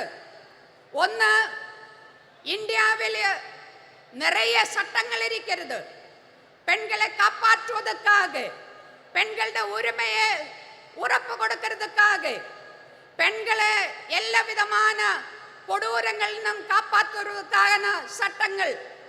அது எந்த சட்டமும் சும்மா ஏதாச்சும் இந்த நரேந்திர மோடி கொண்டு இங்க தந்தது கிடையாது. எங்களுக்கு எல்லாமே இந்தியாவிலே பெண்கள் போராடி அவங்களுடைய டெட் பாடி மேலே, அவங்களுடைய ரத்தத்தின் மேலே நின்னுதான் நிறைய சட்டங்கள் இந்தியாவினுடைய பாராளுமன்றம் பாஸ் ஆக்கியது. என்ன வருது இன்னைக்கு அந்த சட்டங்கள்? அங்கே குஜராத்தில் பில்கிஸ் பானு என்ற பில்கிஸ் பானுவினை பற்றி நான் നിങ്ങളോടെല്ലാം சொல்ல வேண்டிய அவசியம் கிடையாது. பில்கிஸ் பானுவினை அவளுடைய குடும்பத்திலே மற்ற பெண்களை கூட்ட பாலியல் பலாத்காரம் பண்ணி அவங்களை கொலை பண்ணிய அந்த கொடும் குற்றவாளிகள் அவங்களில் ஜெயிலில் இருந்தது. இந்தியா 56 ഇഞ്ചുകാരൻ പ്രധാനമന്ത്രിയുടെ തലമയിൽ 75 ആണ്ട് സ്വതന്ത്ര ദിന വിഴ நம்ம செலிப்ரேட் பண்ணியிருக்கும் போது, இந்தியாவில ஜனங்கள் செலிப்ரேட் பண்ணியிருக்கும் போது, இந்தியாவினுடைய பிரதமர் நரேந்திர மோடி செங்கோட்டையில் இருந்து பேசிட்டு இருக்கும் போது, அதே நேரத்தில் குஜராத்தில் இருந்த அந்த கொடும் குற்றவாளிகளை, ஜெயிலில் இருந்த அந்த குற்றவாளிகளை அப்படியே ஜெயில் துறந்து விட, நீங்கள் எல்லாம் போயிடுங்கோ என்ன சொன்னது? சன்ஸ்காரி பிராமின், அவங்களெல்லாம் பயங்கரமான பிராமின்ஸ். பிராமணை ஜெயிலில் வச்சா கொடும் பாவம், அதனால் அவங்களை விடுவிக்கிறேன் அப்படின்னு சொல்லி பில்கிஸ் பானுவினை, அவளுடைய குடும்பத்தை அழிச்ச, அந்த பெண்களை கற்பழிச்ச அந்த கொடும் குற்றவாளிகளை ஜெயில்னு ஃப்ரீயா விடுறது. அது என்ன அர்த்தம்? அதுக்கு அர்த்தம், அதனுடைய அர்த்தம் என்ன சொன்னா, இந்தியாவில் இருக்கிற அத்தனை சட்டங்களும் பெண்களுக்கான, பெண்களுடைய உரிமைக்கான அத்தனை சட்டங்களும் அதுக்கு எந்த அர்த்தமும் இல்லாத போகிறது. 2014 இருந்து ഞാൻ முடிக்கிறேன். 2014 இருந்து ഇന്ന് വരേക്കും RSSனால் നയിക്കപ്പെടുന്ന ഫാസിസ அரசாங்கம், மத்திய அரசாங்கம், ஒன்றிய அரசாங்கம் அது பெண்களை ஏமாற்றித்தான் இன்னைக்கு ஆட்சியில் அமர்ந்திருக்கிறது.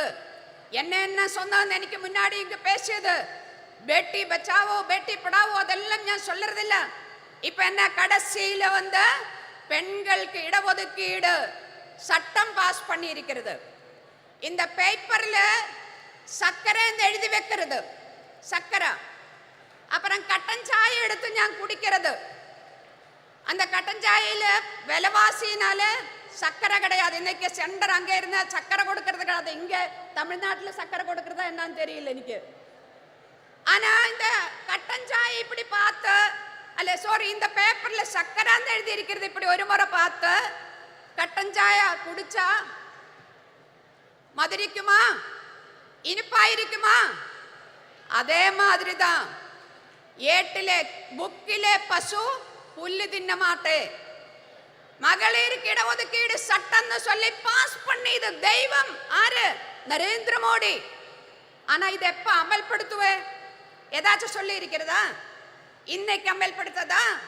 நாளைக்கு அமல்படுத்துறதா? 2024 அமல்படுத்துறதா? எதுவுமே சொல்லுறதில்ல. நரேந்திர மோடியோட வாழ்வில் இது பார்க்க முடியுமா என்னன்னே சொல்லுறதில்ல. பெண்களை ஏமாற்றி ஆட்சியில் அமர்ந்திருக்கிற நரேந்திர மோடி அரசாங்கத்தை ஒழிச்சு கட்டுறதுக்காக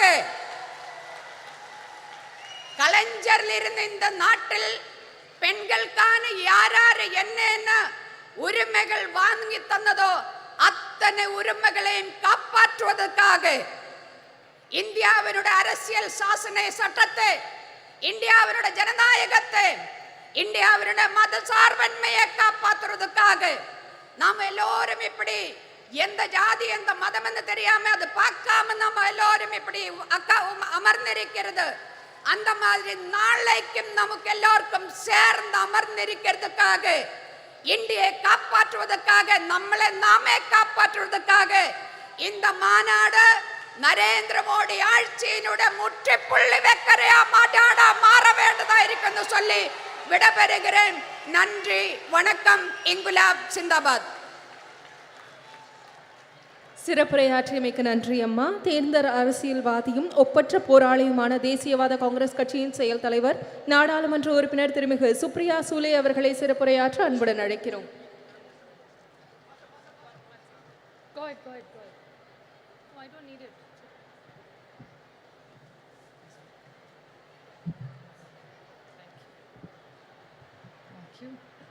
Vanakkam Chennai. Women's Rights Conference.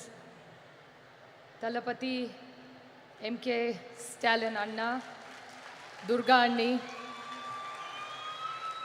Mehbooba Mufti ji, Priyanka Gandhi ji, Dimple Yadav ji, Subhashini Ali ji, Annie Raja ji, Leshi Singh ji, Rakhi Bidlan, Sushmita Dev, Anubi Sadagiri Kanimoli, Helen Davidson, Namakkal Rani, all the honorable MPs, ministers, media, DMK leaders and policy makers. I thank the DMK for hosting this most wonderful event today here. And when I stand here, I must, when I start my speech, pay great honors and respect to Periyar, Annadurai, Kalingnar, Karunanidhi ji on his centenary year, Chhatrapati Shivaji Shahu Phule Ambedkar, which is the legacy we work, and a very special moment. Sena Tamila Enuma Podinile Imbatetan Vanda Payuda Kadanile. What I have been told this means is Tamil is a very sweet language and it's like sweet honey when you get. So Tamil, which is a beautiful language, which I fortunately in Parliament am surrounded by DMK. There is Baluji, our leader, who sits in the front, Sonia ji who sits in the front. Then I have Raja, I have Daya, I have all Sumati, my friend, who sits right behind me, Jyoti Mani. I have all my other friends. I was listing them out. Shabir, who sits right next to me.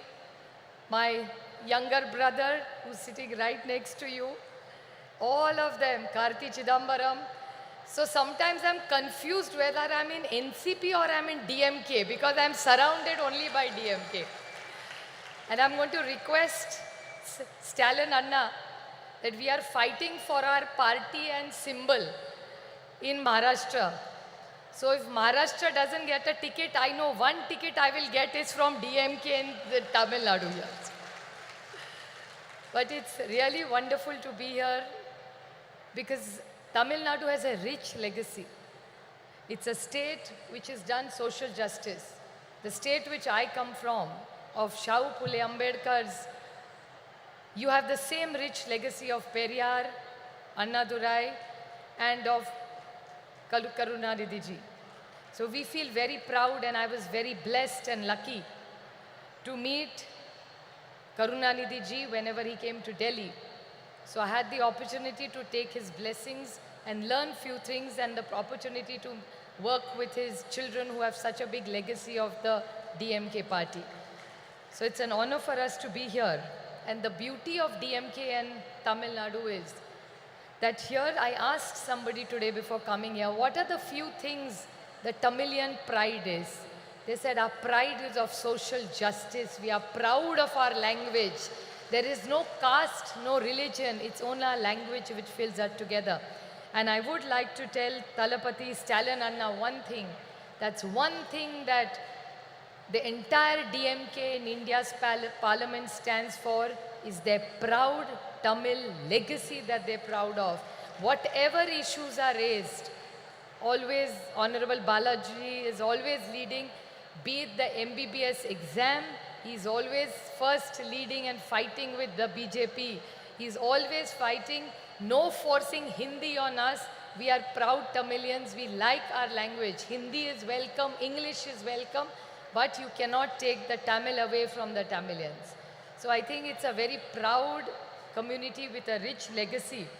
And there is one most big contribution which you all have done, which Kalingar has done, is they have not only taken Tamil language ahead, but even the technical words in schools used were started by Kalingar. So there are technical language. So you have really brought it down to the basics. So you all are really proud of your language. And it's so wonderful to see that there is no caste, no religion. It's only what unites Tamil Nadu is the love for their language. So the way you are proud Tamilians, I am a proud Maharashtrian who has a lot of pride. And right now the way the invasion from Delhi, that I call Adrushya Shakti, means it's an invisible power of Delhi which is attacking the cooperative federalism of this country. The way Tamil Nadu is fighting, so are we fighting in Maharashtra, and unitedly Tamil Nadu and Maharashtra will make sure that nobody will go against our cooperative federalism and take away our rights from us. I would like to quote Kanimozhi ji has orchestrated this most beautiful evening and a special session for all of us. But she is lucky to have the complete great legacy since 1929. In Chengapolpet, there was Periyar who did the first women's conference of self-respect conference, which Periyar started and I think led this entire country. And I would like to compliment Talapati Stalin Anna for this most wonderful thing which his father did. And I think it's wonderful that the son takes the legacy of the Samavat Puranam, which every woman who left together. And not did she just live together, the house is not in the husband's name, the house is in the woman and the wife's name. So I really compliment this for this wonderful work that they have done. And this conference is about a women. I don't look at myself as a woman MP. I'm a member of parliament. But I would definitely like to put something on record which actually I would not like to call my friend Kanimozhi a victim. But this time when the speeches started about the women's reservation bill, Kanimozhi, which actually means sweet language, and she's exactly sweet language. So when Kanimozhi stood up to give her speech in parliament, she stood up and the bullies of the Bharatiya Janata Party who claim they want to wish women, before Kanimozhi started her speech, started heckling her. And I must say the entire DMK team with the entire NCP, we fought. They are 300, we are only 100. But I'm sure Sumati, Baluji, Daya, Raja, all of us who were there, Kadir, you were there, we all shot those 300 BJP men down because we felt that Kanimoli was fighting for the rights of every woman of the state. And she, in a most articulate way, put up the points of the DMK. So I really congratulate her for all the efforts that she has done. Well, Tamil Nadu and Maharashtra have a deep relationship. For me personally, Tamil Nadu is very, very special. For the reason that my youngest sister Ashwini is married to a Tamilian boy and they live in here. Kartikeyan, my brother-in-law, is born in a place called Erode. And she's more Tamilian than most Tamilians. She has the most beautiful thali that she wears. And all the women in our family now started wearing thali because of my sister who's married in Chennai. So we have a deep connection of architecture, food, saris, textile, jewelry, music, dance. So I think the rich heritage of Tamil has come to Maharashtra and we feel closer to Tamil Nadu because our daughter has been given here and she's so well treated by Tamilians. So I'm eternally grateful for Tamil Nadu to accept my Maharashtrian daughter here and teach her all the good things that the Tamilians and make her a richer and a nicer person being here. She was quite nice when she was with us, but she's become a better person after she's moved here. So we are eternally grateful to you for looking after my sister. And it's really interesting that how languages bring us together. There are two common things between Maharashtra and Tamil. You have L, you have L, and you have L. We have only L and you have L. It's like Malai is mountain, Palli is school, and Kannimoli is sweet language. So it's L, L, and Modi. So these are all interesting things that bring us all together. And we all who are on the dais today are committed to giving every woman her dignity, and that's why we are all here from various parts of the nation. We all work together, and the India project that has been started, we are committed to giving a fair and a just leadership and governance which India deserves. So we are committed, and I thank Thalapathy Stalin Anda for all the efforts that he makes. He comes for every India meeting. The first leader to come to the meeting is Baluji and Anna. Most punctual, most eager. Sometimes people are talking in Hindi. They have no clue what is going on. But Anna and Baluji are very meticulously hearing the meeting. In the middle, they will ask me, what are they saying? Then now we keep a translator for them. But they are so meticulously working, most punctual, most disciplined in every India meeting. So every time we meet Anna and Baluji, we always learn something from me. So I'm eternally grateful to the entire DMK team for putting up this most wonderful meeting and hosting us with so much love. Just a last note I would like to remain. When I see so many women, my most favorite thing in the world and the most favorite flower of mine is jasmine. And the Mallipu is most beautiful, which is Mallipu is the best quality Mallipu you get is in Chennai. And every time I come to Chennai, I take 2 kilos of Mallipu for my mother. It's the most precious gift that I can give my mother. And while I was walking, when I came to meet Anni, I saw in the audience, I could smell this beautiful fragrance of happiness, joy, and celebration. The whole power of this positive energy of the women of Chennai. I'm eternally grateful for us to be here together, to celebrate life, to celebrate freedom, to celebrate joy, to bring it, because I think women have a huge power behind, and it's not about genders. I think the great teamwork that we have done, and like Kannimoli always says in Parliament, don't put us on a pedestal and glorify us as women. We are gender equal, we are as equal as the men. We don't want glorification. We only want equal rights, which we have deserved. And I think with the legacy of Periyar, Anna, and Kalingar, I think Tamil Nadu leads the way to all of us for a better India. Thank you very much. சிறப்புரைக்கு மனமார்ந்த நன்றி. அரை நூற்றாண்டிற்கு மேலான பொது வாழ்வில் ஒடுக்கப்பட்ட மக்களின் உரிமை குரலாய் ஒலித்துக் கொண்டிருக்கும் முன்னாள் நாடாளுமன்ற உறுப்பினராகவும் மார்க்சிஸ்ட் கம்யூனிஸ்ட் கட்சியின் இந்நாள் பொலிட் பீரோ உறுப்பினராகவும் திகழும் திருமிகு சுபாஷினி அலி அவர்களை சிறப்புரையாற்ற அன்புடன் அழைக்கிறோம்.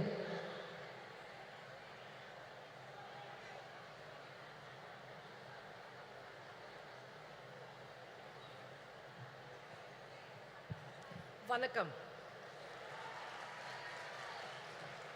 Honorable Chief Minister Stalin Anna and my dear younger sister Kanimori, all the women leaders of India who are on the stage, Mehbooba ji, a woman Chief Minister of Jammu and Kashmir, we should really pay our respects to her, Priyanka ji, Supriya Sule ji, Dimple Yadav, Annie Raja, Leshi Singh, very, very outspoken Rakhi ji, Sushmita Dev ji, Sayogi Sahodadal, all my Annas and all my Akkas, Neriya Akka, Neriya Anna. I very proud to be here today on a very, very important occasion. Of course, today we are here to remember Kalanyar M. Karunanidhi. But today is a very important day in the history of our country. 14th October is the day that Dr. Baba Saheb Ambedkar, to escape the tyranny of the caste system and Manusmriti, converted to Buddhism. Today is the day of his conversion. So I think that it's a very appropriate occasion for this meeting. Today we are honoring the life and struggles of Sri Karunanidhi, who was a crusader for social and cultural change before he even entered the arena of electoral politics. And even before independence, Tamil Nadu was home to the self-respect movement, to the Justice Party, which in those days challenged the unjust Varnashram Dharma system based on Manusmriti. And Periyar, of course, the great Periyar, was the leader of that movement. But while he spoke about social justice, Periyar never forgot to speak about women. He talked about the slavery of women, and he demanded that women should get equality not only in property but also inside the home and inside society also. And that was the struggle started in Tamil Nadu. Periyar was a leader of that struggle, and I'm very proud to say that Comrade Ramamurthy, Comrade P. Ramamurthy was also one of the leaders of that struggle. That is the struggle from which Karunanidhi ji emerged. He was a writer, he was a poet, he was a script writer, he was a great journalist, he was a great orator. And after 1965, when the big anti-Hindi agitation took place in Chennai, and I was a witness to that because I was a student in Chennai, and I'm happy to tell you, I was the only Hindi-speaking person who was also supporting that movement in Tamil Nadu. And it was that movement which changed the politics of Tamil Nadu, and the DMK, people like the Karunanidhi ji, they won not only the hearts and minds of the Tamil people, but also their votes. And very soon he became Chief Minister of Tamil Nadu, and he tried to translate the principles of the movement to which he belonged into government policy, which is not easy. He ensured equal property rights for women. He gave women in Tamil Nadu access to education, to jobs, and also to nutrition. Women are the most hungry people in our country, and hungry people cannot function. Today, India is 111 on the hunger list of our country in the reign of Narendra Modi. But governments like Tamil Nadu, left government of Kerala have done a great service by trying to ensure that not a single woman and not a single child goes to sleep hungry. Their nutritional needs are taken care of. This is a great achievement. I would like to say that Karunanidhi ji, apart from the policies of his government, was always committed to social justice. He promoted self-respect marriages. He promoted rationalism, scientific thinking, and was constantly emphasizing that we must get rid of superstition and adopt scientific thinking. So many achievements are there. But I would like to say that we have to remember that social justice, gender justice, and economic justice are all intertwined with each other. One cannot be weakened if another one is promoted. All these battles have to be fought together, and only then will we be able to change our society. We have not yet succeeded in doing that. And today, actually, what we are witnessing is an onslaught by the Manuvadi forces against the struggle for progress, the struggle for justice, and the struggle for equality. We must understand who these people are who are ruling the country.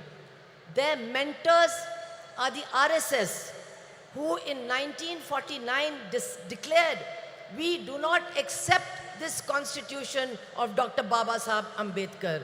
The RSS declared that and said, we want to create a society based on Varnashram Dharma, based on Manusmriti.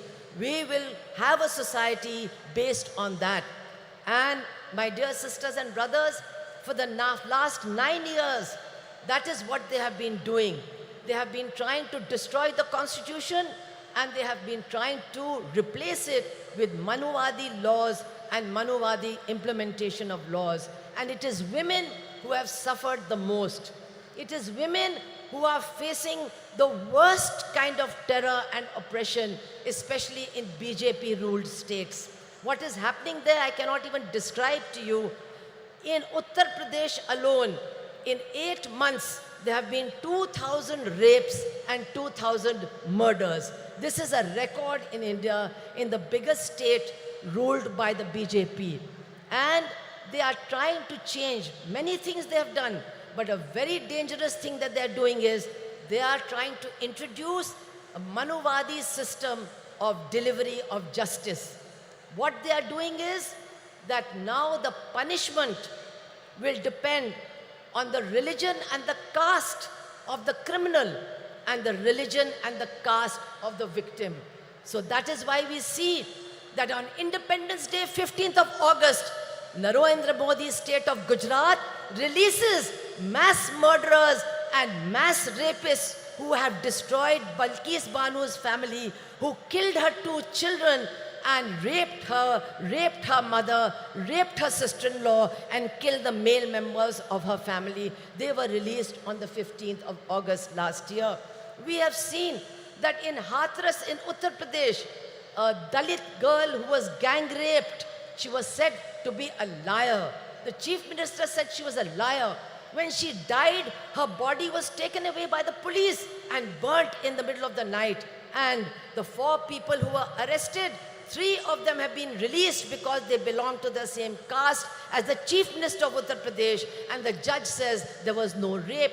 We are seeing that a wrestler, the chief of the Wrestling Federation, who has been accused by the Delhi police of being a continuous sexual offender, he is sitting in that new building of parliament, and the BJP party, the government, is not ready to take any action against him in spite of the struggle of the women wrestlers. We are seeing that after what happened in Manipur, which we have never seen in our country, that women were handed over by the police to a mob. They were stripped, they were gang raped, and our Chief Minister of Manipur and the Prime Minister of India who are running a double-engine government, they did not have one word to say about the women and their suffering. And now after 5 months, those women are still crying for justice. Nobody is there to listen to them. This is what is happening in our country as far as women are concerned. And now to try and get the women's votes, what does the BJP do? They pass the Women's Reservation Bill. It is now an act. But how do they pass it? Just like they give free gas cylinders. They give you three free gas cylinders and then they say now you go and buy one for 1,200 rupees. This is how they implement their policies. So, Women's Reservation Act has come. But when will it be implemented? Nobody knows. Teriyada.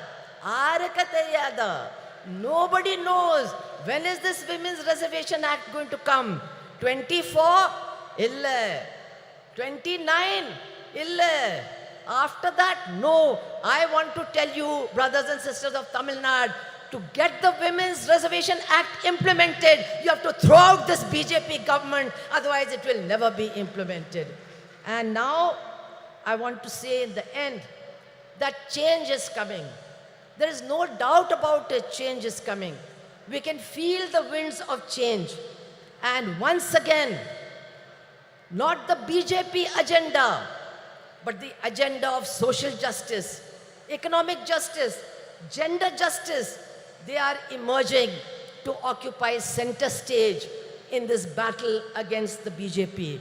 And here, the alternative policies of the left front government in Kerala, the strong Dravidian movement of Tamil Nadu, they are giving strength and inspiration to this movement so that we can all combine and defeat the BJP. I would only like to appeal to all my women, sisters over here, all the women over here, that yes, we are struggling for social justice, but we must remember, we must insist that social justice is not complete without gender justice, without justice for women. Social justice cannot be complete without economic justice, without justice for the poor and for the exploited workers and peasants of this country. The whole battle has to be fought together. Only then can we change the face of India. And definitely, Karunanidhi ji's memories will inspire us in this struggle. I want to end by saying, many of you remember that Karunanidhi ji was not only a poet and an administrator, he was also a great journalist. How can you forget his fiery articles in Murasoli, which created a storm in the state of Tamil Nadu? He was a great journalist. If he had been alive today, he would be very sad. He would be very sad to see that India is going to the bottom as far as press freedom is concerned. He would have been sad, but he would have been leading the struggle against what is happening to journalists and journalism in our country. He would have led the... I think Sonia ji has come. We can all welcome her and then I'll complete.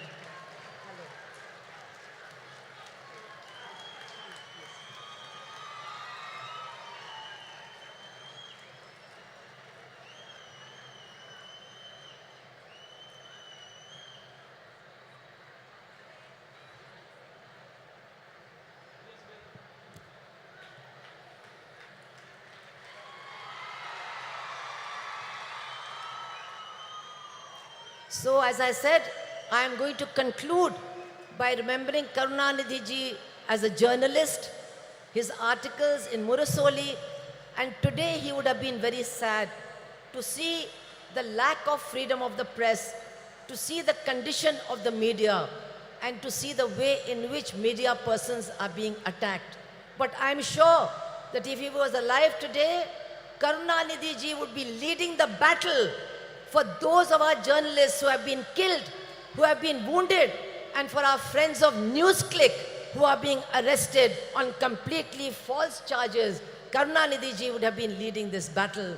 And so I would like to end by saying that in our struggles for a different future, for a future of equality and social justice and gender justice, we are certainly getting inspiration from Karunanidhi ji. His memory is inspiring us to struggle, and his memory will inspire us to win. Thank you all very much. Inqilab Zindabad. Thank you ma'am. மகளிர் உரிமை மாநாட்டிற்கு வருகை தந்துள்ள காங்கிரஸ் மூத்த தலைவர் திருமிகு அன்னை சோனியா காந்தி அவர்களை வருக வருக என உங்களின் பலத்த கரகோஷங்களுடன் மீண்டும் ஒரு முறை அன்புடன் வரவேற்கிறோம். மாண்புமிகு தமிழ்நாடு முதலமைச்சர் அவர்கள் அன்னை சோனியா காந்தி அவர்களுக்கு நினைவு பரிசு வழங்கி சிறப்பிப்பார்கள். அன்னை Sonia Gandhi will be honored by the Honorable Chief Minister of Tamil Nadu.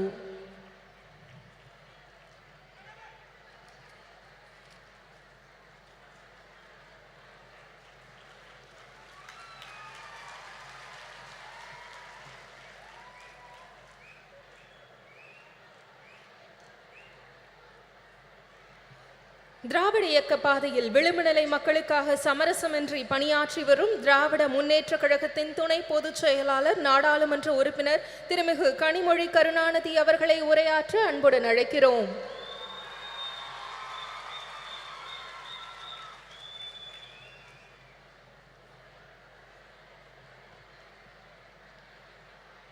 சகோதரர்களே, சகோதரிகளே என்று அழைத்தால் அதில் கூட பாகுபாடு வந்துவிடும் என்று உடன்பிறப்பே என்ற ஒற்றை சொல்லால், அந்த மந்திர சொல்லால் நம்மையெல்லாம் கட்டி போட்டு வைத்திருந்த தலைவர் கலைஞர் அவர்களுடைய நூற்றாண்டிலே தேசிய அளவிலான மகளிர் உரிமை மாநாட்டை நடத்தும் வாய்ப்பினை எனக்கும் மகளிர் அணி அவர்களுக்கும் அளித்து அது வெற்றி பெறுவதற்கு முழு முதல் காரணமாக இருக்கக்கூடிய நம்முடைய முதலமைச்சர் கழகத்தின் தலைவர் அண்ணன் தளபதி அவர்களே, a leader who stands with the oppressed, the downtrodden, marginalized, a beacon of strength and dignity and hope, Madam Sonia Gandhi. தலைவர் கலைஞர் அவர்கள் தியாக திருவிளக்கு என்று அன்போடு அழைத்த அன்னை அம்மையார் சோனியா காந்தி அவர்களே, இந்த நிகழ்ச்சி வெற்றி பெறுவதற்கான வாழ்த்துக்களோடு அமர்ந்திருக்கக்கூடிய கழகத்தின் பொதுச் செயலாளர் அவர்களே, பொருளாளர் அவர்களே, கூட்டணி இயக்கங்களை சார்ந்த தலைவர்களே, ஜம்மு காஷ்மீருடைய முன்னாள் முதலமைச்சர் மரியாதைக்கும் அன்பிற்கும் உரிய அம்மையார் மெஹபூபா முஃப்தி அவர்களே, முதலாக தமிழ்நாட்டு மேடையிலே தமிழ் மக்களோடு உரையாட வந்திருக்கக்கூடிய அடித்து தட்டு மக்களுடைய தோழி பிரியங்கா காந்தி அவர்களே,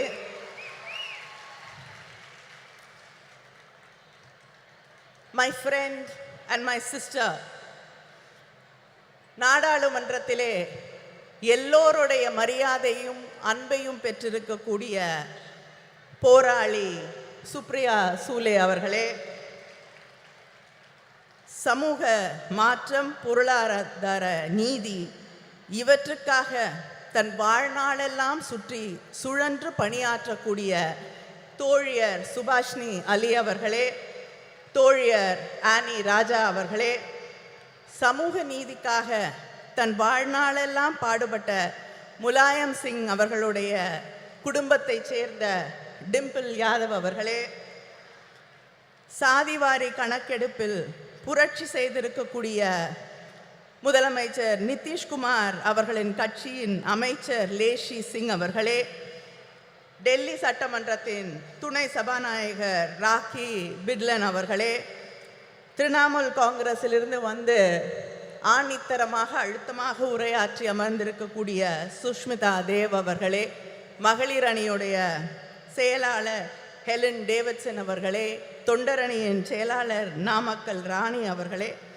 இந்த நிகழ்ச்சியிலே கலந்து கொண்டிருக்கக்கூடிய அமைச்சர் பெருமக்களே, மாவட்ட கழகத்தின் செயலாளர்களே, இந்த கூட்டம் இவ்வளவு வெற்றிகரமாக நடைபெறுவதற்கு அத்தனை உதவிகளையும் செய்து இந்த கூட்ட ஏற்பாடுகளை எல்லாம் முன்னின்று நடத்தி தந்திருக்கக்கூடிய அமைச்சர் மா சுப்பிரமணியம் அவர்களே, அமைச்சர் தாமு அன்பரசன் அவர்களே, இந்த நிகழ்ச்சியிலே லேட்டாக வந்தாலும் லேட்டஸ்ட்டாக வந்து கலந்து கொண்டிருக்கக்கூடிய இளைஞரணியின் செயலாளர்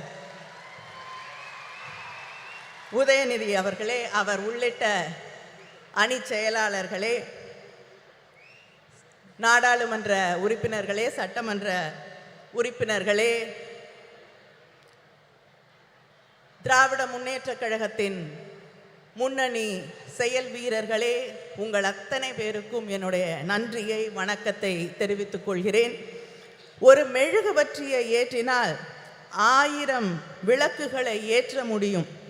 அறிவொளி பெற்ற ஒரு பெண்ணாலும் அத்தகைய ஒளியை உருவாக்க முடியும் என்று சொன்னவர் தலைவர் கலைஞர் அவர்கள்.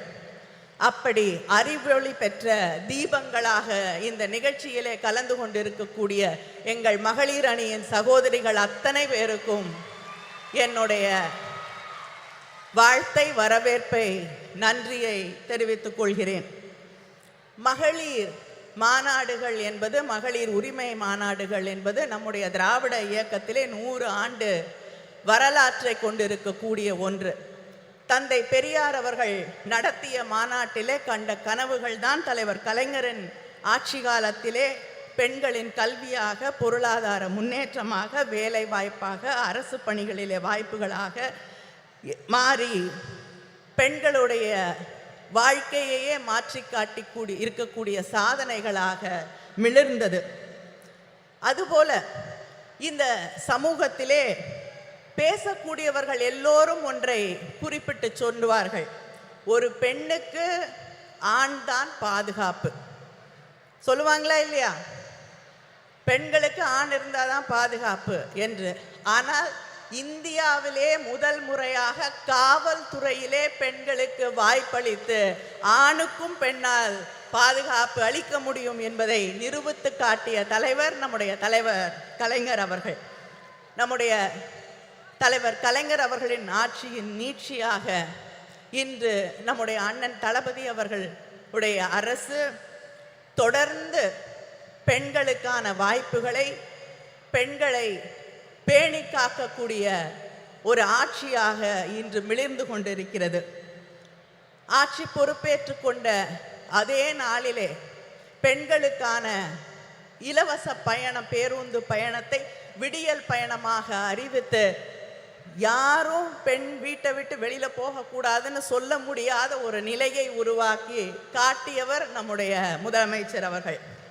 அதே போல கல்விக்காக பெண் படிக்க வேண்டும் என்ற ஒரு கனவோடு இருக்கக்கூடிய பெண்ணின் கனவை எதுவுமே சிதைத்து விடக்கூடாது என்பதற்காக நீ எவ்வளவு படித்தாலும் உன்னோடு ஒரு அண்ணனாக, தந்தையாக நான் நிற்கிறேன் என்று அவள் படித்து முடிக்கும் வரை 1000 ரூபாய் வழங்கக்கூடிய ஆட்சி திராவிட முன்னேற்ற கழக ஆட்சி, நம்முடைய அண்ணன் தளபதி அவர்களுடைய ஆட்சி. அதே போல வீட்டிலே இருக்கக்கூடிய சகோதரிகளை பற்றி யாராவது கேட்டால் வீட்டில் என்ன பண்ணுறாங்கன்னு கேட்டால் சொல்லுவாங்க சும்மா இருக்காங்கன்னு. யாராவது சும்மா இருக்கீங்களா? இல்லை.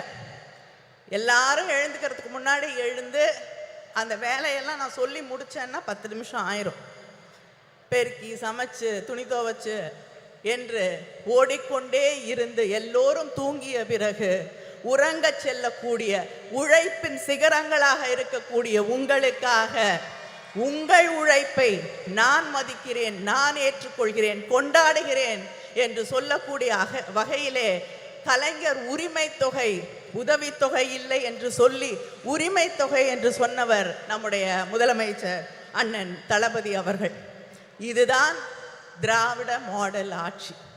இந்த ஆட்சியிலே தான் இங்கே வந்திருக்கக்கூடிய சகோதரிகளிலே தமிழ்நாட்டிலே 11 பெண் மேயர்கள் இருக்கிறார்கள். இங்கே இருக்காங்க 11 பெண் மேயர்கள் இருக்கக்கூடிய மாநிலம் தமிழ்நாடு. இப்படிப்பட்ட வாய்ப்புகளை எல்லாம் உருவாக்கி தந்து கொண்டிருக்கக்கூடியவர்கள் நாம். ஆனால் ஒன்றிய அரசாங்கத்திலே நம்முடைய பிரதமர் இருக்கிறார். நாரி சக்தி, பெண் சக்தி என்று சொல்லி பெருமையாக பேசுவார்.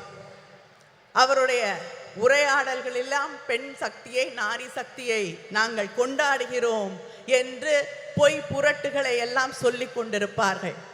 இங்கே பேசியவர்கள் எல்லாம் குறிப்பிட்டு சொன்னது போல ஒரு மகளிருக்கான மசோதாவை கொண்டு வந்தார்கள்.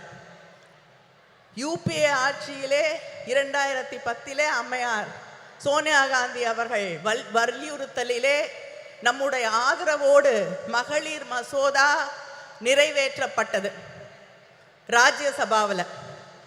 அதுக்கு எந்த கண்டிஷனும் கிடையாது. இதெல்லாம் இருந்தாதான் அதை நடைமுறைக்கு கொண்டு வருவோம் என்ற நிலை இல்லை. ஆனால் பிஜேபி மார்த்தட்டி கொள்கிறார்களே, நாங்கள் மகளிர் மசோதாவை கொண்டு வந்து விட்டோம் என்று.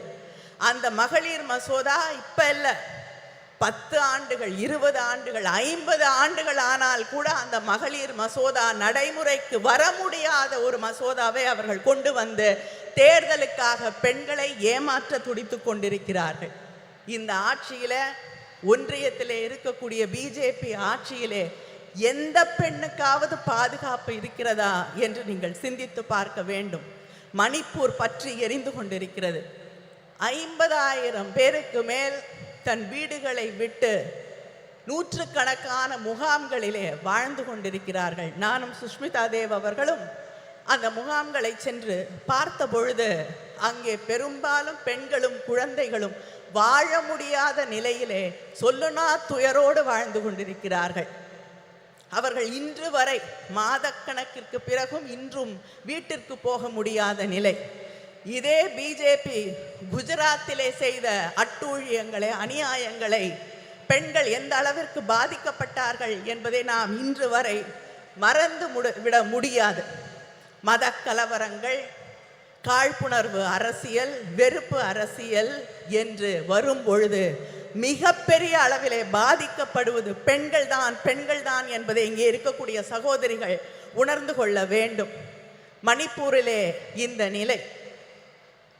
இந்த நாட்டின் முதல் குடிமகள் என்று சொல்லக்கூடிய குடியரசுத் தலைவர், அவங்க இல்லாம அவங்களை அழைக்கக்கூடாது என்ற அந்த நிலைப்பாட்டோடு பெண், ஒடுக்கப்பட்ட சமூகத்தைச் சேர்ந்த ஒரு பெண் என்ற ஒரே காரணத்திற்காக அந்த அம்மையார் கோயிலுக்குள்ள போக முடியாது, பாராளுமன்றத்திற்கு வர முடியாது என்று அவமானப்படுத்தப்படக்கூடிய ஒரு நிலை இந்த நாட்டினே முதல் குடிமகளுக்கு நடந்து கொண்டிருக்கிறது என்பதை நாம் மறந்துவிட முடியாது. அதே போல பக்கத்திலே பாண்டிச்சேரியில பிஜேபி கூட்டணியிலே இருக்கக்கூடிய ஒரு அரசாங்கத்திலே ஒரு அமைச்சர், பெண் அமைச்சர் ராஜினாமா கடிதம் கொடுக்க வேண்டிய நிலைக்கு தள்ளப்பட்டிருக்கிறார். அந்த ராஜினாமா கடிதத்திலே அவர் குறிப்பிட்டு சொல்லுகிறார், நான் ஒரு பெண், ஒரு தலித் என்பதால் இன்று இந்த நிலைக்கு ஆளாக்கப்பட்டிருக்கிறேன், ராஜினாமா செய்ய வற்புறுத்தப்பட்டிருக்கிறேன், எனக்கு வேறு வழி இல்லை என்று ஒரு அமைச்சர் சொல்லக்கூடிய நிலை. அதே போல டெல்லியிலே விளையாட்டு வீராங்கனைகள் தங்களுடைய நியாயத்திற்காக மாதக்கணக்கிலே போராடினார்கள். இந்த ஆட்சியிலே அவர்களுக்கு நியாயம் கிடைத்ததா? இல்லை. இப்படி யாருக்குமே அது குடியரசுத் தலைவராக இருக்கட்டும், வீராங்கனைகளாக இருக்கட்டும், அமைச்சர்களாக இருக்கட்டும், சாதாரண சாமானிய வீட்டு பெண்களாக இருக்கட்டும், யாருக்குமே பாதுகாப்பில்லை, நியாயம் இல்லை என்று இருக்கக்கூடிய ஒரு நிலையைத்தான் மத்தியிலே, ஒன்றியத்திலே இருக்கக்கூடிய பிஜேபி ஆட்சி உருவாக்கி தந்திருக்கிறது. இந்த நிலை இந்த நாட்டிலே நீடிக்க வேண்டுமா?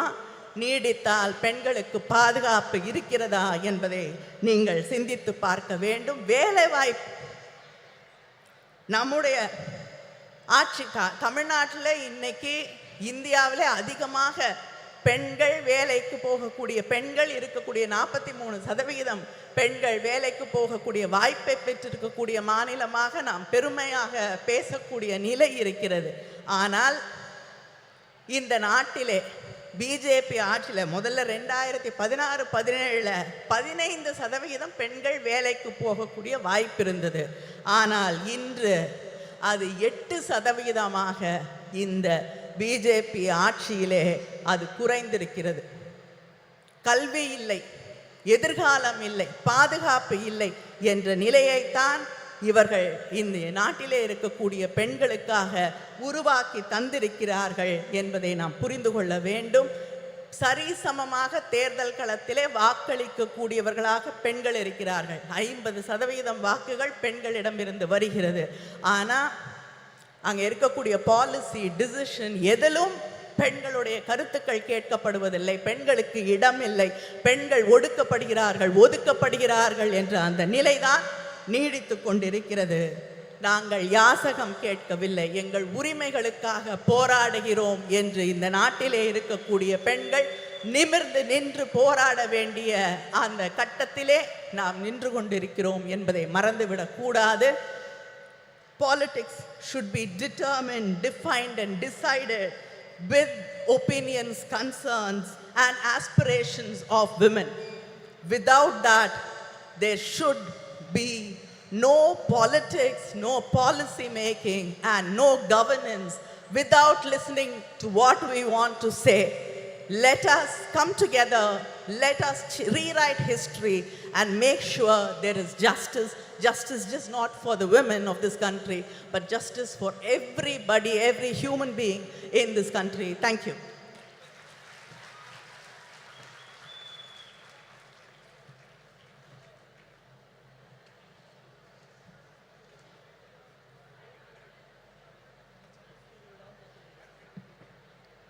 சிறப்புரைக்கு மனமார்ந்த நன்றி. இந்தியாவின் எந்த மூலையில் அநீதி இழைக்கப்பட்டாலும் அதற்கு எதிராக குரல் கொடுப்பவர், ஒடுக்கப்பட்ட மக்களின் உரிமைகள் பறிக்கப்படும் போது களத்தில் நின்று போராடுபவர். இந்திய தேசிய காங்கிரஸ் கட்சியின் பொதுச் செயலாளர் திருமிகு பிரியங்கா காந்தி வத்ரா அவர்களை சிறப்புரையாற்ற அன்புடன் அழைக்கிறோம். முதன்முறையாக தமிழ்நாட்டின் மேடையில் திருமிகு பிரியங்கா காந்தி வத்ரா அவர்கள்.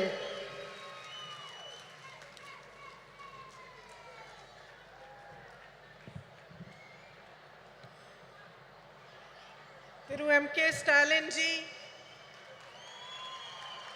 Srimati Sonia Gandhi ji, Tirumati Kanimodi Karunanidhi ji, Srimati Mehbooba Mufti ji, Srimati Subhasini Ali ji, Srimati Supriya Sule ji, Srimati Lacey Singh ji, Srimati Annie Raja ji, Srimati Rakhi Bidlan ji, Srimati Dimple Yadav ji, Sushmita Dev ji. It is an honor for me to be here today to commemorate the 100th birthday of Thiru K. Karunanidhi and share the stage on this special meeting for women with all of you. 32 years ago, on the darkest night of my life, I first set foot on this land of Tamil Nadu. I was here to collect my father's shattered body. I was 19 years old and my mother was just a few years younger than I am today. As the door of the plane opened, the night grabbed us and drew us in. But I was not afraid of it, because the worst thing I could have imagined had already happened. A few hours earlier, my father had been killed. I had walked towards my mother that night, knowing that the words I was to speak would break her heart. Yet I spoke them, and I watched as the light of happiness was extinguished from her eyes forever. We walked down the stairs of the plane onto the tarmac of Minambakam Airport Terminal, shocked and alone. Then suddenly, as if sent by the embarrassed gods who had failed us, a crowd of women dressed in blue saris surrounded us. They were ladies who worked at the airport. They held my mother in their arms and cried inconsolably with her, as if they were all my mothers, as if they too had lost their beloved. In those shared tears, a bond formed between me, between my heart and the women of Tamil Nadu, that I can neither explain nor ever erase. Ningal தான் என் தாய், நீங்கள் தான் என் சகோதரி. இங்கே உங்களுடன் இருப்பதை நான் பெருமையாக நான் பெருமையாக கருதுகிறேன். இன்று நான் நம் அன்னை வரை பற்றி பேசப் போகிறேன். இந்திய நாட்டின் பெண்களை பற்றி பேசப் போகிறேன். I am here to remind you that we are the strength of this proud and beautiful nation, which is our motherland. My sisters, no matter how rich we are or how poor we are, no matter whether we live in big cities, small towns or villages, no matter how well educated we are or how much lack of opportunity we have faced, we are the bedrock upon which our families and our societies are built brick by brick. We are the ones that carry the weight of our society on our shoulders. We do this with grace and courage. We do it with tenacity and strength of will, and our capacity to absorb pain and suffering is immense. We are proud of these qualities which have been passed on in our bones through generations and generations of oppression. But my sisters, I am here to remind you that we are more than this. We are greater than our ability to bear suffering. We are the ones that nurture and hold, that give to our children and to all those around us unfailingly. We are the ones who teach courage, the ones who teach love. It is us who understand forgiveness and us who know how to fight fearlessly in the face of adversity. We are the workforce powering our nation forward, and we are the millions of young women aspiring towards a better future. We know how to rise from the darkest night to claim a new dawn. We have a light within each one of us that is capable of shining brighter than the sun, but that light has never been allowed the freedom and joy to shine in its fullness. It was almost 100 years ago that Tandai Periyar asked, "Penien, Adimayanal," why were women enslaved? Then he answered this question in a series of revolutionary essays in which he wrote about the economic and social enslavement of women. It was he who laid the foundation for the empowerment of women in Tamil Nadu, which Thiru Annadurai and Thiru Karunanidhi carried forward. My sisters, this empowered you, the women of Tamil Nadu, to show the way of emancipation and progress to the rest of India. Yet across our nation, beneath the surface of progress, we are still struggling with the harsh reality of an entrenched patriarchy that ensures the systemic oppression of women. In fact, almost a century after Tandai Periyar's essays were published, that same question looms large before us. Penien, Adimayai Irekiral. Why are women still enslaved? And although I do not have the stature nor the experience and the wisdom of Tandai Periyar, my answer is this. I am a woman. We have been taught generation after generation after generation to cede our power to others. We have been taught to talk softly.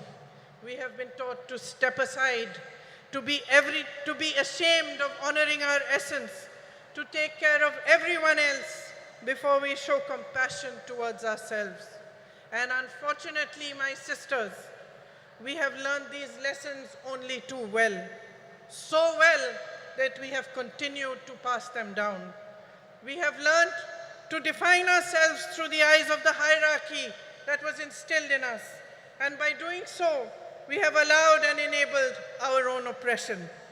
We ourselves have forgotten that the root of discrimination of any kind, whether it is based on color, creed, caste, or gender, is an inability to honor the truth that equality and personal dignity are neither a privilege nor a gift, but a natural endowment of life.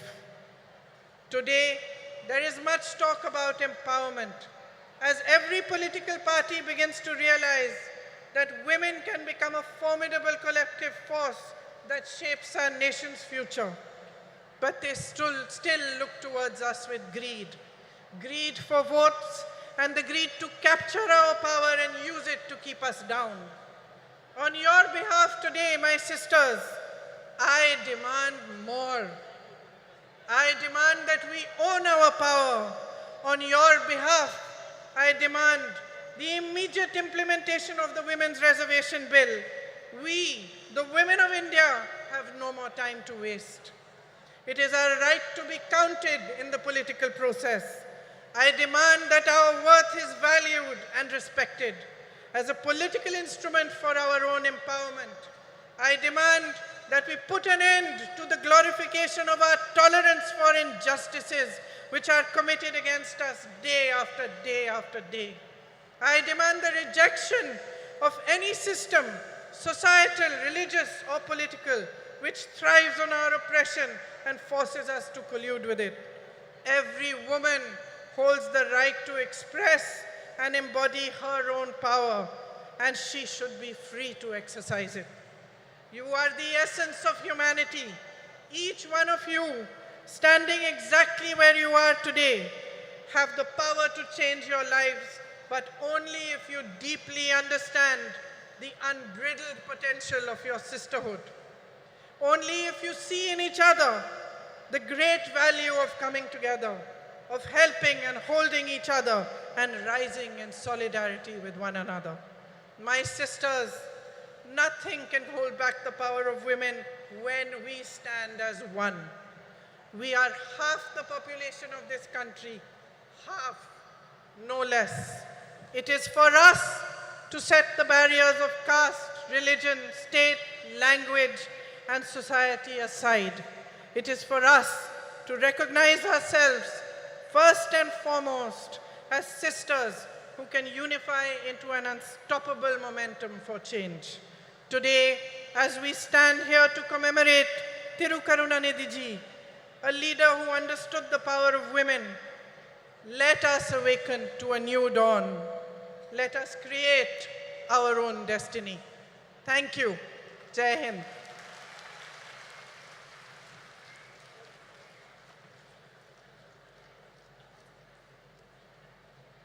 முதன்முறையாக தமிழ்நாட்டின் மேடையில் தமிழிலும் இணைந்து சிறப்புரையாற்றியமைக்கு மனமார்ந்த நன்றியினை தெரிவித்துக் கொள்கிறோம். ஜனநாயக பற்றாளரும் ஜம்மு காஷ்மீர் மக்களின் பாதுகாப்பிற்காக அயராத பணியாற்றி வரும் முன்னாள் முதலமைச்சரும் மக்கள் ஜனநாயக கட்சியின் தலைவருமான திருமிகு மெஹபூபா முஃப்தி அவர்களை சிறப்புரையாற்ற அன்புடன் அழைக்கிறோம். It is great pleasure to extend a warm invitation to Tiramihu Mehbooba Mufti to deliver her special address.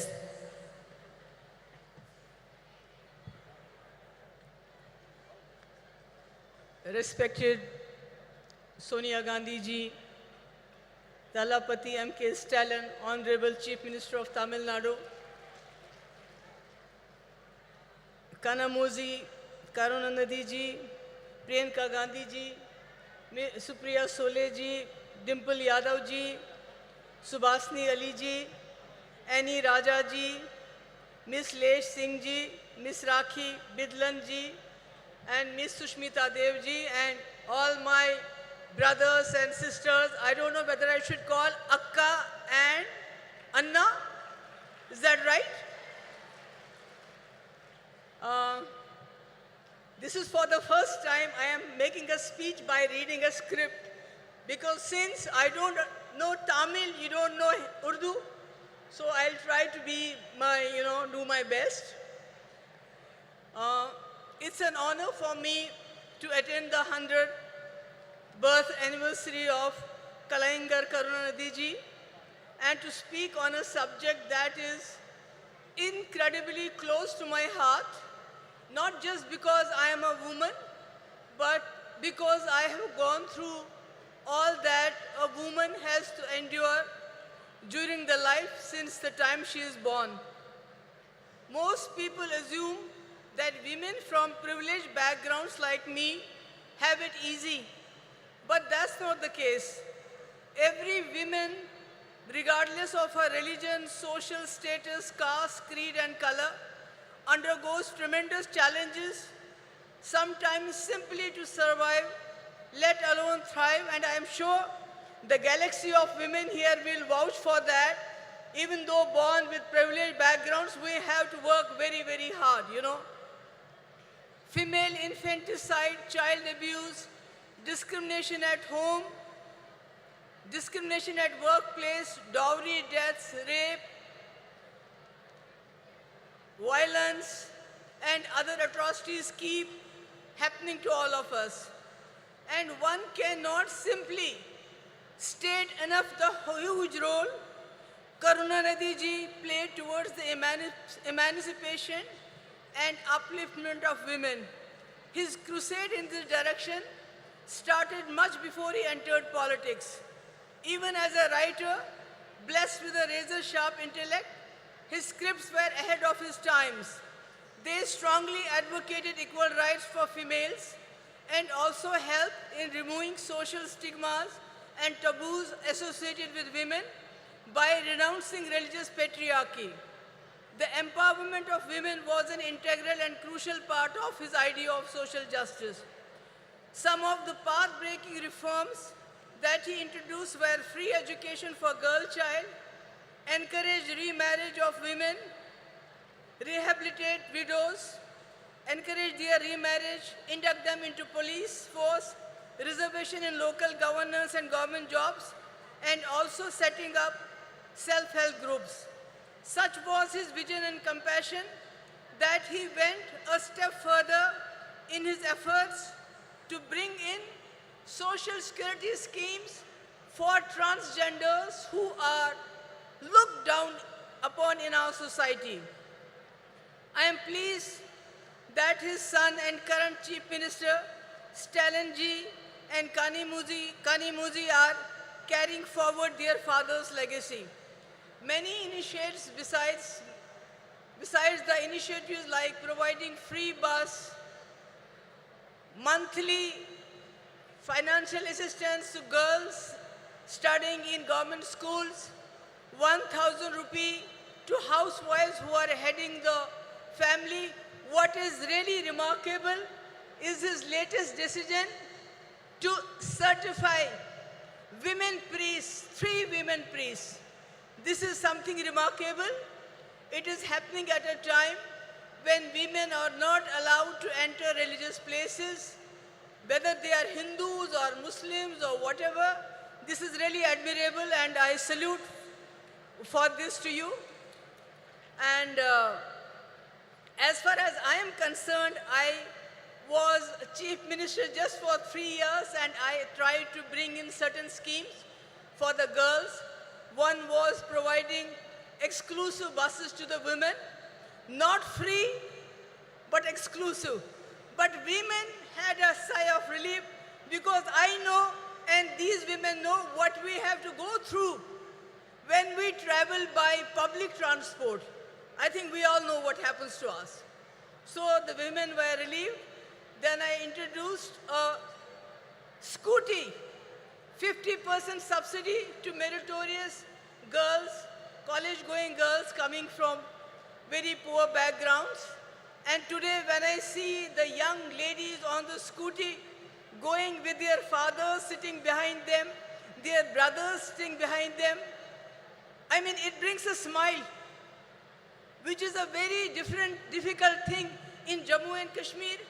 After 2019, when everything was snatched from us, what this great country had given us, what the Indian Constitution had given us, the people of J&K have stopped smiling, except when Rahulji came with his brigade, this Bharat Jodo Yatra. I saw the smile on the faces of Kashmiris, from the faces of Jammu people after a long time.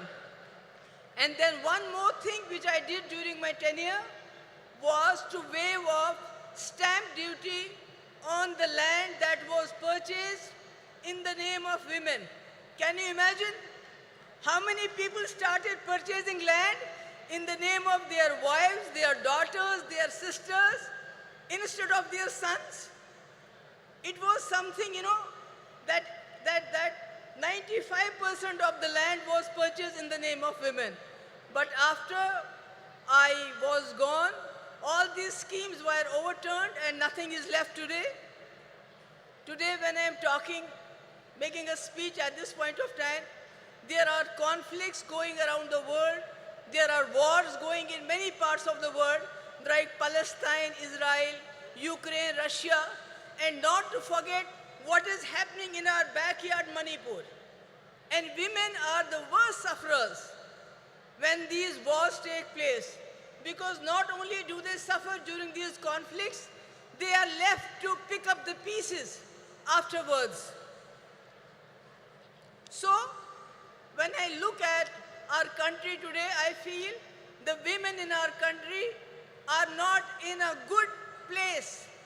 They are suffering because the government and the center, the economy is going down, the inflation is going up, unemployment is going up, everything is breaking the backbone of the housewife who has to make the two ends meet. She has to provide for the family. And to add to all this, the government at the center, which has failed to fulfill the promises they had made.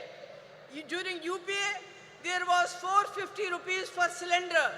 Now it is 1200 rupees. Petrol has gone 100 rupees above. Who is suffering the most? The housewife. And to add to all of this, the present government, the Modi government, is trying to divert the attention from all these problems by their sinister design of injecting hatred, venom into the society through the youngsters of the poorest of poor. These poor boys are encouraged. They are provoked to lynch the people of other communities. They are garlanded. The people, the sons, the daughters of the ruling party are studying good education in and abroad. They are having good jobs, lucrative jobs. They are getting good contracts. And if they don't have a job, then they go and head the sports bodies of our country. But what about the poor children? They are pushed into implementing their sinister agenda of divide between Hindus and Muslims. And this is really tearing apart our society. And again, it has a very, very drastic effect on the women folk. Because any person who commits a crime, he is a criminal. Whether he goes to jail or not, so they are criminalizing the whole society at this point of time. So, my point is that if and when, inshallah, I hope that the India Alliance will come to power, and Rajiv Gandhi ji has already sown the seeds of 33% reservation in panchayats. We have a huge number of women who are ready to take their place in assemblies and parliaments, and I am hopeful once India Alliance comes to power, Rajiv Gandhi's dream will come alive. It will be fulfilled, not like a joke which our Prime Minister played. He signed a check, kept it in his pocket, and told the women folk, we'll cash it sometime in 2047. So, but we're not going to do that. Inshallah, I'm hopeful. And at the last, I would like to thank once again Stalin ji, Kanimuzi ji, who was personally invited us. And I'm so happy that Sonia ji is here to grace the occasion. And thank you so much for bearing with me. I know I have not been able to, make you understand every word I said, but thank you so much. Thank you ma'am. மதச்சார்பின்மைக்கும் ஜனநாயகத்திற்கும் நம்பிக்கை ஒளியாய் திகழ்பவரும் தலைவர் கலைஞர் அவர்கள் பெரிதும் மதித்த தலைவருமான காங்கிரஸ் கட்சியின் மூத்த தலைவர் அன்னை சோனியா காந்தி அவர்களை வரலாற்று சிறப்பு வாய்ந்த இந்த நிகழ்வில் மாநாட்டு பேருரையாற்ற அன்புடன் அழைக்கிறோம். அன்னை சோனியா காந்தி அவர்களின் உரையை மொழியாக்கம் செய்ய காங்கிரஸ் மூத்த தலைவரும் தமிழ்நாடு சிறுபான்மை ஆணைய தலைவர் திரு பீட்டர் அல்மோன்ஸ் அவர்களை அன்புடன் அழைக்கிறோம்.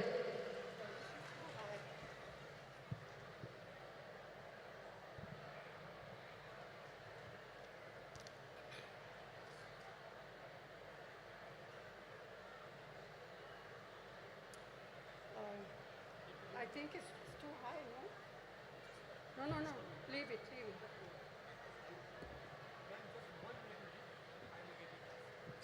Then it will be too low. Thiru M. K. Stalin ji, Tirumati Kanimori Karunanidhi ji, all women's leader on the dais, Sahodara, Sahodarigale, Vanakkam.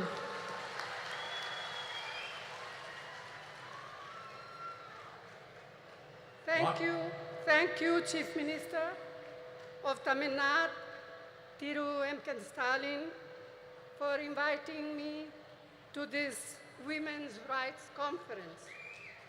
We are assembled here to commemorate the work and memory of the great son of India, Thiru Dr. K. Karunanidhi, lovingly called Kalengya. மாண்புமிகு ஸ்டாலின் அவர்களே, அன்பிற்குரிய கனிமொழி அவர்களே, மேடையிலே அமர்ந்திருக்கக்கூடிய மகளிர் தலைவர்களே, இந்த அருமையான நாளில் ஒரு மாபெரும் தலைவருடைய நூற்றாண்டு விழாவை முன்னிட்டு நடத்தப்படுகின்ற இந்த மகளிர் உரிமை மாநாட்டிற்கு என்னை அழைத்த முதலமைச்சர் ஸ்டாலின் அவர்களுக்கு என் நெஞ்சார்ந்த நன்றியினை தெரிவித்துக் கொள்கிறேன். A leader of many talents, a writer, a poet, a journalist, a chief minister of many terms, but above all, a leader who believed deeply in the upliftment of the deprived.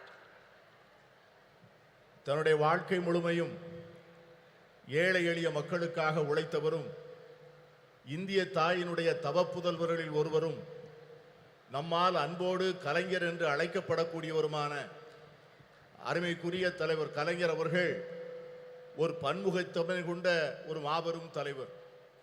ஒரு எழுத்தாளராக, ஒரு பத்திரிகையாளராக, ஒரு முதலமைச்சராக, ஒரு நிர்வாகியாக அவர் ஆற்றிய பணிகள் மகத்தான பணிகள்.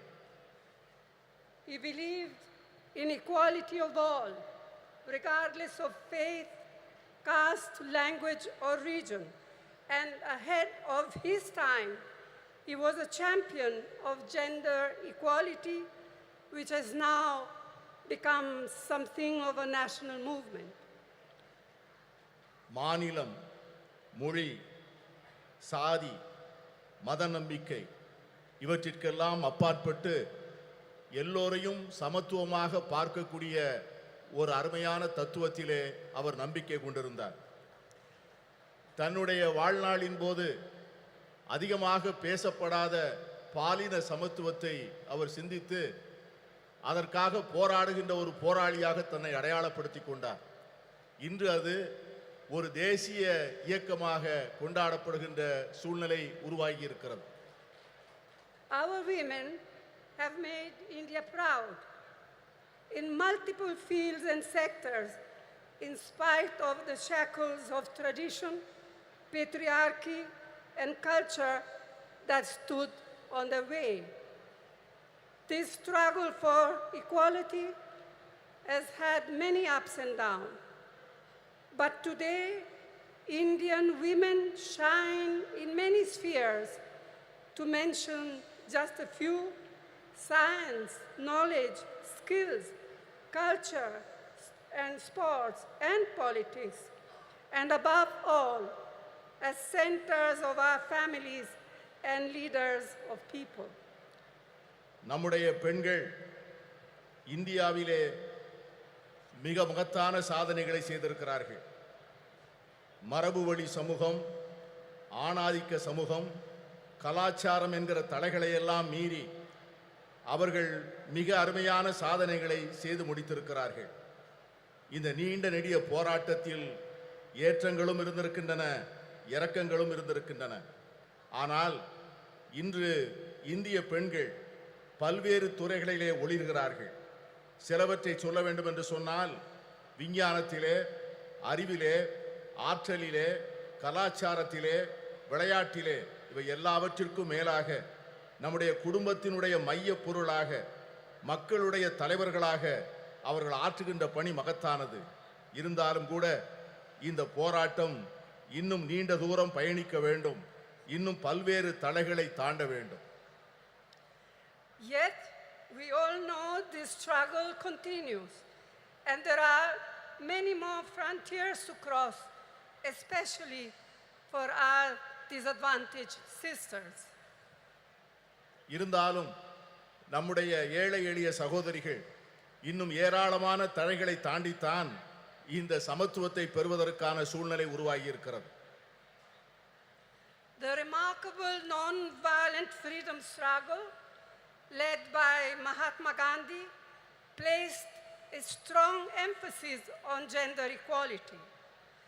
In 1928, the draft constitution was being crafted under the chairmanship of Motilal Nehru, and the Karachi Resolution of 1931, framed by Jawaharlal Nehru. Both these documents championed women's rights, advocating for equal voting rights, political and economic rights, and fair wages.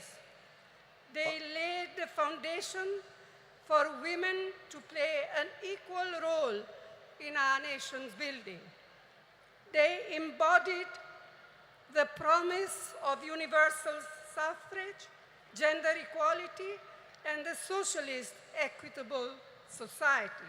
And this spirit continued when the Constitution of India, under the leadership, chairmanship of Dr. B.R. Ambedkar, was ultimately framed.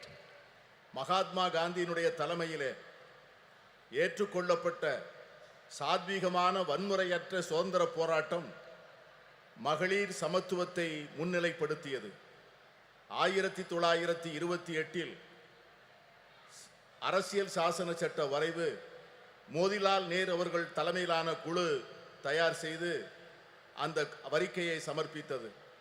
அதற்கு பிறகு கராச்சியிலே நடந்த அகில இந்திய காங்கிரஸ் மாநாட்டில் இந்த தேசத்தினுடைய முதல் பிரதமர் ஜவஹர்லால் நேரு அவர்கள் கராச்சி தீர்மானம் என்கிற பெயரிலே வடிவமைக்கப்பட்ட தீர்மானங்கள், இந்த இரண்டு ஆவணங்களும் பெண்களுடைய உரிமைகளை கொண்டாடுவதிலும் அவர்களுக்கு வாக்குரிமை அளிப்பதிலே சமத்துவம் வழங்கப்பட வேண்டும் என்பதையும், பொருளாதாரத்திலும் அரசியலிலும் செயல்பாடுகளிலே அவர்களுக்கு சரியான பங்கு தரப்பட வேண்டும் என்பதையும் வலியுறுத்தியது. இந்த இரண்டு ஆவணங்களும் அந்த அடிப்படையில் தான் நம்முடைய பெண்கள் ஒரு மிகப்பெரிய ஒரு சமூக மாற்றத்திற்கான முன்னெடுப்பை நோக்கி பார்க்க ஆரம்பித்தார்கள். இதைத்தான் எல்லோருக்குமான வாக்குரிமை, பாலின சமத்துவம், சோசலிச அறம் சார்ந்த சமூகம், இவைகளெல்லாம் அந்த இரண்டு ஆவணங்களில் சொல்லப்பட்ட அந்த விஷயங்கள் தான் பாபா சாஹேப் டாக்டர் அம்பேத்கர் அவர்கள் இந்திய அரசியல் சாசன சட்டத்தினை வரையறுக்கின்ற போது இந்த தத்துவங்களை உள்ளாங்கி அதை மேலெடுத்து செல்லக்கூடிய சூழ்நிலை ஏற்பட்டது. Who can forget what our first Prime Minister, Jawaharlal Nehru, once said, I quote, "If you educate a man, you educate one individual. However, if you educate a woman, you educate a whole family. Women empowered means India empowered," unquote. ஒரு பெண்ணை நீ படிக்க வைத்தால், ஒரு ஆணை நீ படிக்க வைத்தால் ஒரு தனி நபரை மட்டும் படிக்க வைக்கிறாய். ஆனால் ஒரு பெண்ணுக்கு கல்வி கற்றுக் கொடுத்தால் ஒரு குடும்பத்திற்கே கல்வி கற்றுத் தரப்படுகிறது. மகளிரை அதிகாரப்படுத்தினால் இந்தியாவை அதிகாரப்படுத்துகிறோம் என்கிற ஜவஹர்லால் நேரு அவர்களுடைய வார்த்தைகளை யார் மறக்க முடியும்? And we cannot ever forget the inspiring role Indira Amma in showing how a woman can lead with strength, ability, and leadership, combined with a deep sensitivity to the abolition of poverty. அன்னை இந்திரா காந்தி அவர்கள் காண்பித்த தலைமைத்துவம், அவர்கள் காண்பித்த ஆற்றல், அவர்கள் காட்டிய வழிகாட்டுதல் ஒரு பெண் எப்படி தலைமையேற்று செயல்பட முடியும் என்பதற்கான மிகப்பெரிய எடுத்துக்காட்டு. ஏழை எளிய மக்களுக்கான நல்வாழ்வை அளிப்பதற்கும் வறுமையை ஒழிக்க வேண்டும் என்கிற அர்ப்பணிப்போடும் அவர்கள் ஆற்றிய பணியை யாரும் மறக்க முடியாது. Rajiv ji, as we all know, brought in the historic 33% reservation for women in Panchayati Raj and local self-governments. This spurred an entirely new phenomenon of women entering roles of leadership at the grassroots level. அமரர் ராஜீவ் காந்தி அவர்கள் வரலாற்று புகழ்மிக்க 33 விழுக்காடு இடஒதுக்கீட்டை பெண்களுக்காக பஞ்சாயத்து ராஜ் சட்டத்திலும் உள்ளூர் ஆட்சி அமைப்புகளிலும் கொண்டு வந்தார். அந்த சட்ட திருத்தமானது சமூகத்தினுடைய அடித்தளத்திலே ஒரு மிகப்பெரிய மாற்றத்தை ஏற்படுத்தி பெண்களுக்கு தலைமை பொறுப்புகளை அளித்து ஒரு பெரிய சமூக புரட்சிக்கு வித்திடுகின்ற மிகப்பெரிய திட்டமாக அது அமைந்தது. It was a vital stepping stone towards the reservation on a similar 1/3 of seats in the Lok Sabha, which the Indian National Congress has pioneered in Parliament and outside.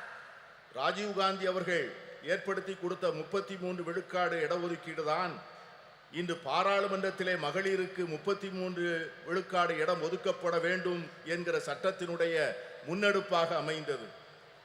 இந்த சட்டத்தை நிறைவேற்றுவதற்காக இந்திய தேசிய காங்கிரஸ் கட்சி பாராளுமன்றத்திற்குள்ளே பல முயற்சிகளை மேற்கொண்டது.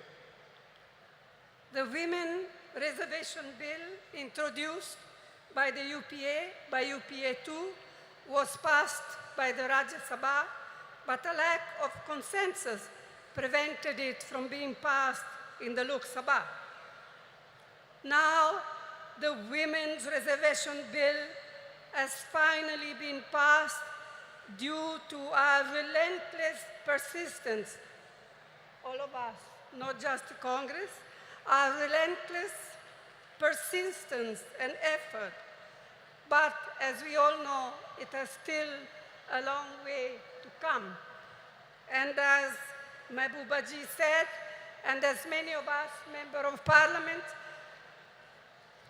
said in our intervention in Parliament, when is the bill now going to be implemented? In 1 year, in 2 years, in 3 years? We have no idea. Yes, I can see that some of you men are happy, but we are not. We women are not. And we are going to fight for it till we eventually get there, whether you men like it or not. மகளிர் இடஒதுக்கீட்டுக்கான சட்டம் ஐக்கிய முற்போக்கு கூட்டணி அரசால் 2010 March மாதம் 9ஆம் தேதி மாநிலங்களவையிலே நிறைவேற்றப்பட்டது. ஆனால் மக்களவையிலே ஒரு கருத்தொற்றுமையை உருவாக்க முடியாத காரணத்தினால் அந்த சட்டத்தினை நிறைவேற்ற முடியவில்லை. இப்பொழுது இந்த சட்டம் நிறைவேறியிருக்கிறது என்று சொன்னாலும் கூட இந்த சட்டத்திற்காக நாம் எடுத்துக்கொண்ட முயற்சிகளும் நாம் கொடுத்த அழுத்தங்களும் அதிகம். இங்கே பேசிய பல்வேறு உறுப்பினர்கள் பேசியது போல இந்த சட்டம் என்றைக்கு நடைமுறைக்கு வரும், என்று அமுல்படுத்தப்படும் என்கிற ஒரு தெளிவே இல்லாத ஒரு சூழ்நிலையிலே இந்த ஆண்டா அடுத்த ஆண்டா இன்னும் சில ஆண்டுகள் கழித்தா என்கிற ஒரு நிரந்தரமற்ற தன்மையிலே இந்த சட்டம் உருவாக்கி இருப்பது நாளை வருகின்ற இந்தியா கூட்டணி வந்துதான் இந்த சட்டத்தை நிறைவேற்றி தர வேண்டிய சூழ்நிலையை உருவாக்கும் என்கிற எண்ணத்தை தருகிறது. I'm glad to be able to say here today that the government of Tamil Nadu under Thiru Annadurai and then Thiru Karunanidhi laid the foundations of incredible changes in status and opportunity for women. Today, Tamil Nadu stands as a beacon of women's equality and women's development. அறிஞர் அண்ணா அவர்களுடைய தலைமையிலே அமைந்த அரசும் அதனைத் தொடர்ந்து கலைஞர் கருணாநிதி அவர்கள் தலைமையிலே தொடர்ந்த அரசும் எடுத்து கொடுத்த முன்னெடுப்புகளும் செயல்படுத்திய திட்டங்களும் பெண்களுடைய வாழ்க்கையிலே பல புரட்சிகரமான மாற்றங்களையும் முன்னேற்றங்களையும் தந்திருக்கிறது. அதன் அடிப்படையில் தான் இன்று தமிழ்நாடு இந்தியாவே புகழ்ந்து கொண்டாடக்கூடிய மகளிர் உரிமைகளிலும் மகளிருடைய சமத்துவத்தையும் கொண்டாடக்கூடிய ஒரு ஒளி விளக்காக திகழ்கிறது என்று சொன்னால் அது மிகையாக. In his historic 5 terms as Chief Minister of Tamil Nadu, Thiru Karunanidhi brought the provision of reservation for women in the police way back in 1973. வரலாற்று புகழ்மிக்க 5 முறை முதலமைச்சராக இருந்த கலைஞர் அவர்களுடைய ஆட்சி காலத்தில்தான் பெண்களுடைய காவல்துறையிலே பெண்களுடைய பங்கை அவர்கள் உறுதி செய்தார்கள். இன்று தமிழகத்திலே இருக்கின்ற காவல்துறையிலே 4 பங்கு பெண்களாக இருப்பது எவ்வளவு பெருமைப்படக்கூடிய ஒரு செயல். Today, a fourth of its police force, of Tamil Nadu police force, are women. இன்று இருக்கின்ற காவல்துறையினரில் 4 பங்கை சார்ந்தவர்கள் பெண்கள் என்கிற சூழ்நிலை இருக்கிறது.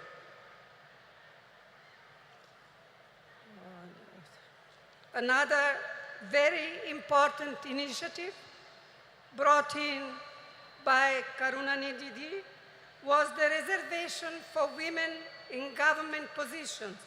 Today, women's participation in government services exceeds 30%. And I am told that just recently, Chief Minister M.K. Stalin has raised it to 40%. And I commend your Chief Minister for this. கலைஞர் கருணாநிதி அவர்கள் செய்த முக்கியமான மற்றொரு சீர்திருத்தம் என்னவென்று சொன்னால் அரசு பணிகளிலே பெண்களுக்கான இடஒதுக்கீட்டை செய்தது. அதன் விளைவாக அரசு பணிகளிலே 30 விழுக்காட்டை சார்ந்தவர்கள் பெண்களாக இருந்தார்கள். இன்று நம்முடைய முதலமைச்சர் ஸ்டாலின் அவர்கள் தலைமையிலே செயல்படுகின்ற அரசு அந்த 30 விழுக்காட்டை 40 விழுக்காடாக உயர்த்தி பெண்களை பெருமைப்படுத்தி இருக்கிறது.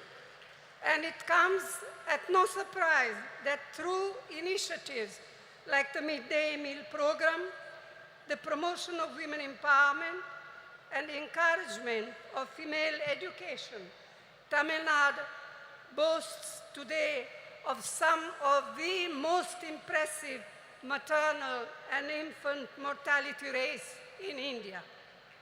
பெண்களுடைய நல்வாழ்வுக்காக தமிழக அரசால் எடுத்துக்கொள்ளப்பட்டிருக்கின்ற பல்வேறு திட்டங்கள், சத்துணவு திட்டங்கள், பெண்களுடைய நல்வாழ்வுக்காக எடுத்துக்கொள்ளப்படுகின்ற மருத்துவத்துறையிலே செயல்படுத்தப்படுகின்ற திட்டங்கள், தாய்மார்களுக்காகவும் பால் குடிக்கும் சேய்களுக்காகவும் அரசாங்கம் நிறைவேற்றுகின்ற பல்வேறு திட்டங்கள் மிக சிறப்பாக செயல்படுகின்ற காரணத்தினால்தான் இன்று தமிழ்நாட்டிலே தாய் சேய் இறப்பு விகிதம் இந்தியாவிலேயே மிக குறைந்த நிலையிலே இருப்பதற்கு காரணம் அதுதான்.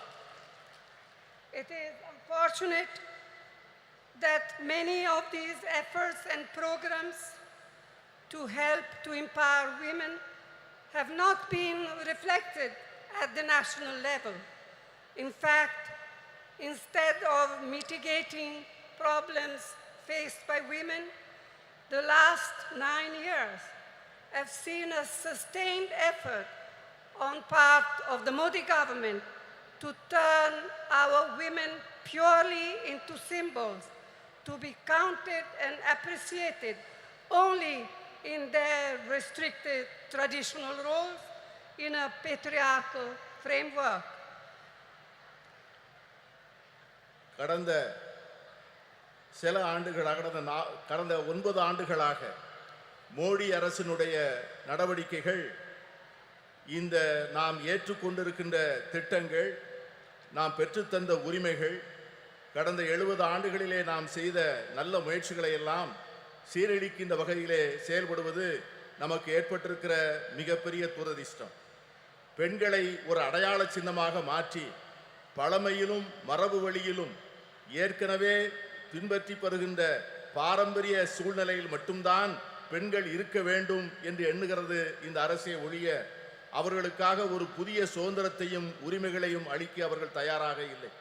இதை போலத்தான் எல்லா துறைகளிலும் எல்லா சுதந்திரத்திற்கும் சமத்துவத்திற்கும் அறம் சார்ந்த சமுதாயத்திற்குமாக நாம் பெற்ற அனைத்து உரிமைகளையும் கடந்த 9 ஆண்டுகளாக அவைகள் அனைவரும் தொடர்ந்து முறையாக சீரழிக்கப்பட்டு வருவதை நான் சுட்டிக்காட்ட விரும்புகிறேன்.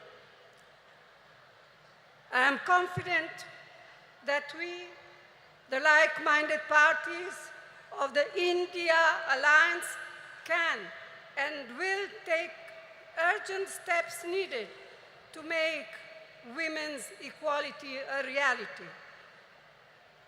நான் உறுதியாக நம்புகிறேன், நாம் ஏற்பாடு செய்திருக்கிற இந்தியா கூட்டணி என்கிற இந்த அற்புதமான ஏற்பாடு இதை போன்ற சமச்சீரற்ற தன்மைகளை எல்லாம் நீக்கி பெண்களுக்கு உண்மையாகவே அவர்களுக்கு ஒரு சமத்துவ உலகை உருவாக்கி கொடுப்பதற்கான மிக அவசரமான நடவடிக்கைகளை நிச்சயம் மேற்கொள்ளும் என்று நான் உறுதியாக நம்புகிறேன். And it is my fervent hope that we in the India Alliance will see to it that the bill will be implemented as soon as possible. We will all work together to see to it that it happens. நான் உறுதியாக சொல்லுகிறேன், India கூட்டணி என்பது நிச்சயமாக இந்த மகளிர் இடஒதுக்கீட்டுக்கான சட்டத்தை நிறைவேற்றிய தீரும். அதை நிறைவேற்றி ஒரு நல்ல சூழ்நிலையை நாம் ஏற்படுத்திய தீர்வோம். இங்கே குழுமி இருக்கின்ற நாம் அதற்கான உறுதியை எடுத்து அதை நோக்கி செயல்பட வேண்டும் என்று நான் கேட்டுக்கொள்கிறேன். This is our goal. This will be the India Alliance goal, and this is what we women must fight for. If we fight for all together, we shall be victorious.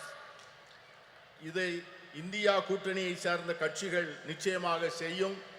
நாம் அனைவரும் சேர்ந்து போராடுவோம். நாம் அனைவரும் சேர்ந்து நிச்சயமாக இதனை சாதிப்போம்.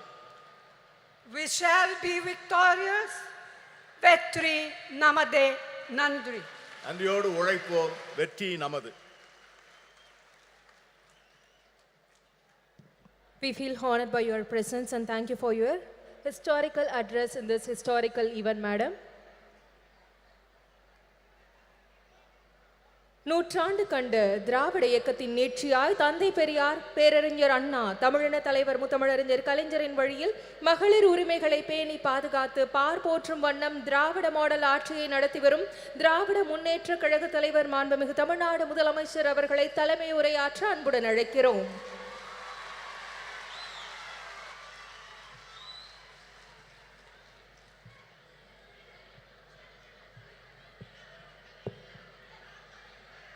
அன்புள்ள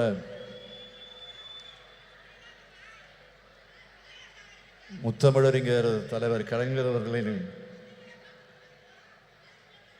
நூற்றாண்டு விழாவை ஒட்டி கழக மகளிரணியின் சார்பில் நடைபெற்று கொண்டிருக்கக்கூடிய மகளிர் உரிமை மாநாட்டில் கலந்து கொண்டு இங்கு எனக்கு முன்னால் உரையாற்றி அமர்ந்திருக்கக்கூடிய காங்கிரஸ் கட்சியினுடைய நாடாளுமன்ற குழுவினுடைய தலைவர் பெருமதிப்பிற்குரிய அன்னை சோனியா காந்தி அவர்களே, மாண்புமிகு நீர்வளத்துறை அமைச்சர் அண்ணன் துரைமுருகன் உள்ளிட்ட அமைச்சர் பெருமக்களே, முன்னிலை பொறுப்பை ஏற்று முனைப்பாக இந்த நிகழ்ச்சியை ஏற்பாடு செய்து வெற்றி கண்டிருக்கக்கூடிய கழகத்தினுடைய துணை பொதுச் செயலாளர், நாடாளுமன்ற குழுவினுடைய துணைத் தலைவர் என்னுடைய அருமை தங்கை கனிமொழி அவர்களே,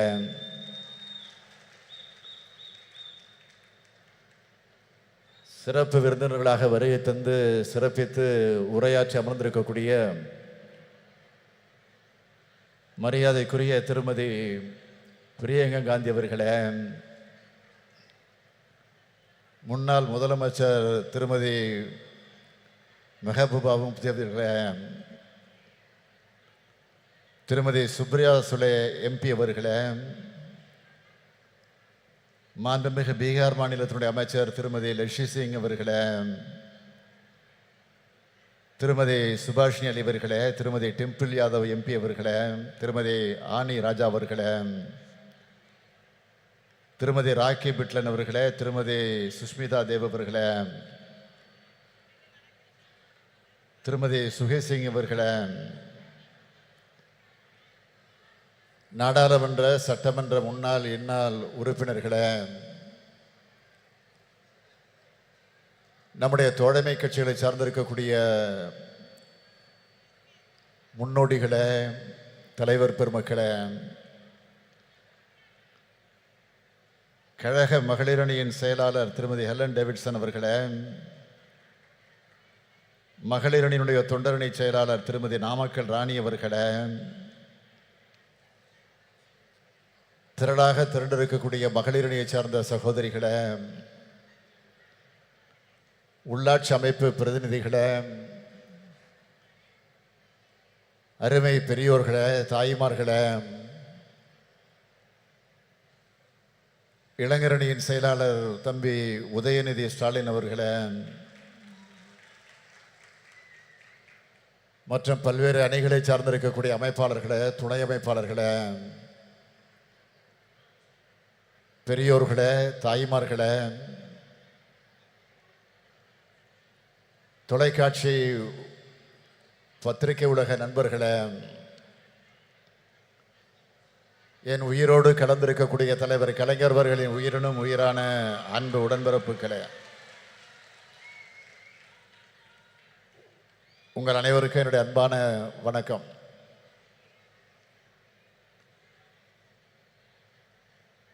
பெண்ணினத்தின் எழுச்சியின் அடையாளமாக இந்த மாநாட்டை ஒரு மாநில மாநாடு போல் ஏற்பாடு செய்து இதை எழுச்சியோடு நடத்தி கொண்டிருக்கிறார் நம்முடைய தங்கை கனிமொழி அவர்கள். அவர் கர்ஜனை மொழியாக, கனல் மொழியாக இப்போது நாடாளுமன்றத்தில் முழங்கி வருவதை பார்க்கும்போது கழக தலைவராக மட்டுமல்ல,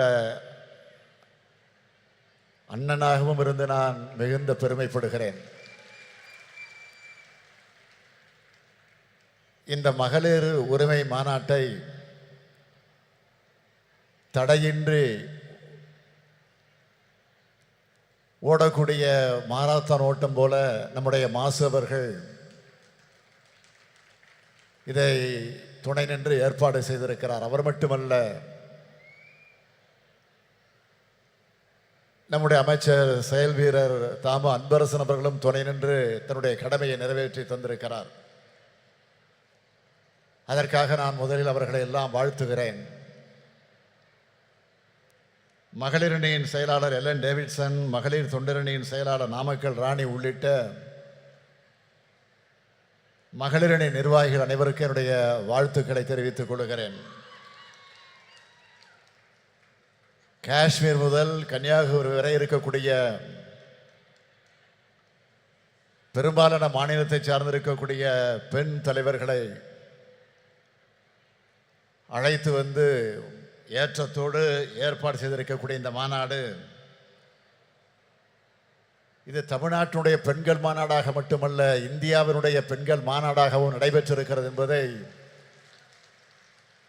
நான் பெருமையோடு பதிவு செய்து கொள்ள விரும்புகிறேன். இதுவரை சென்னை சங்கமம் நடத்தி காட்டிய தங்கை கனிமொழி அவர்கள் இப்பொழுது இந்திய சங்கமத்தை நடத்தி காட்டியிருக்கிறார்.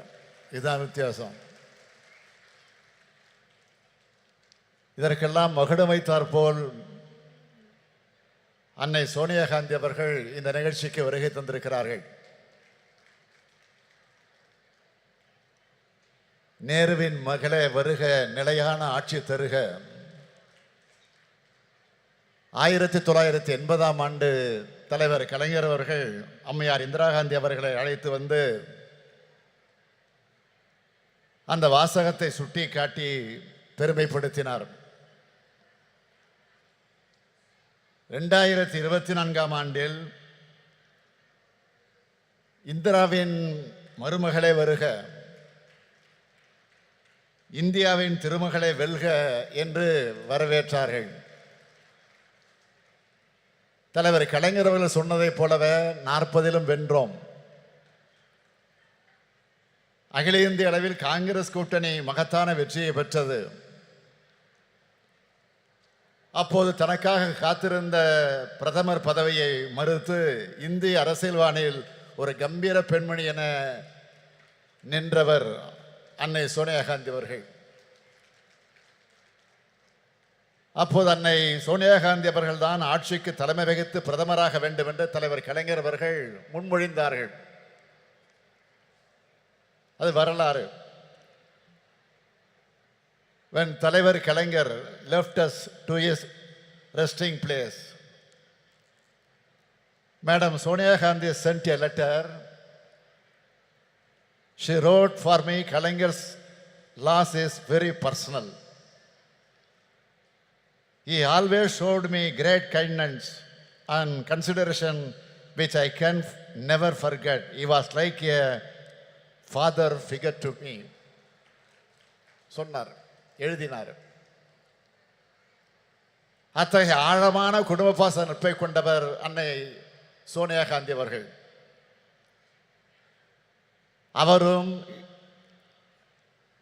இளம் அரசியல் ஆளுமையாக மிளிர்ந்து கொண்டிருக்கக்கூடிய அருமை சகோதரி பிரியா காந்தி அவர்களும் இங்கு வந்திருப்பது நமக்கெல்லாம் மகிழ்ச்சி அளிக்கிறது. தென்னகரில்லா மெஹபூபா முஃப்தி அவர்கள் ஒரு மாநிலத்தினுடைய முன்னாள் முதலமைச்சர். சுப்ரியா சோலை எழுந்தாலே நாடாளுமன்றத்தில் பாஜகவினர் அஞ்சி நடுங்குவார்கள்.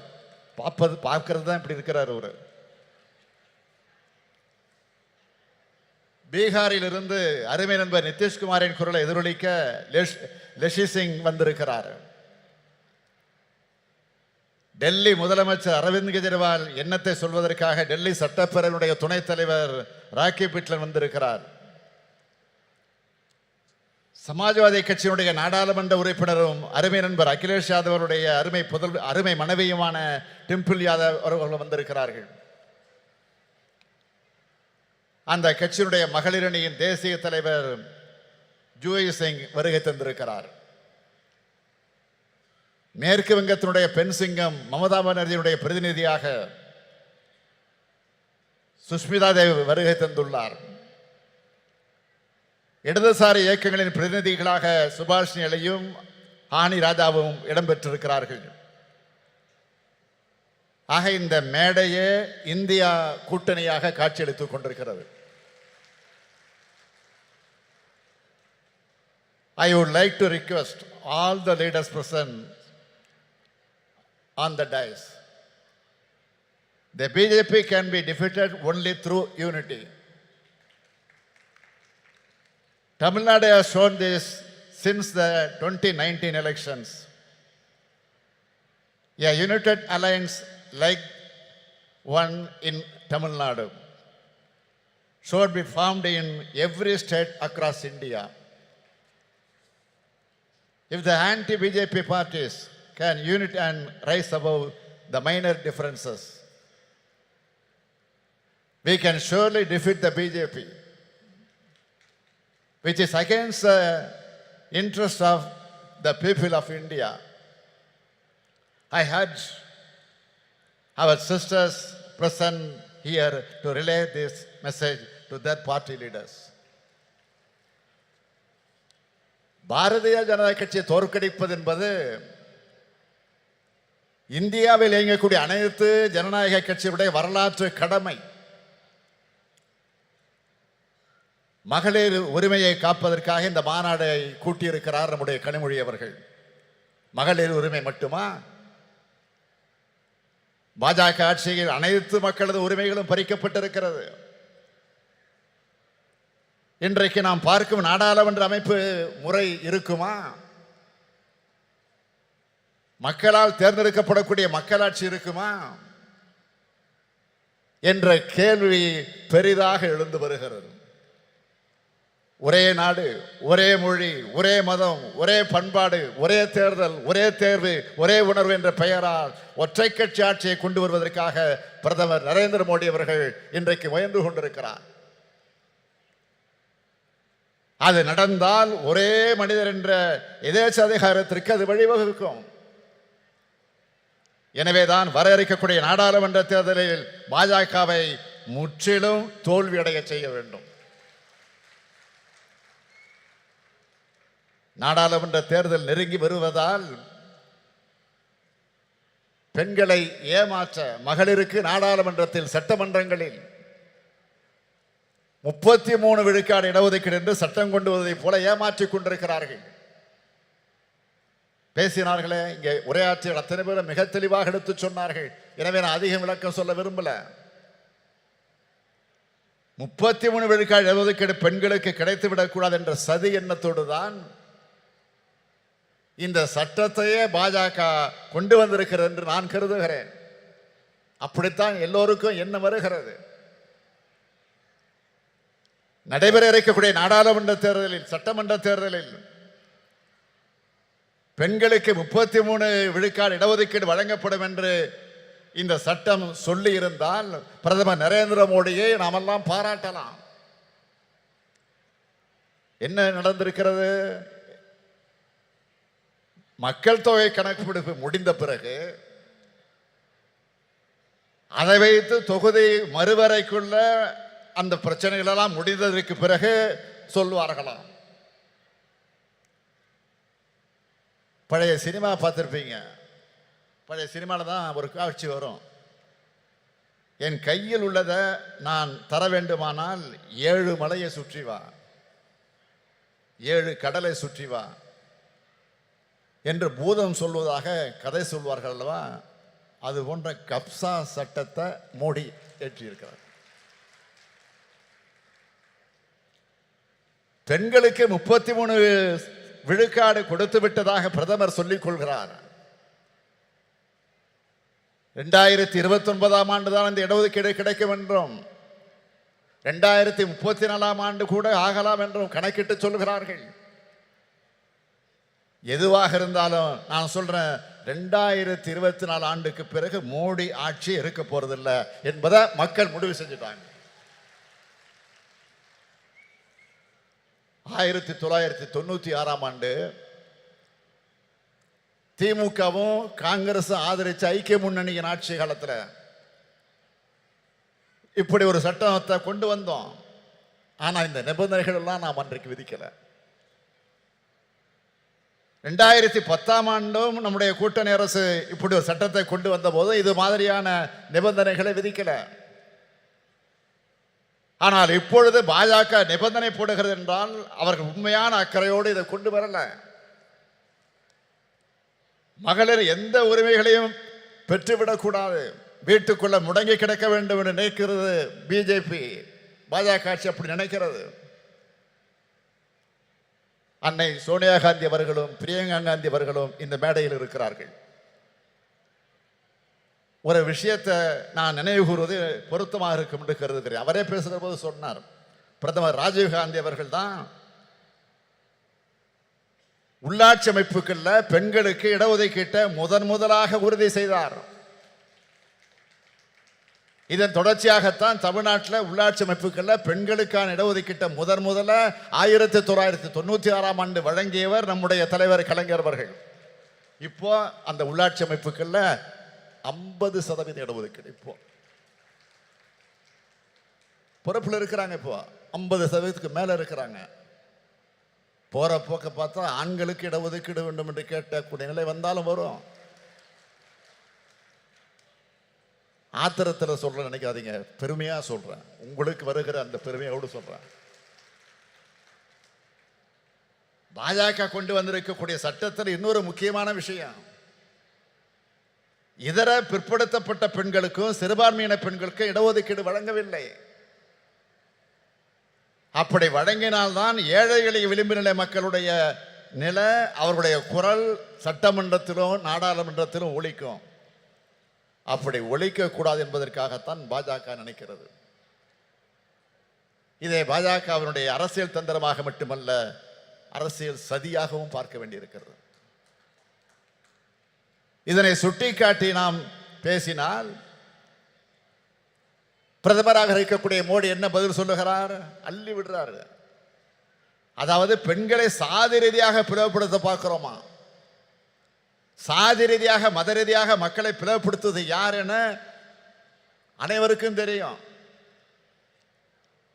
இடஒதுக்கீடு நாம் கேட்கிறோம் என்றால் சாதி ரீதியாக பிரிப்பதற்காக கேட்கிறோம் என்பதல்ல. அனைத்து மகளிரும் எல்லாவித உரிமைகளையும் பெற்றவர்களாக உயர வேண்டும் என்பதற்காகத்தான்.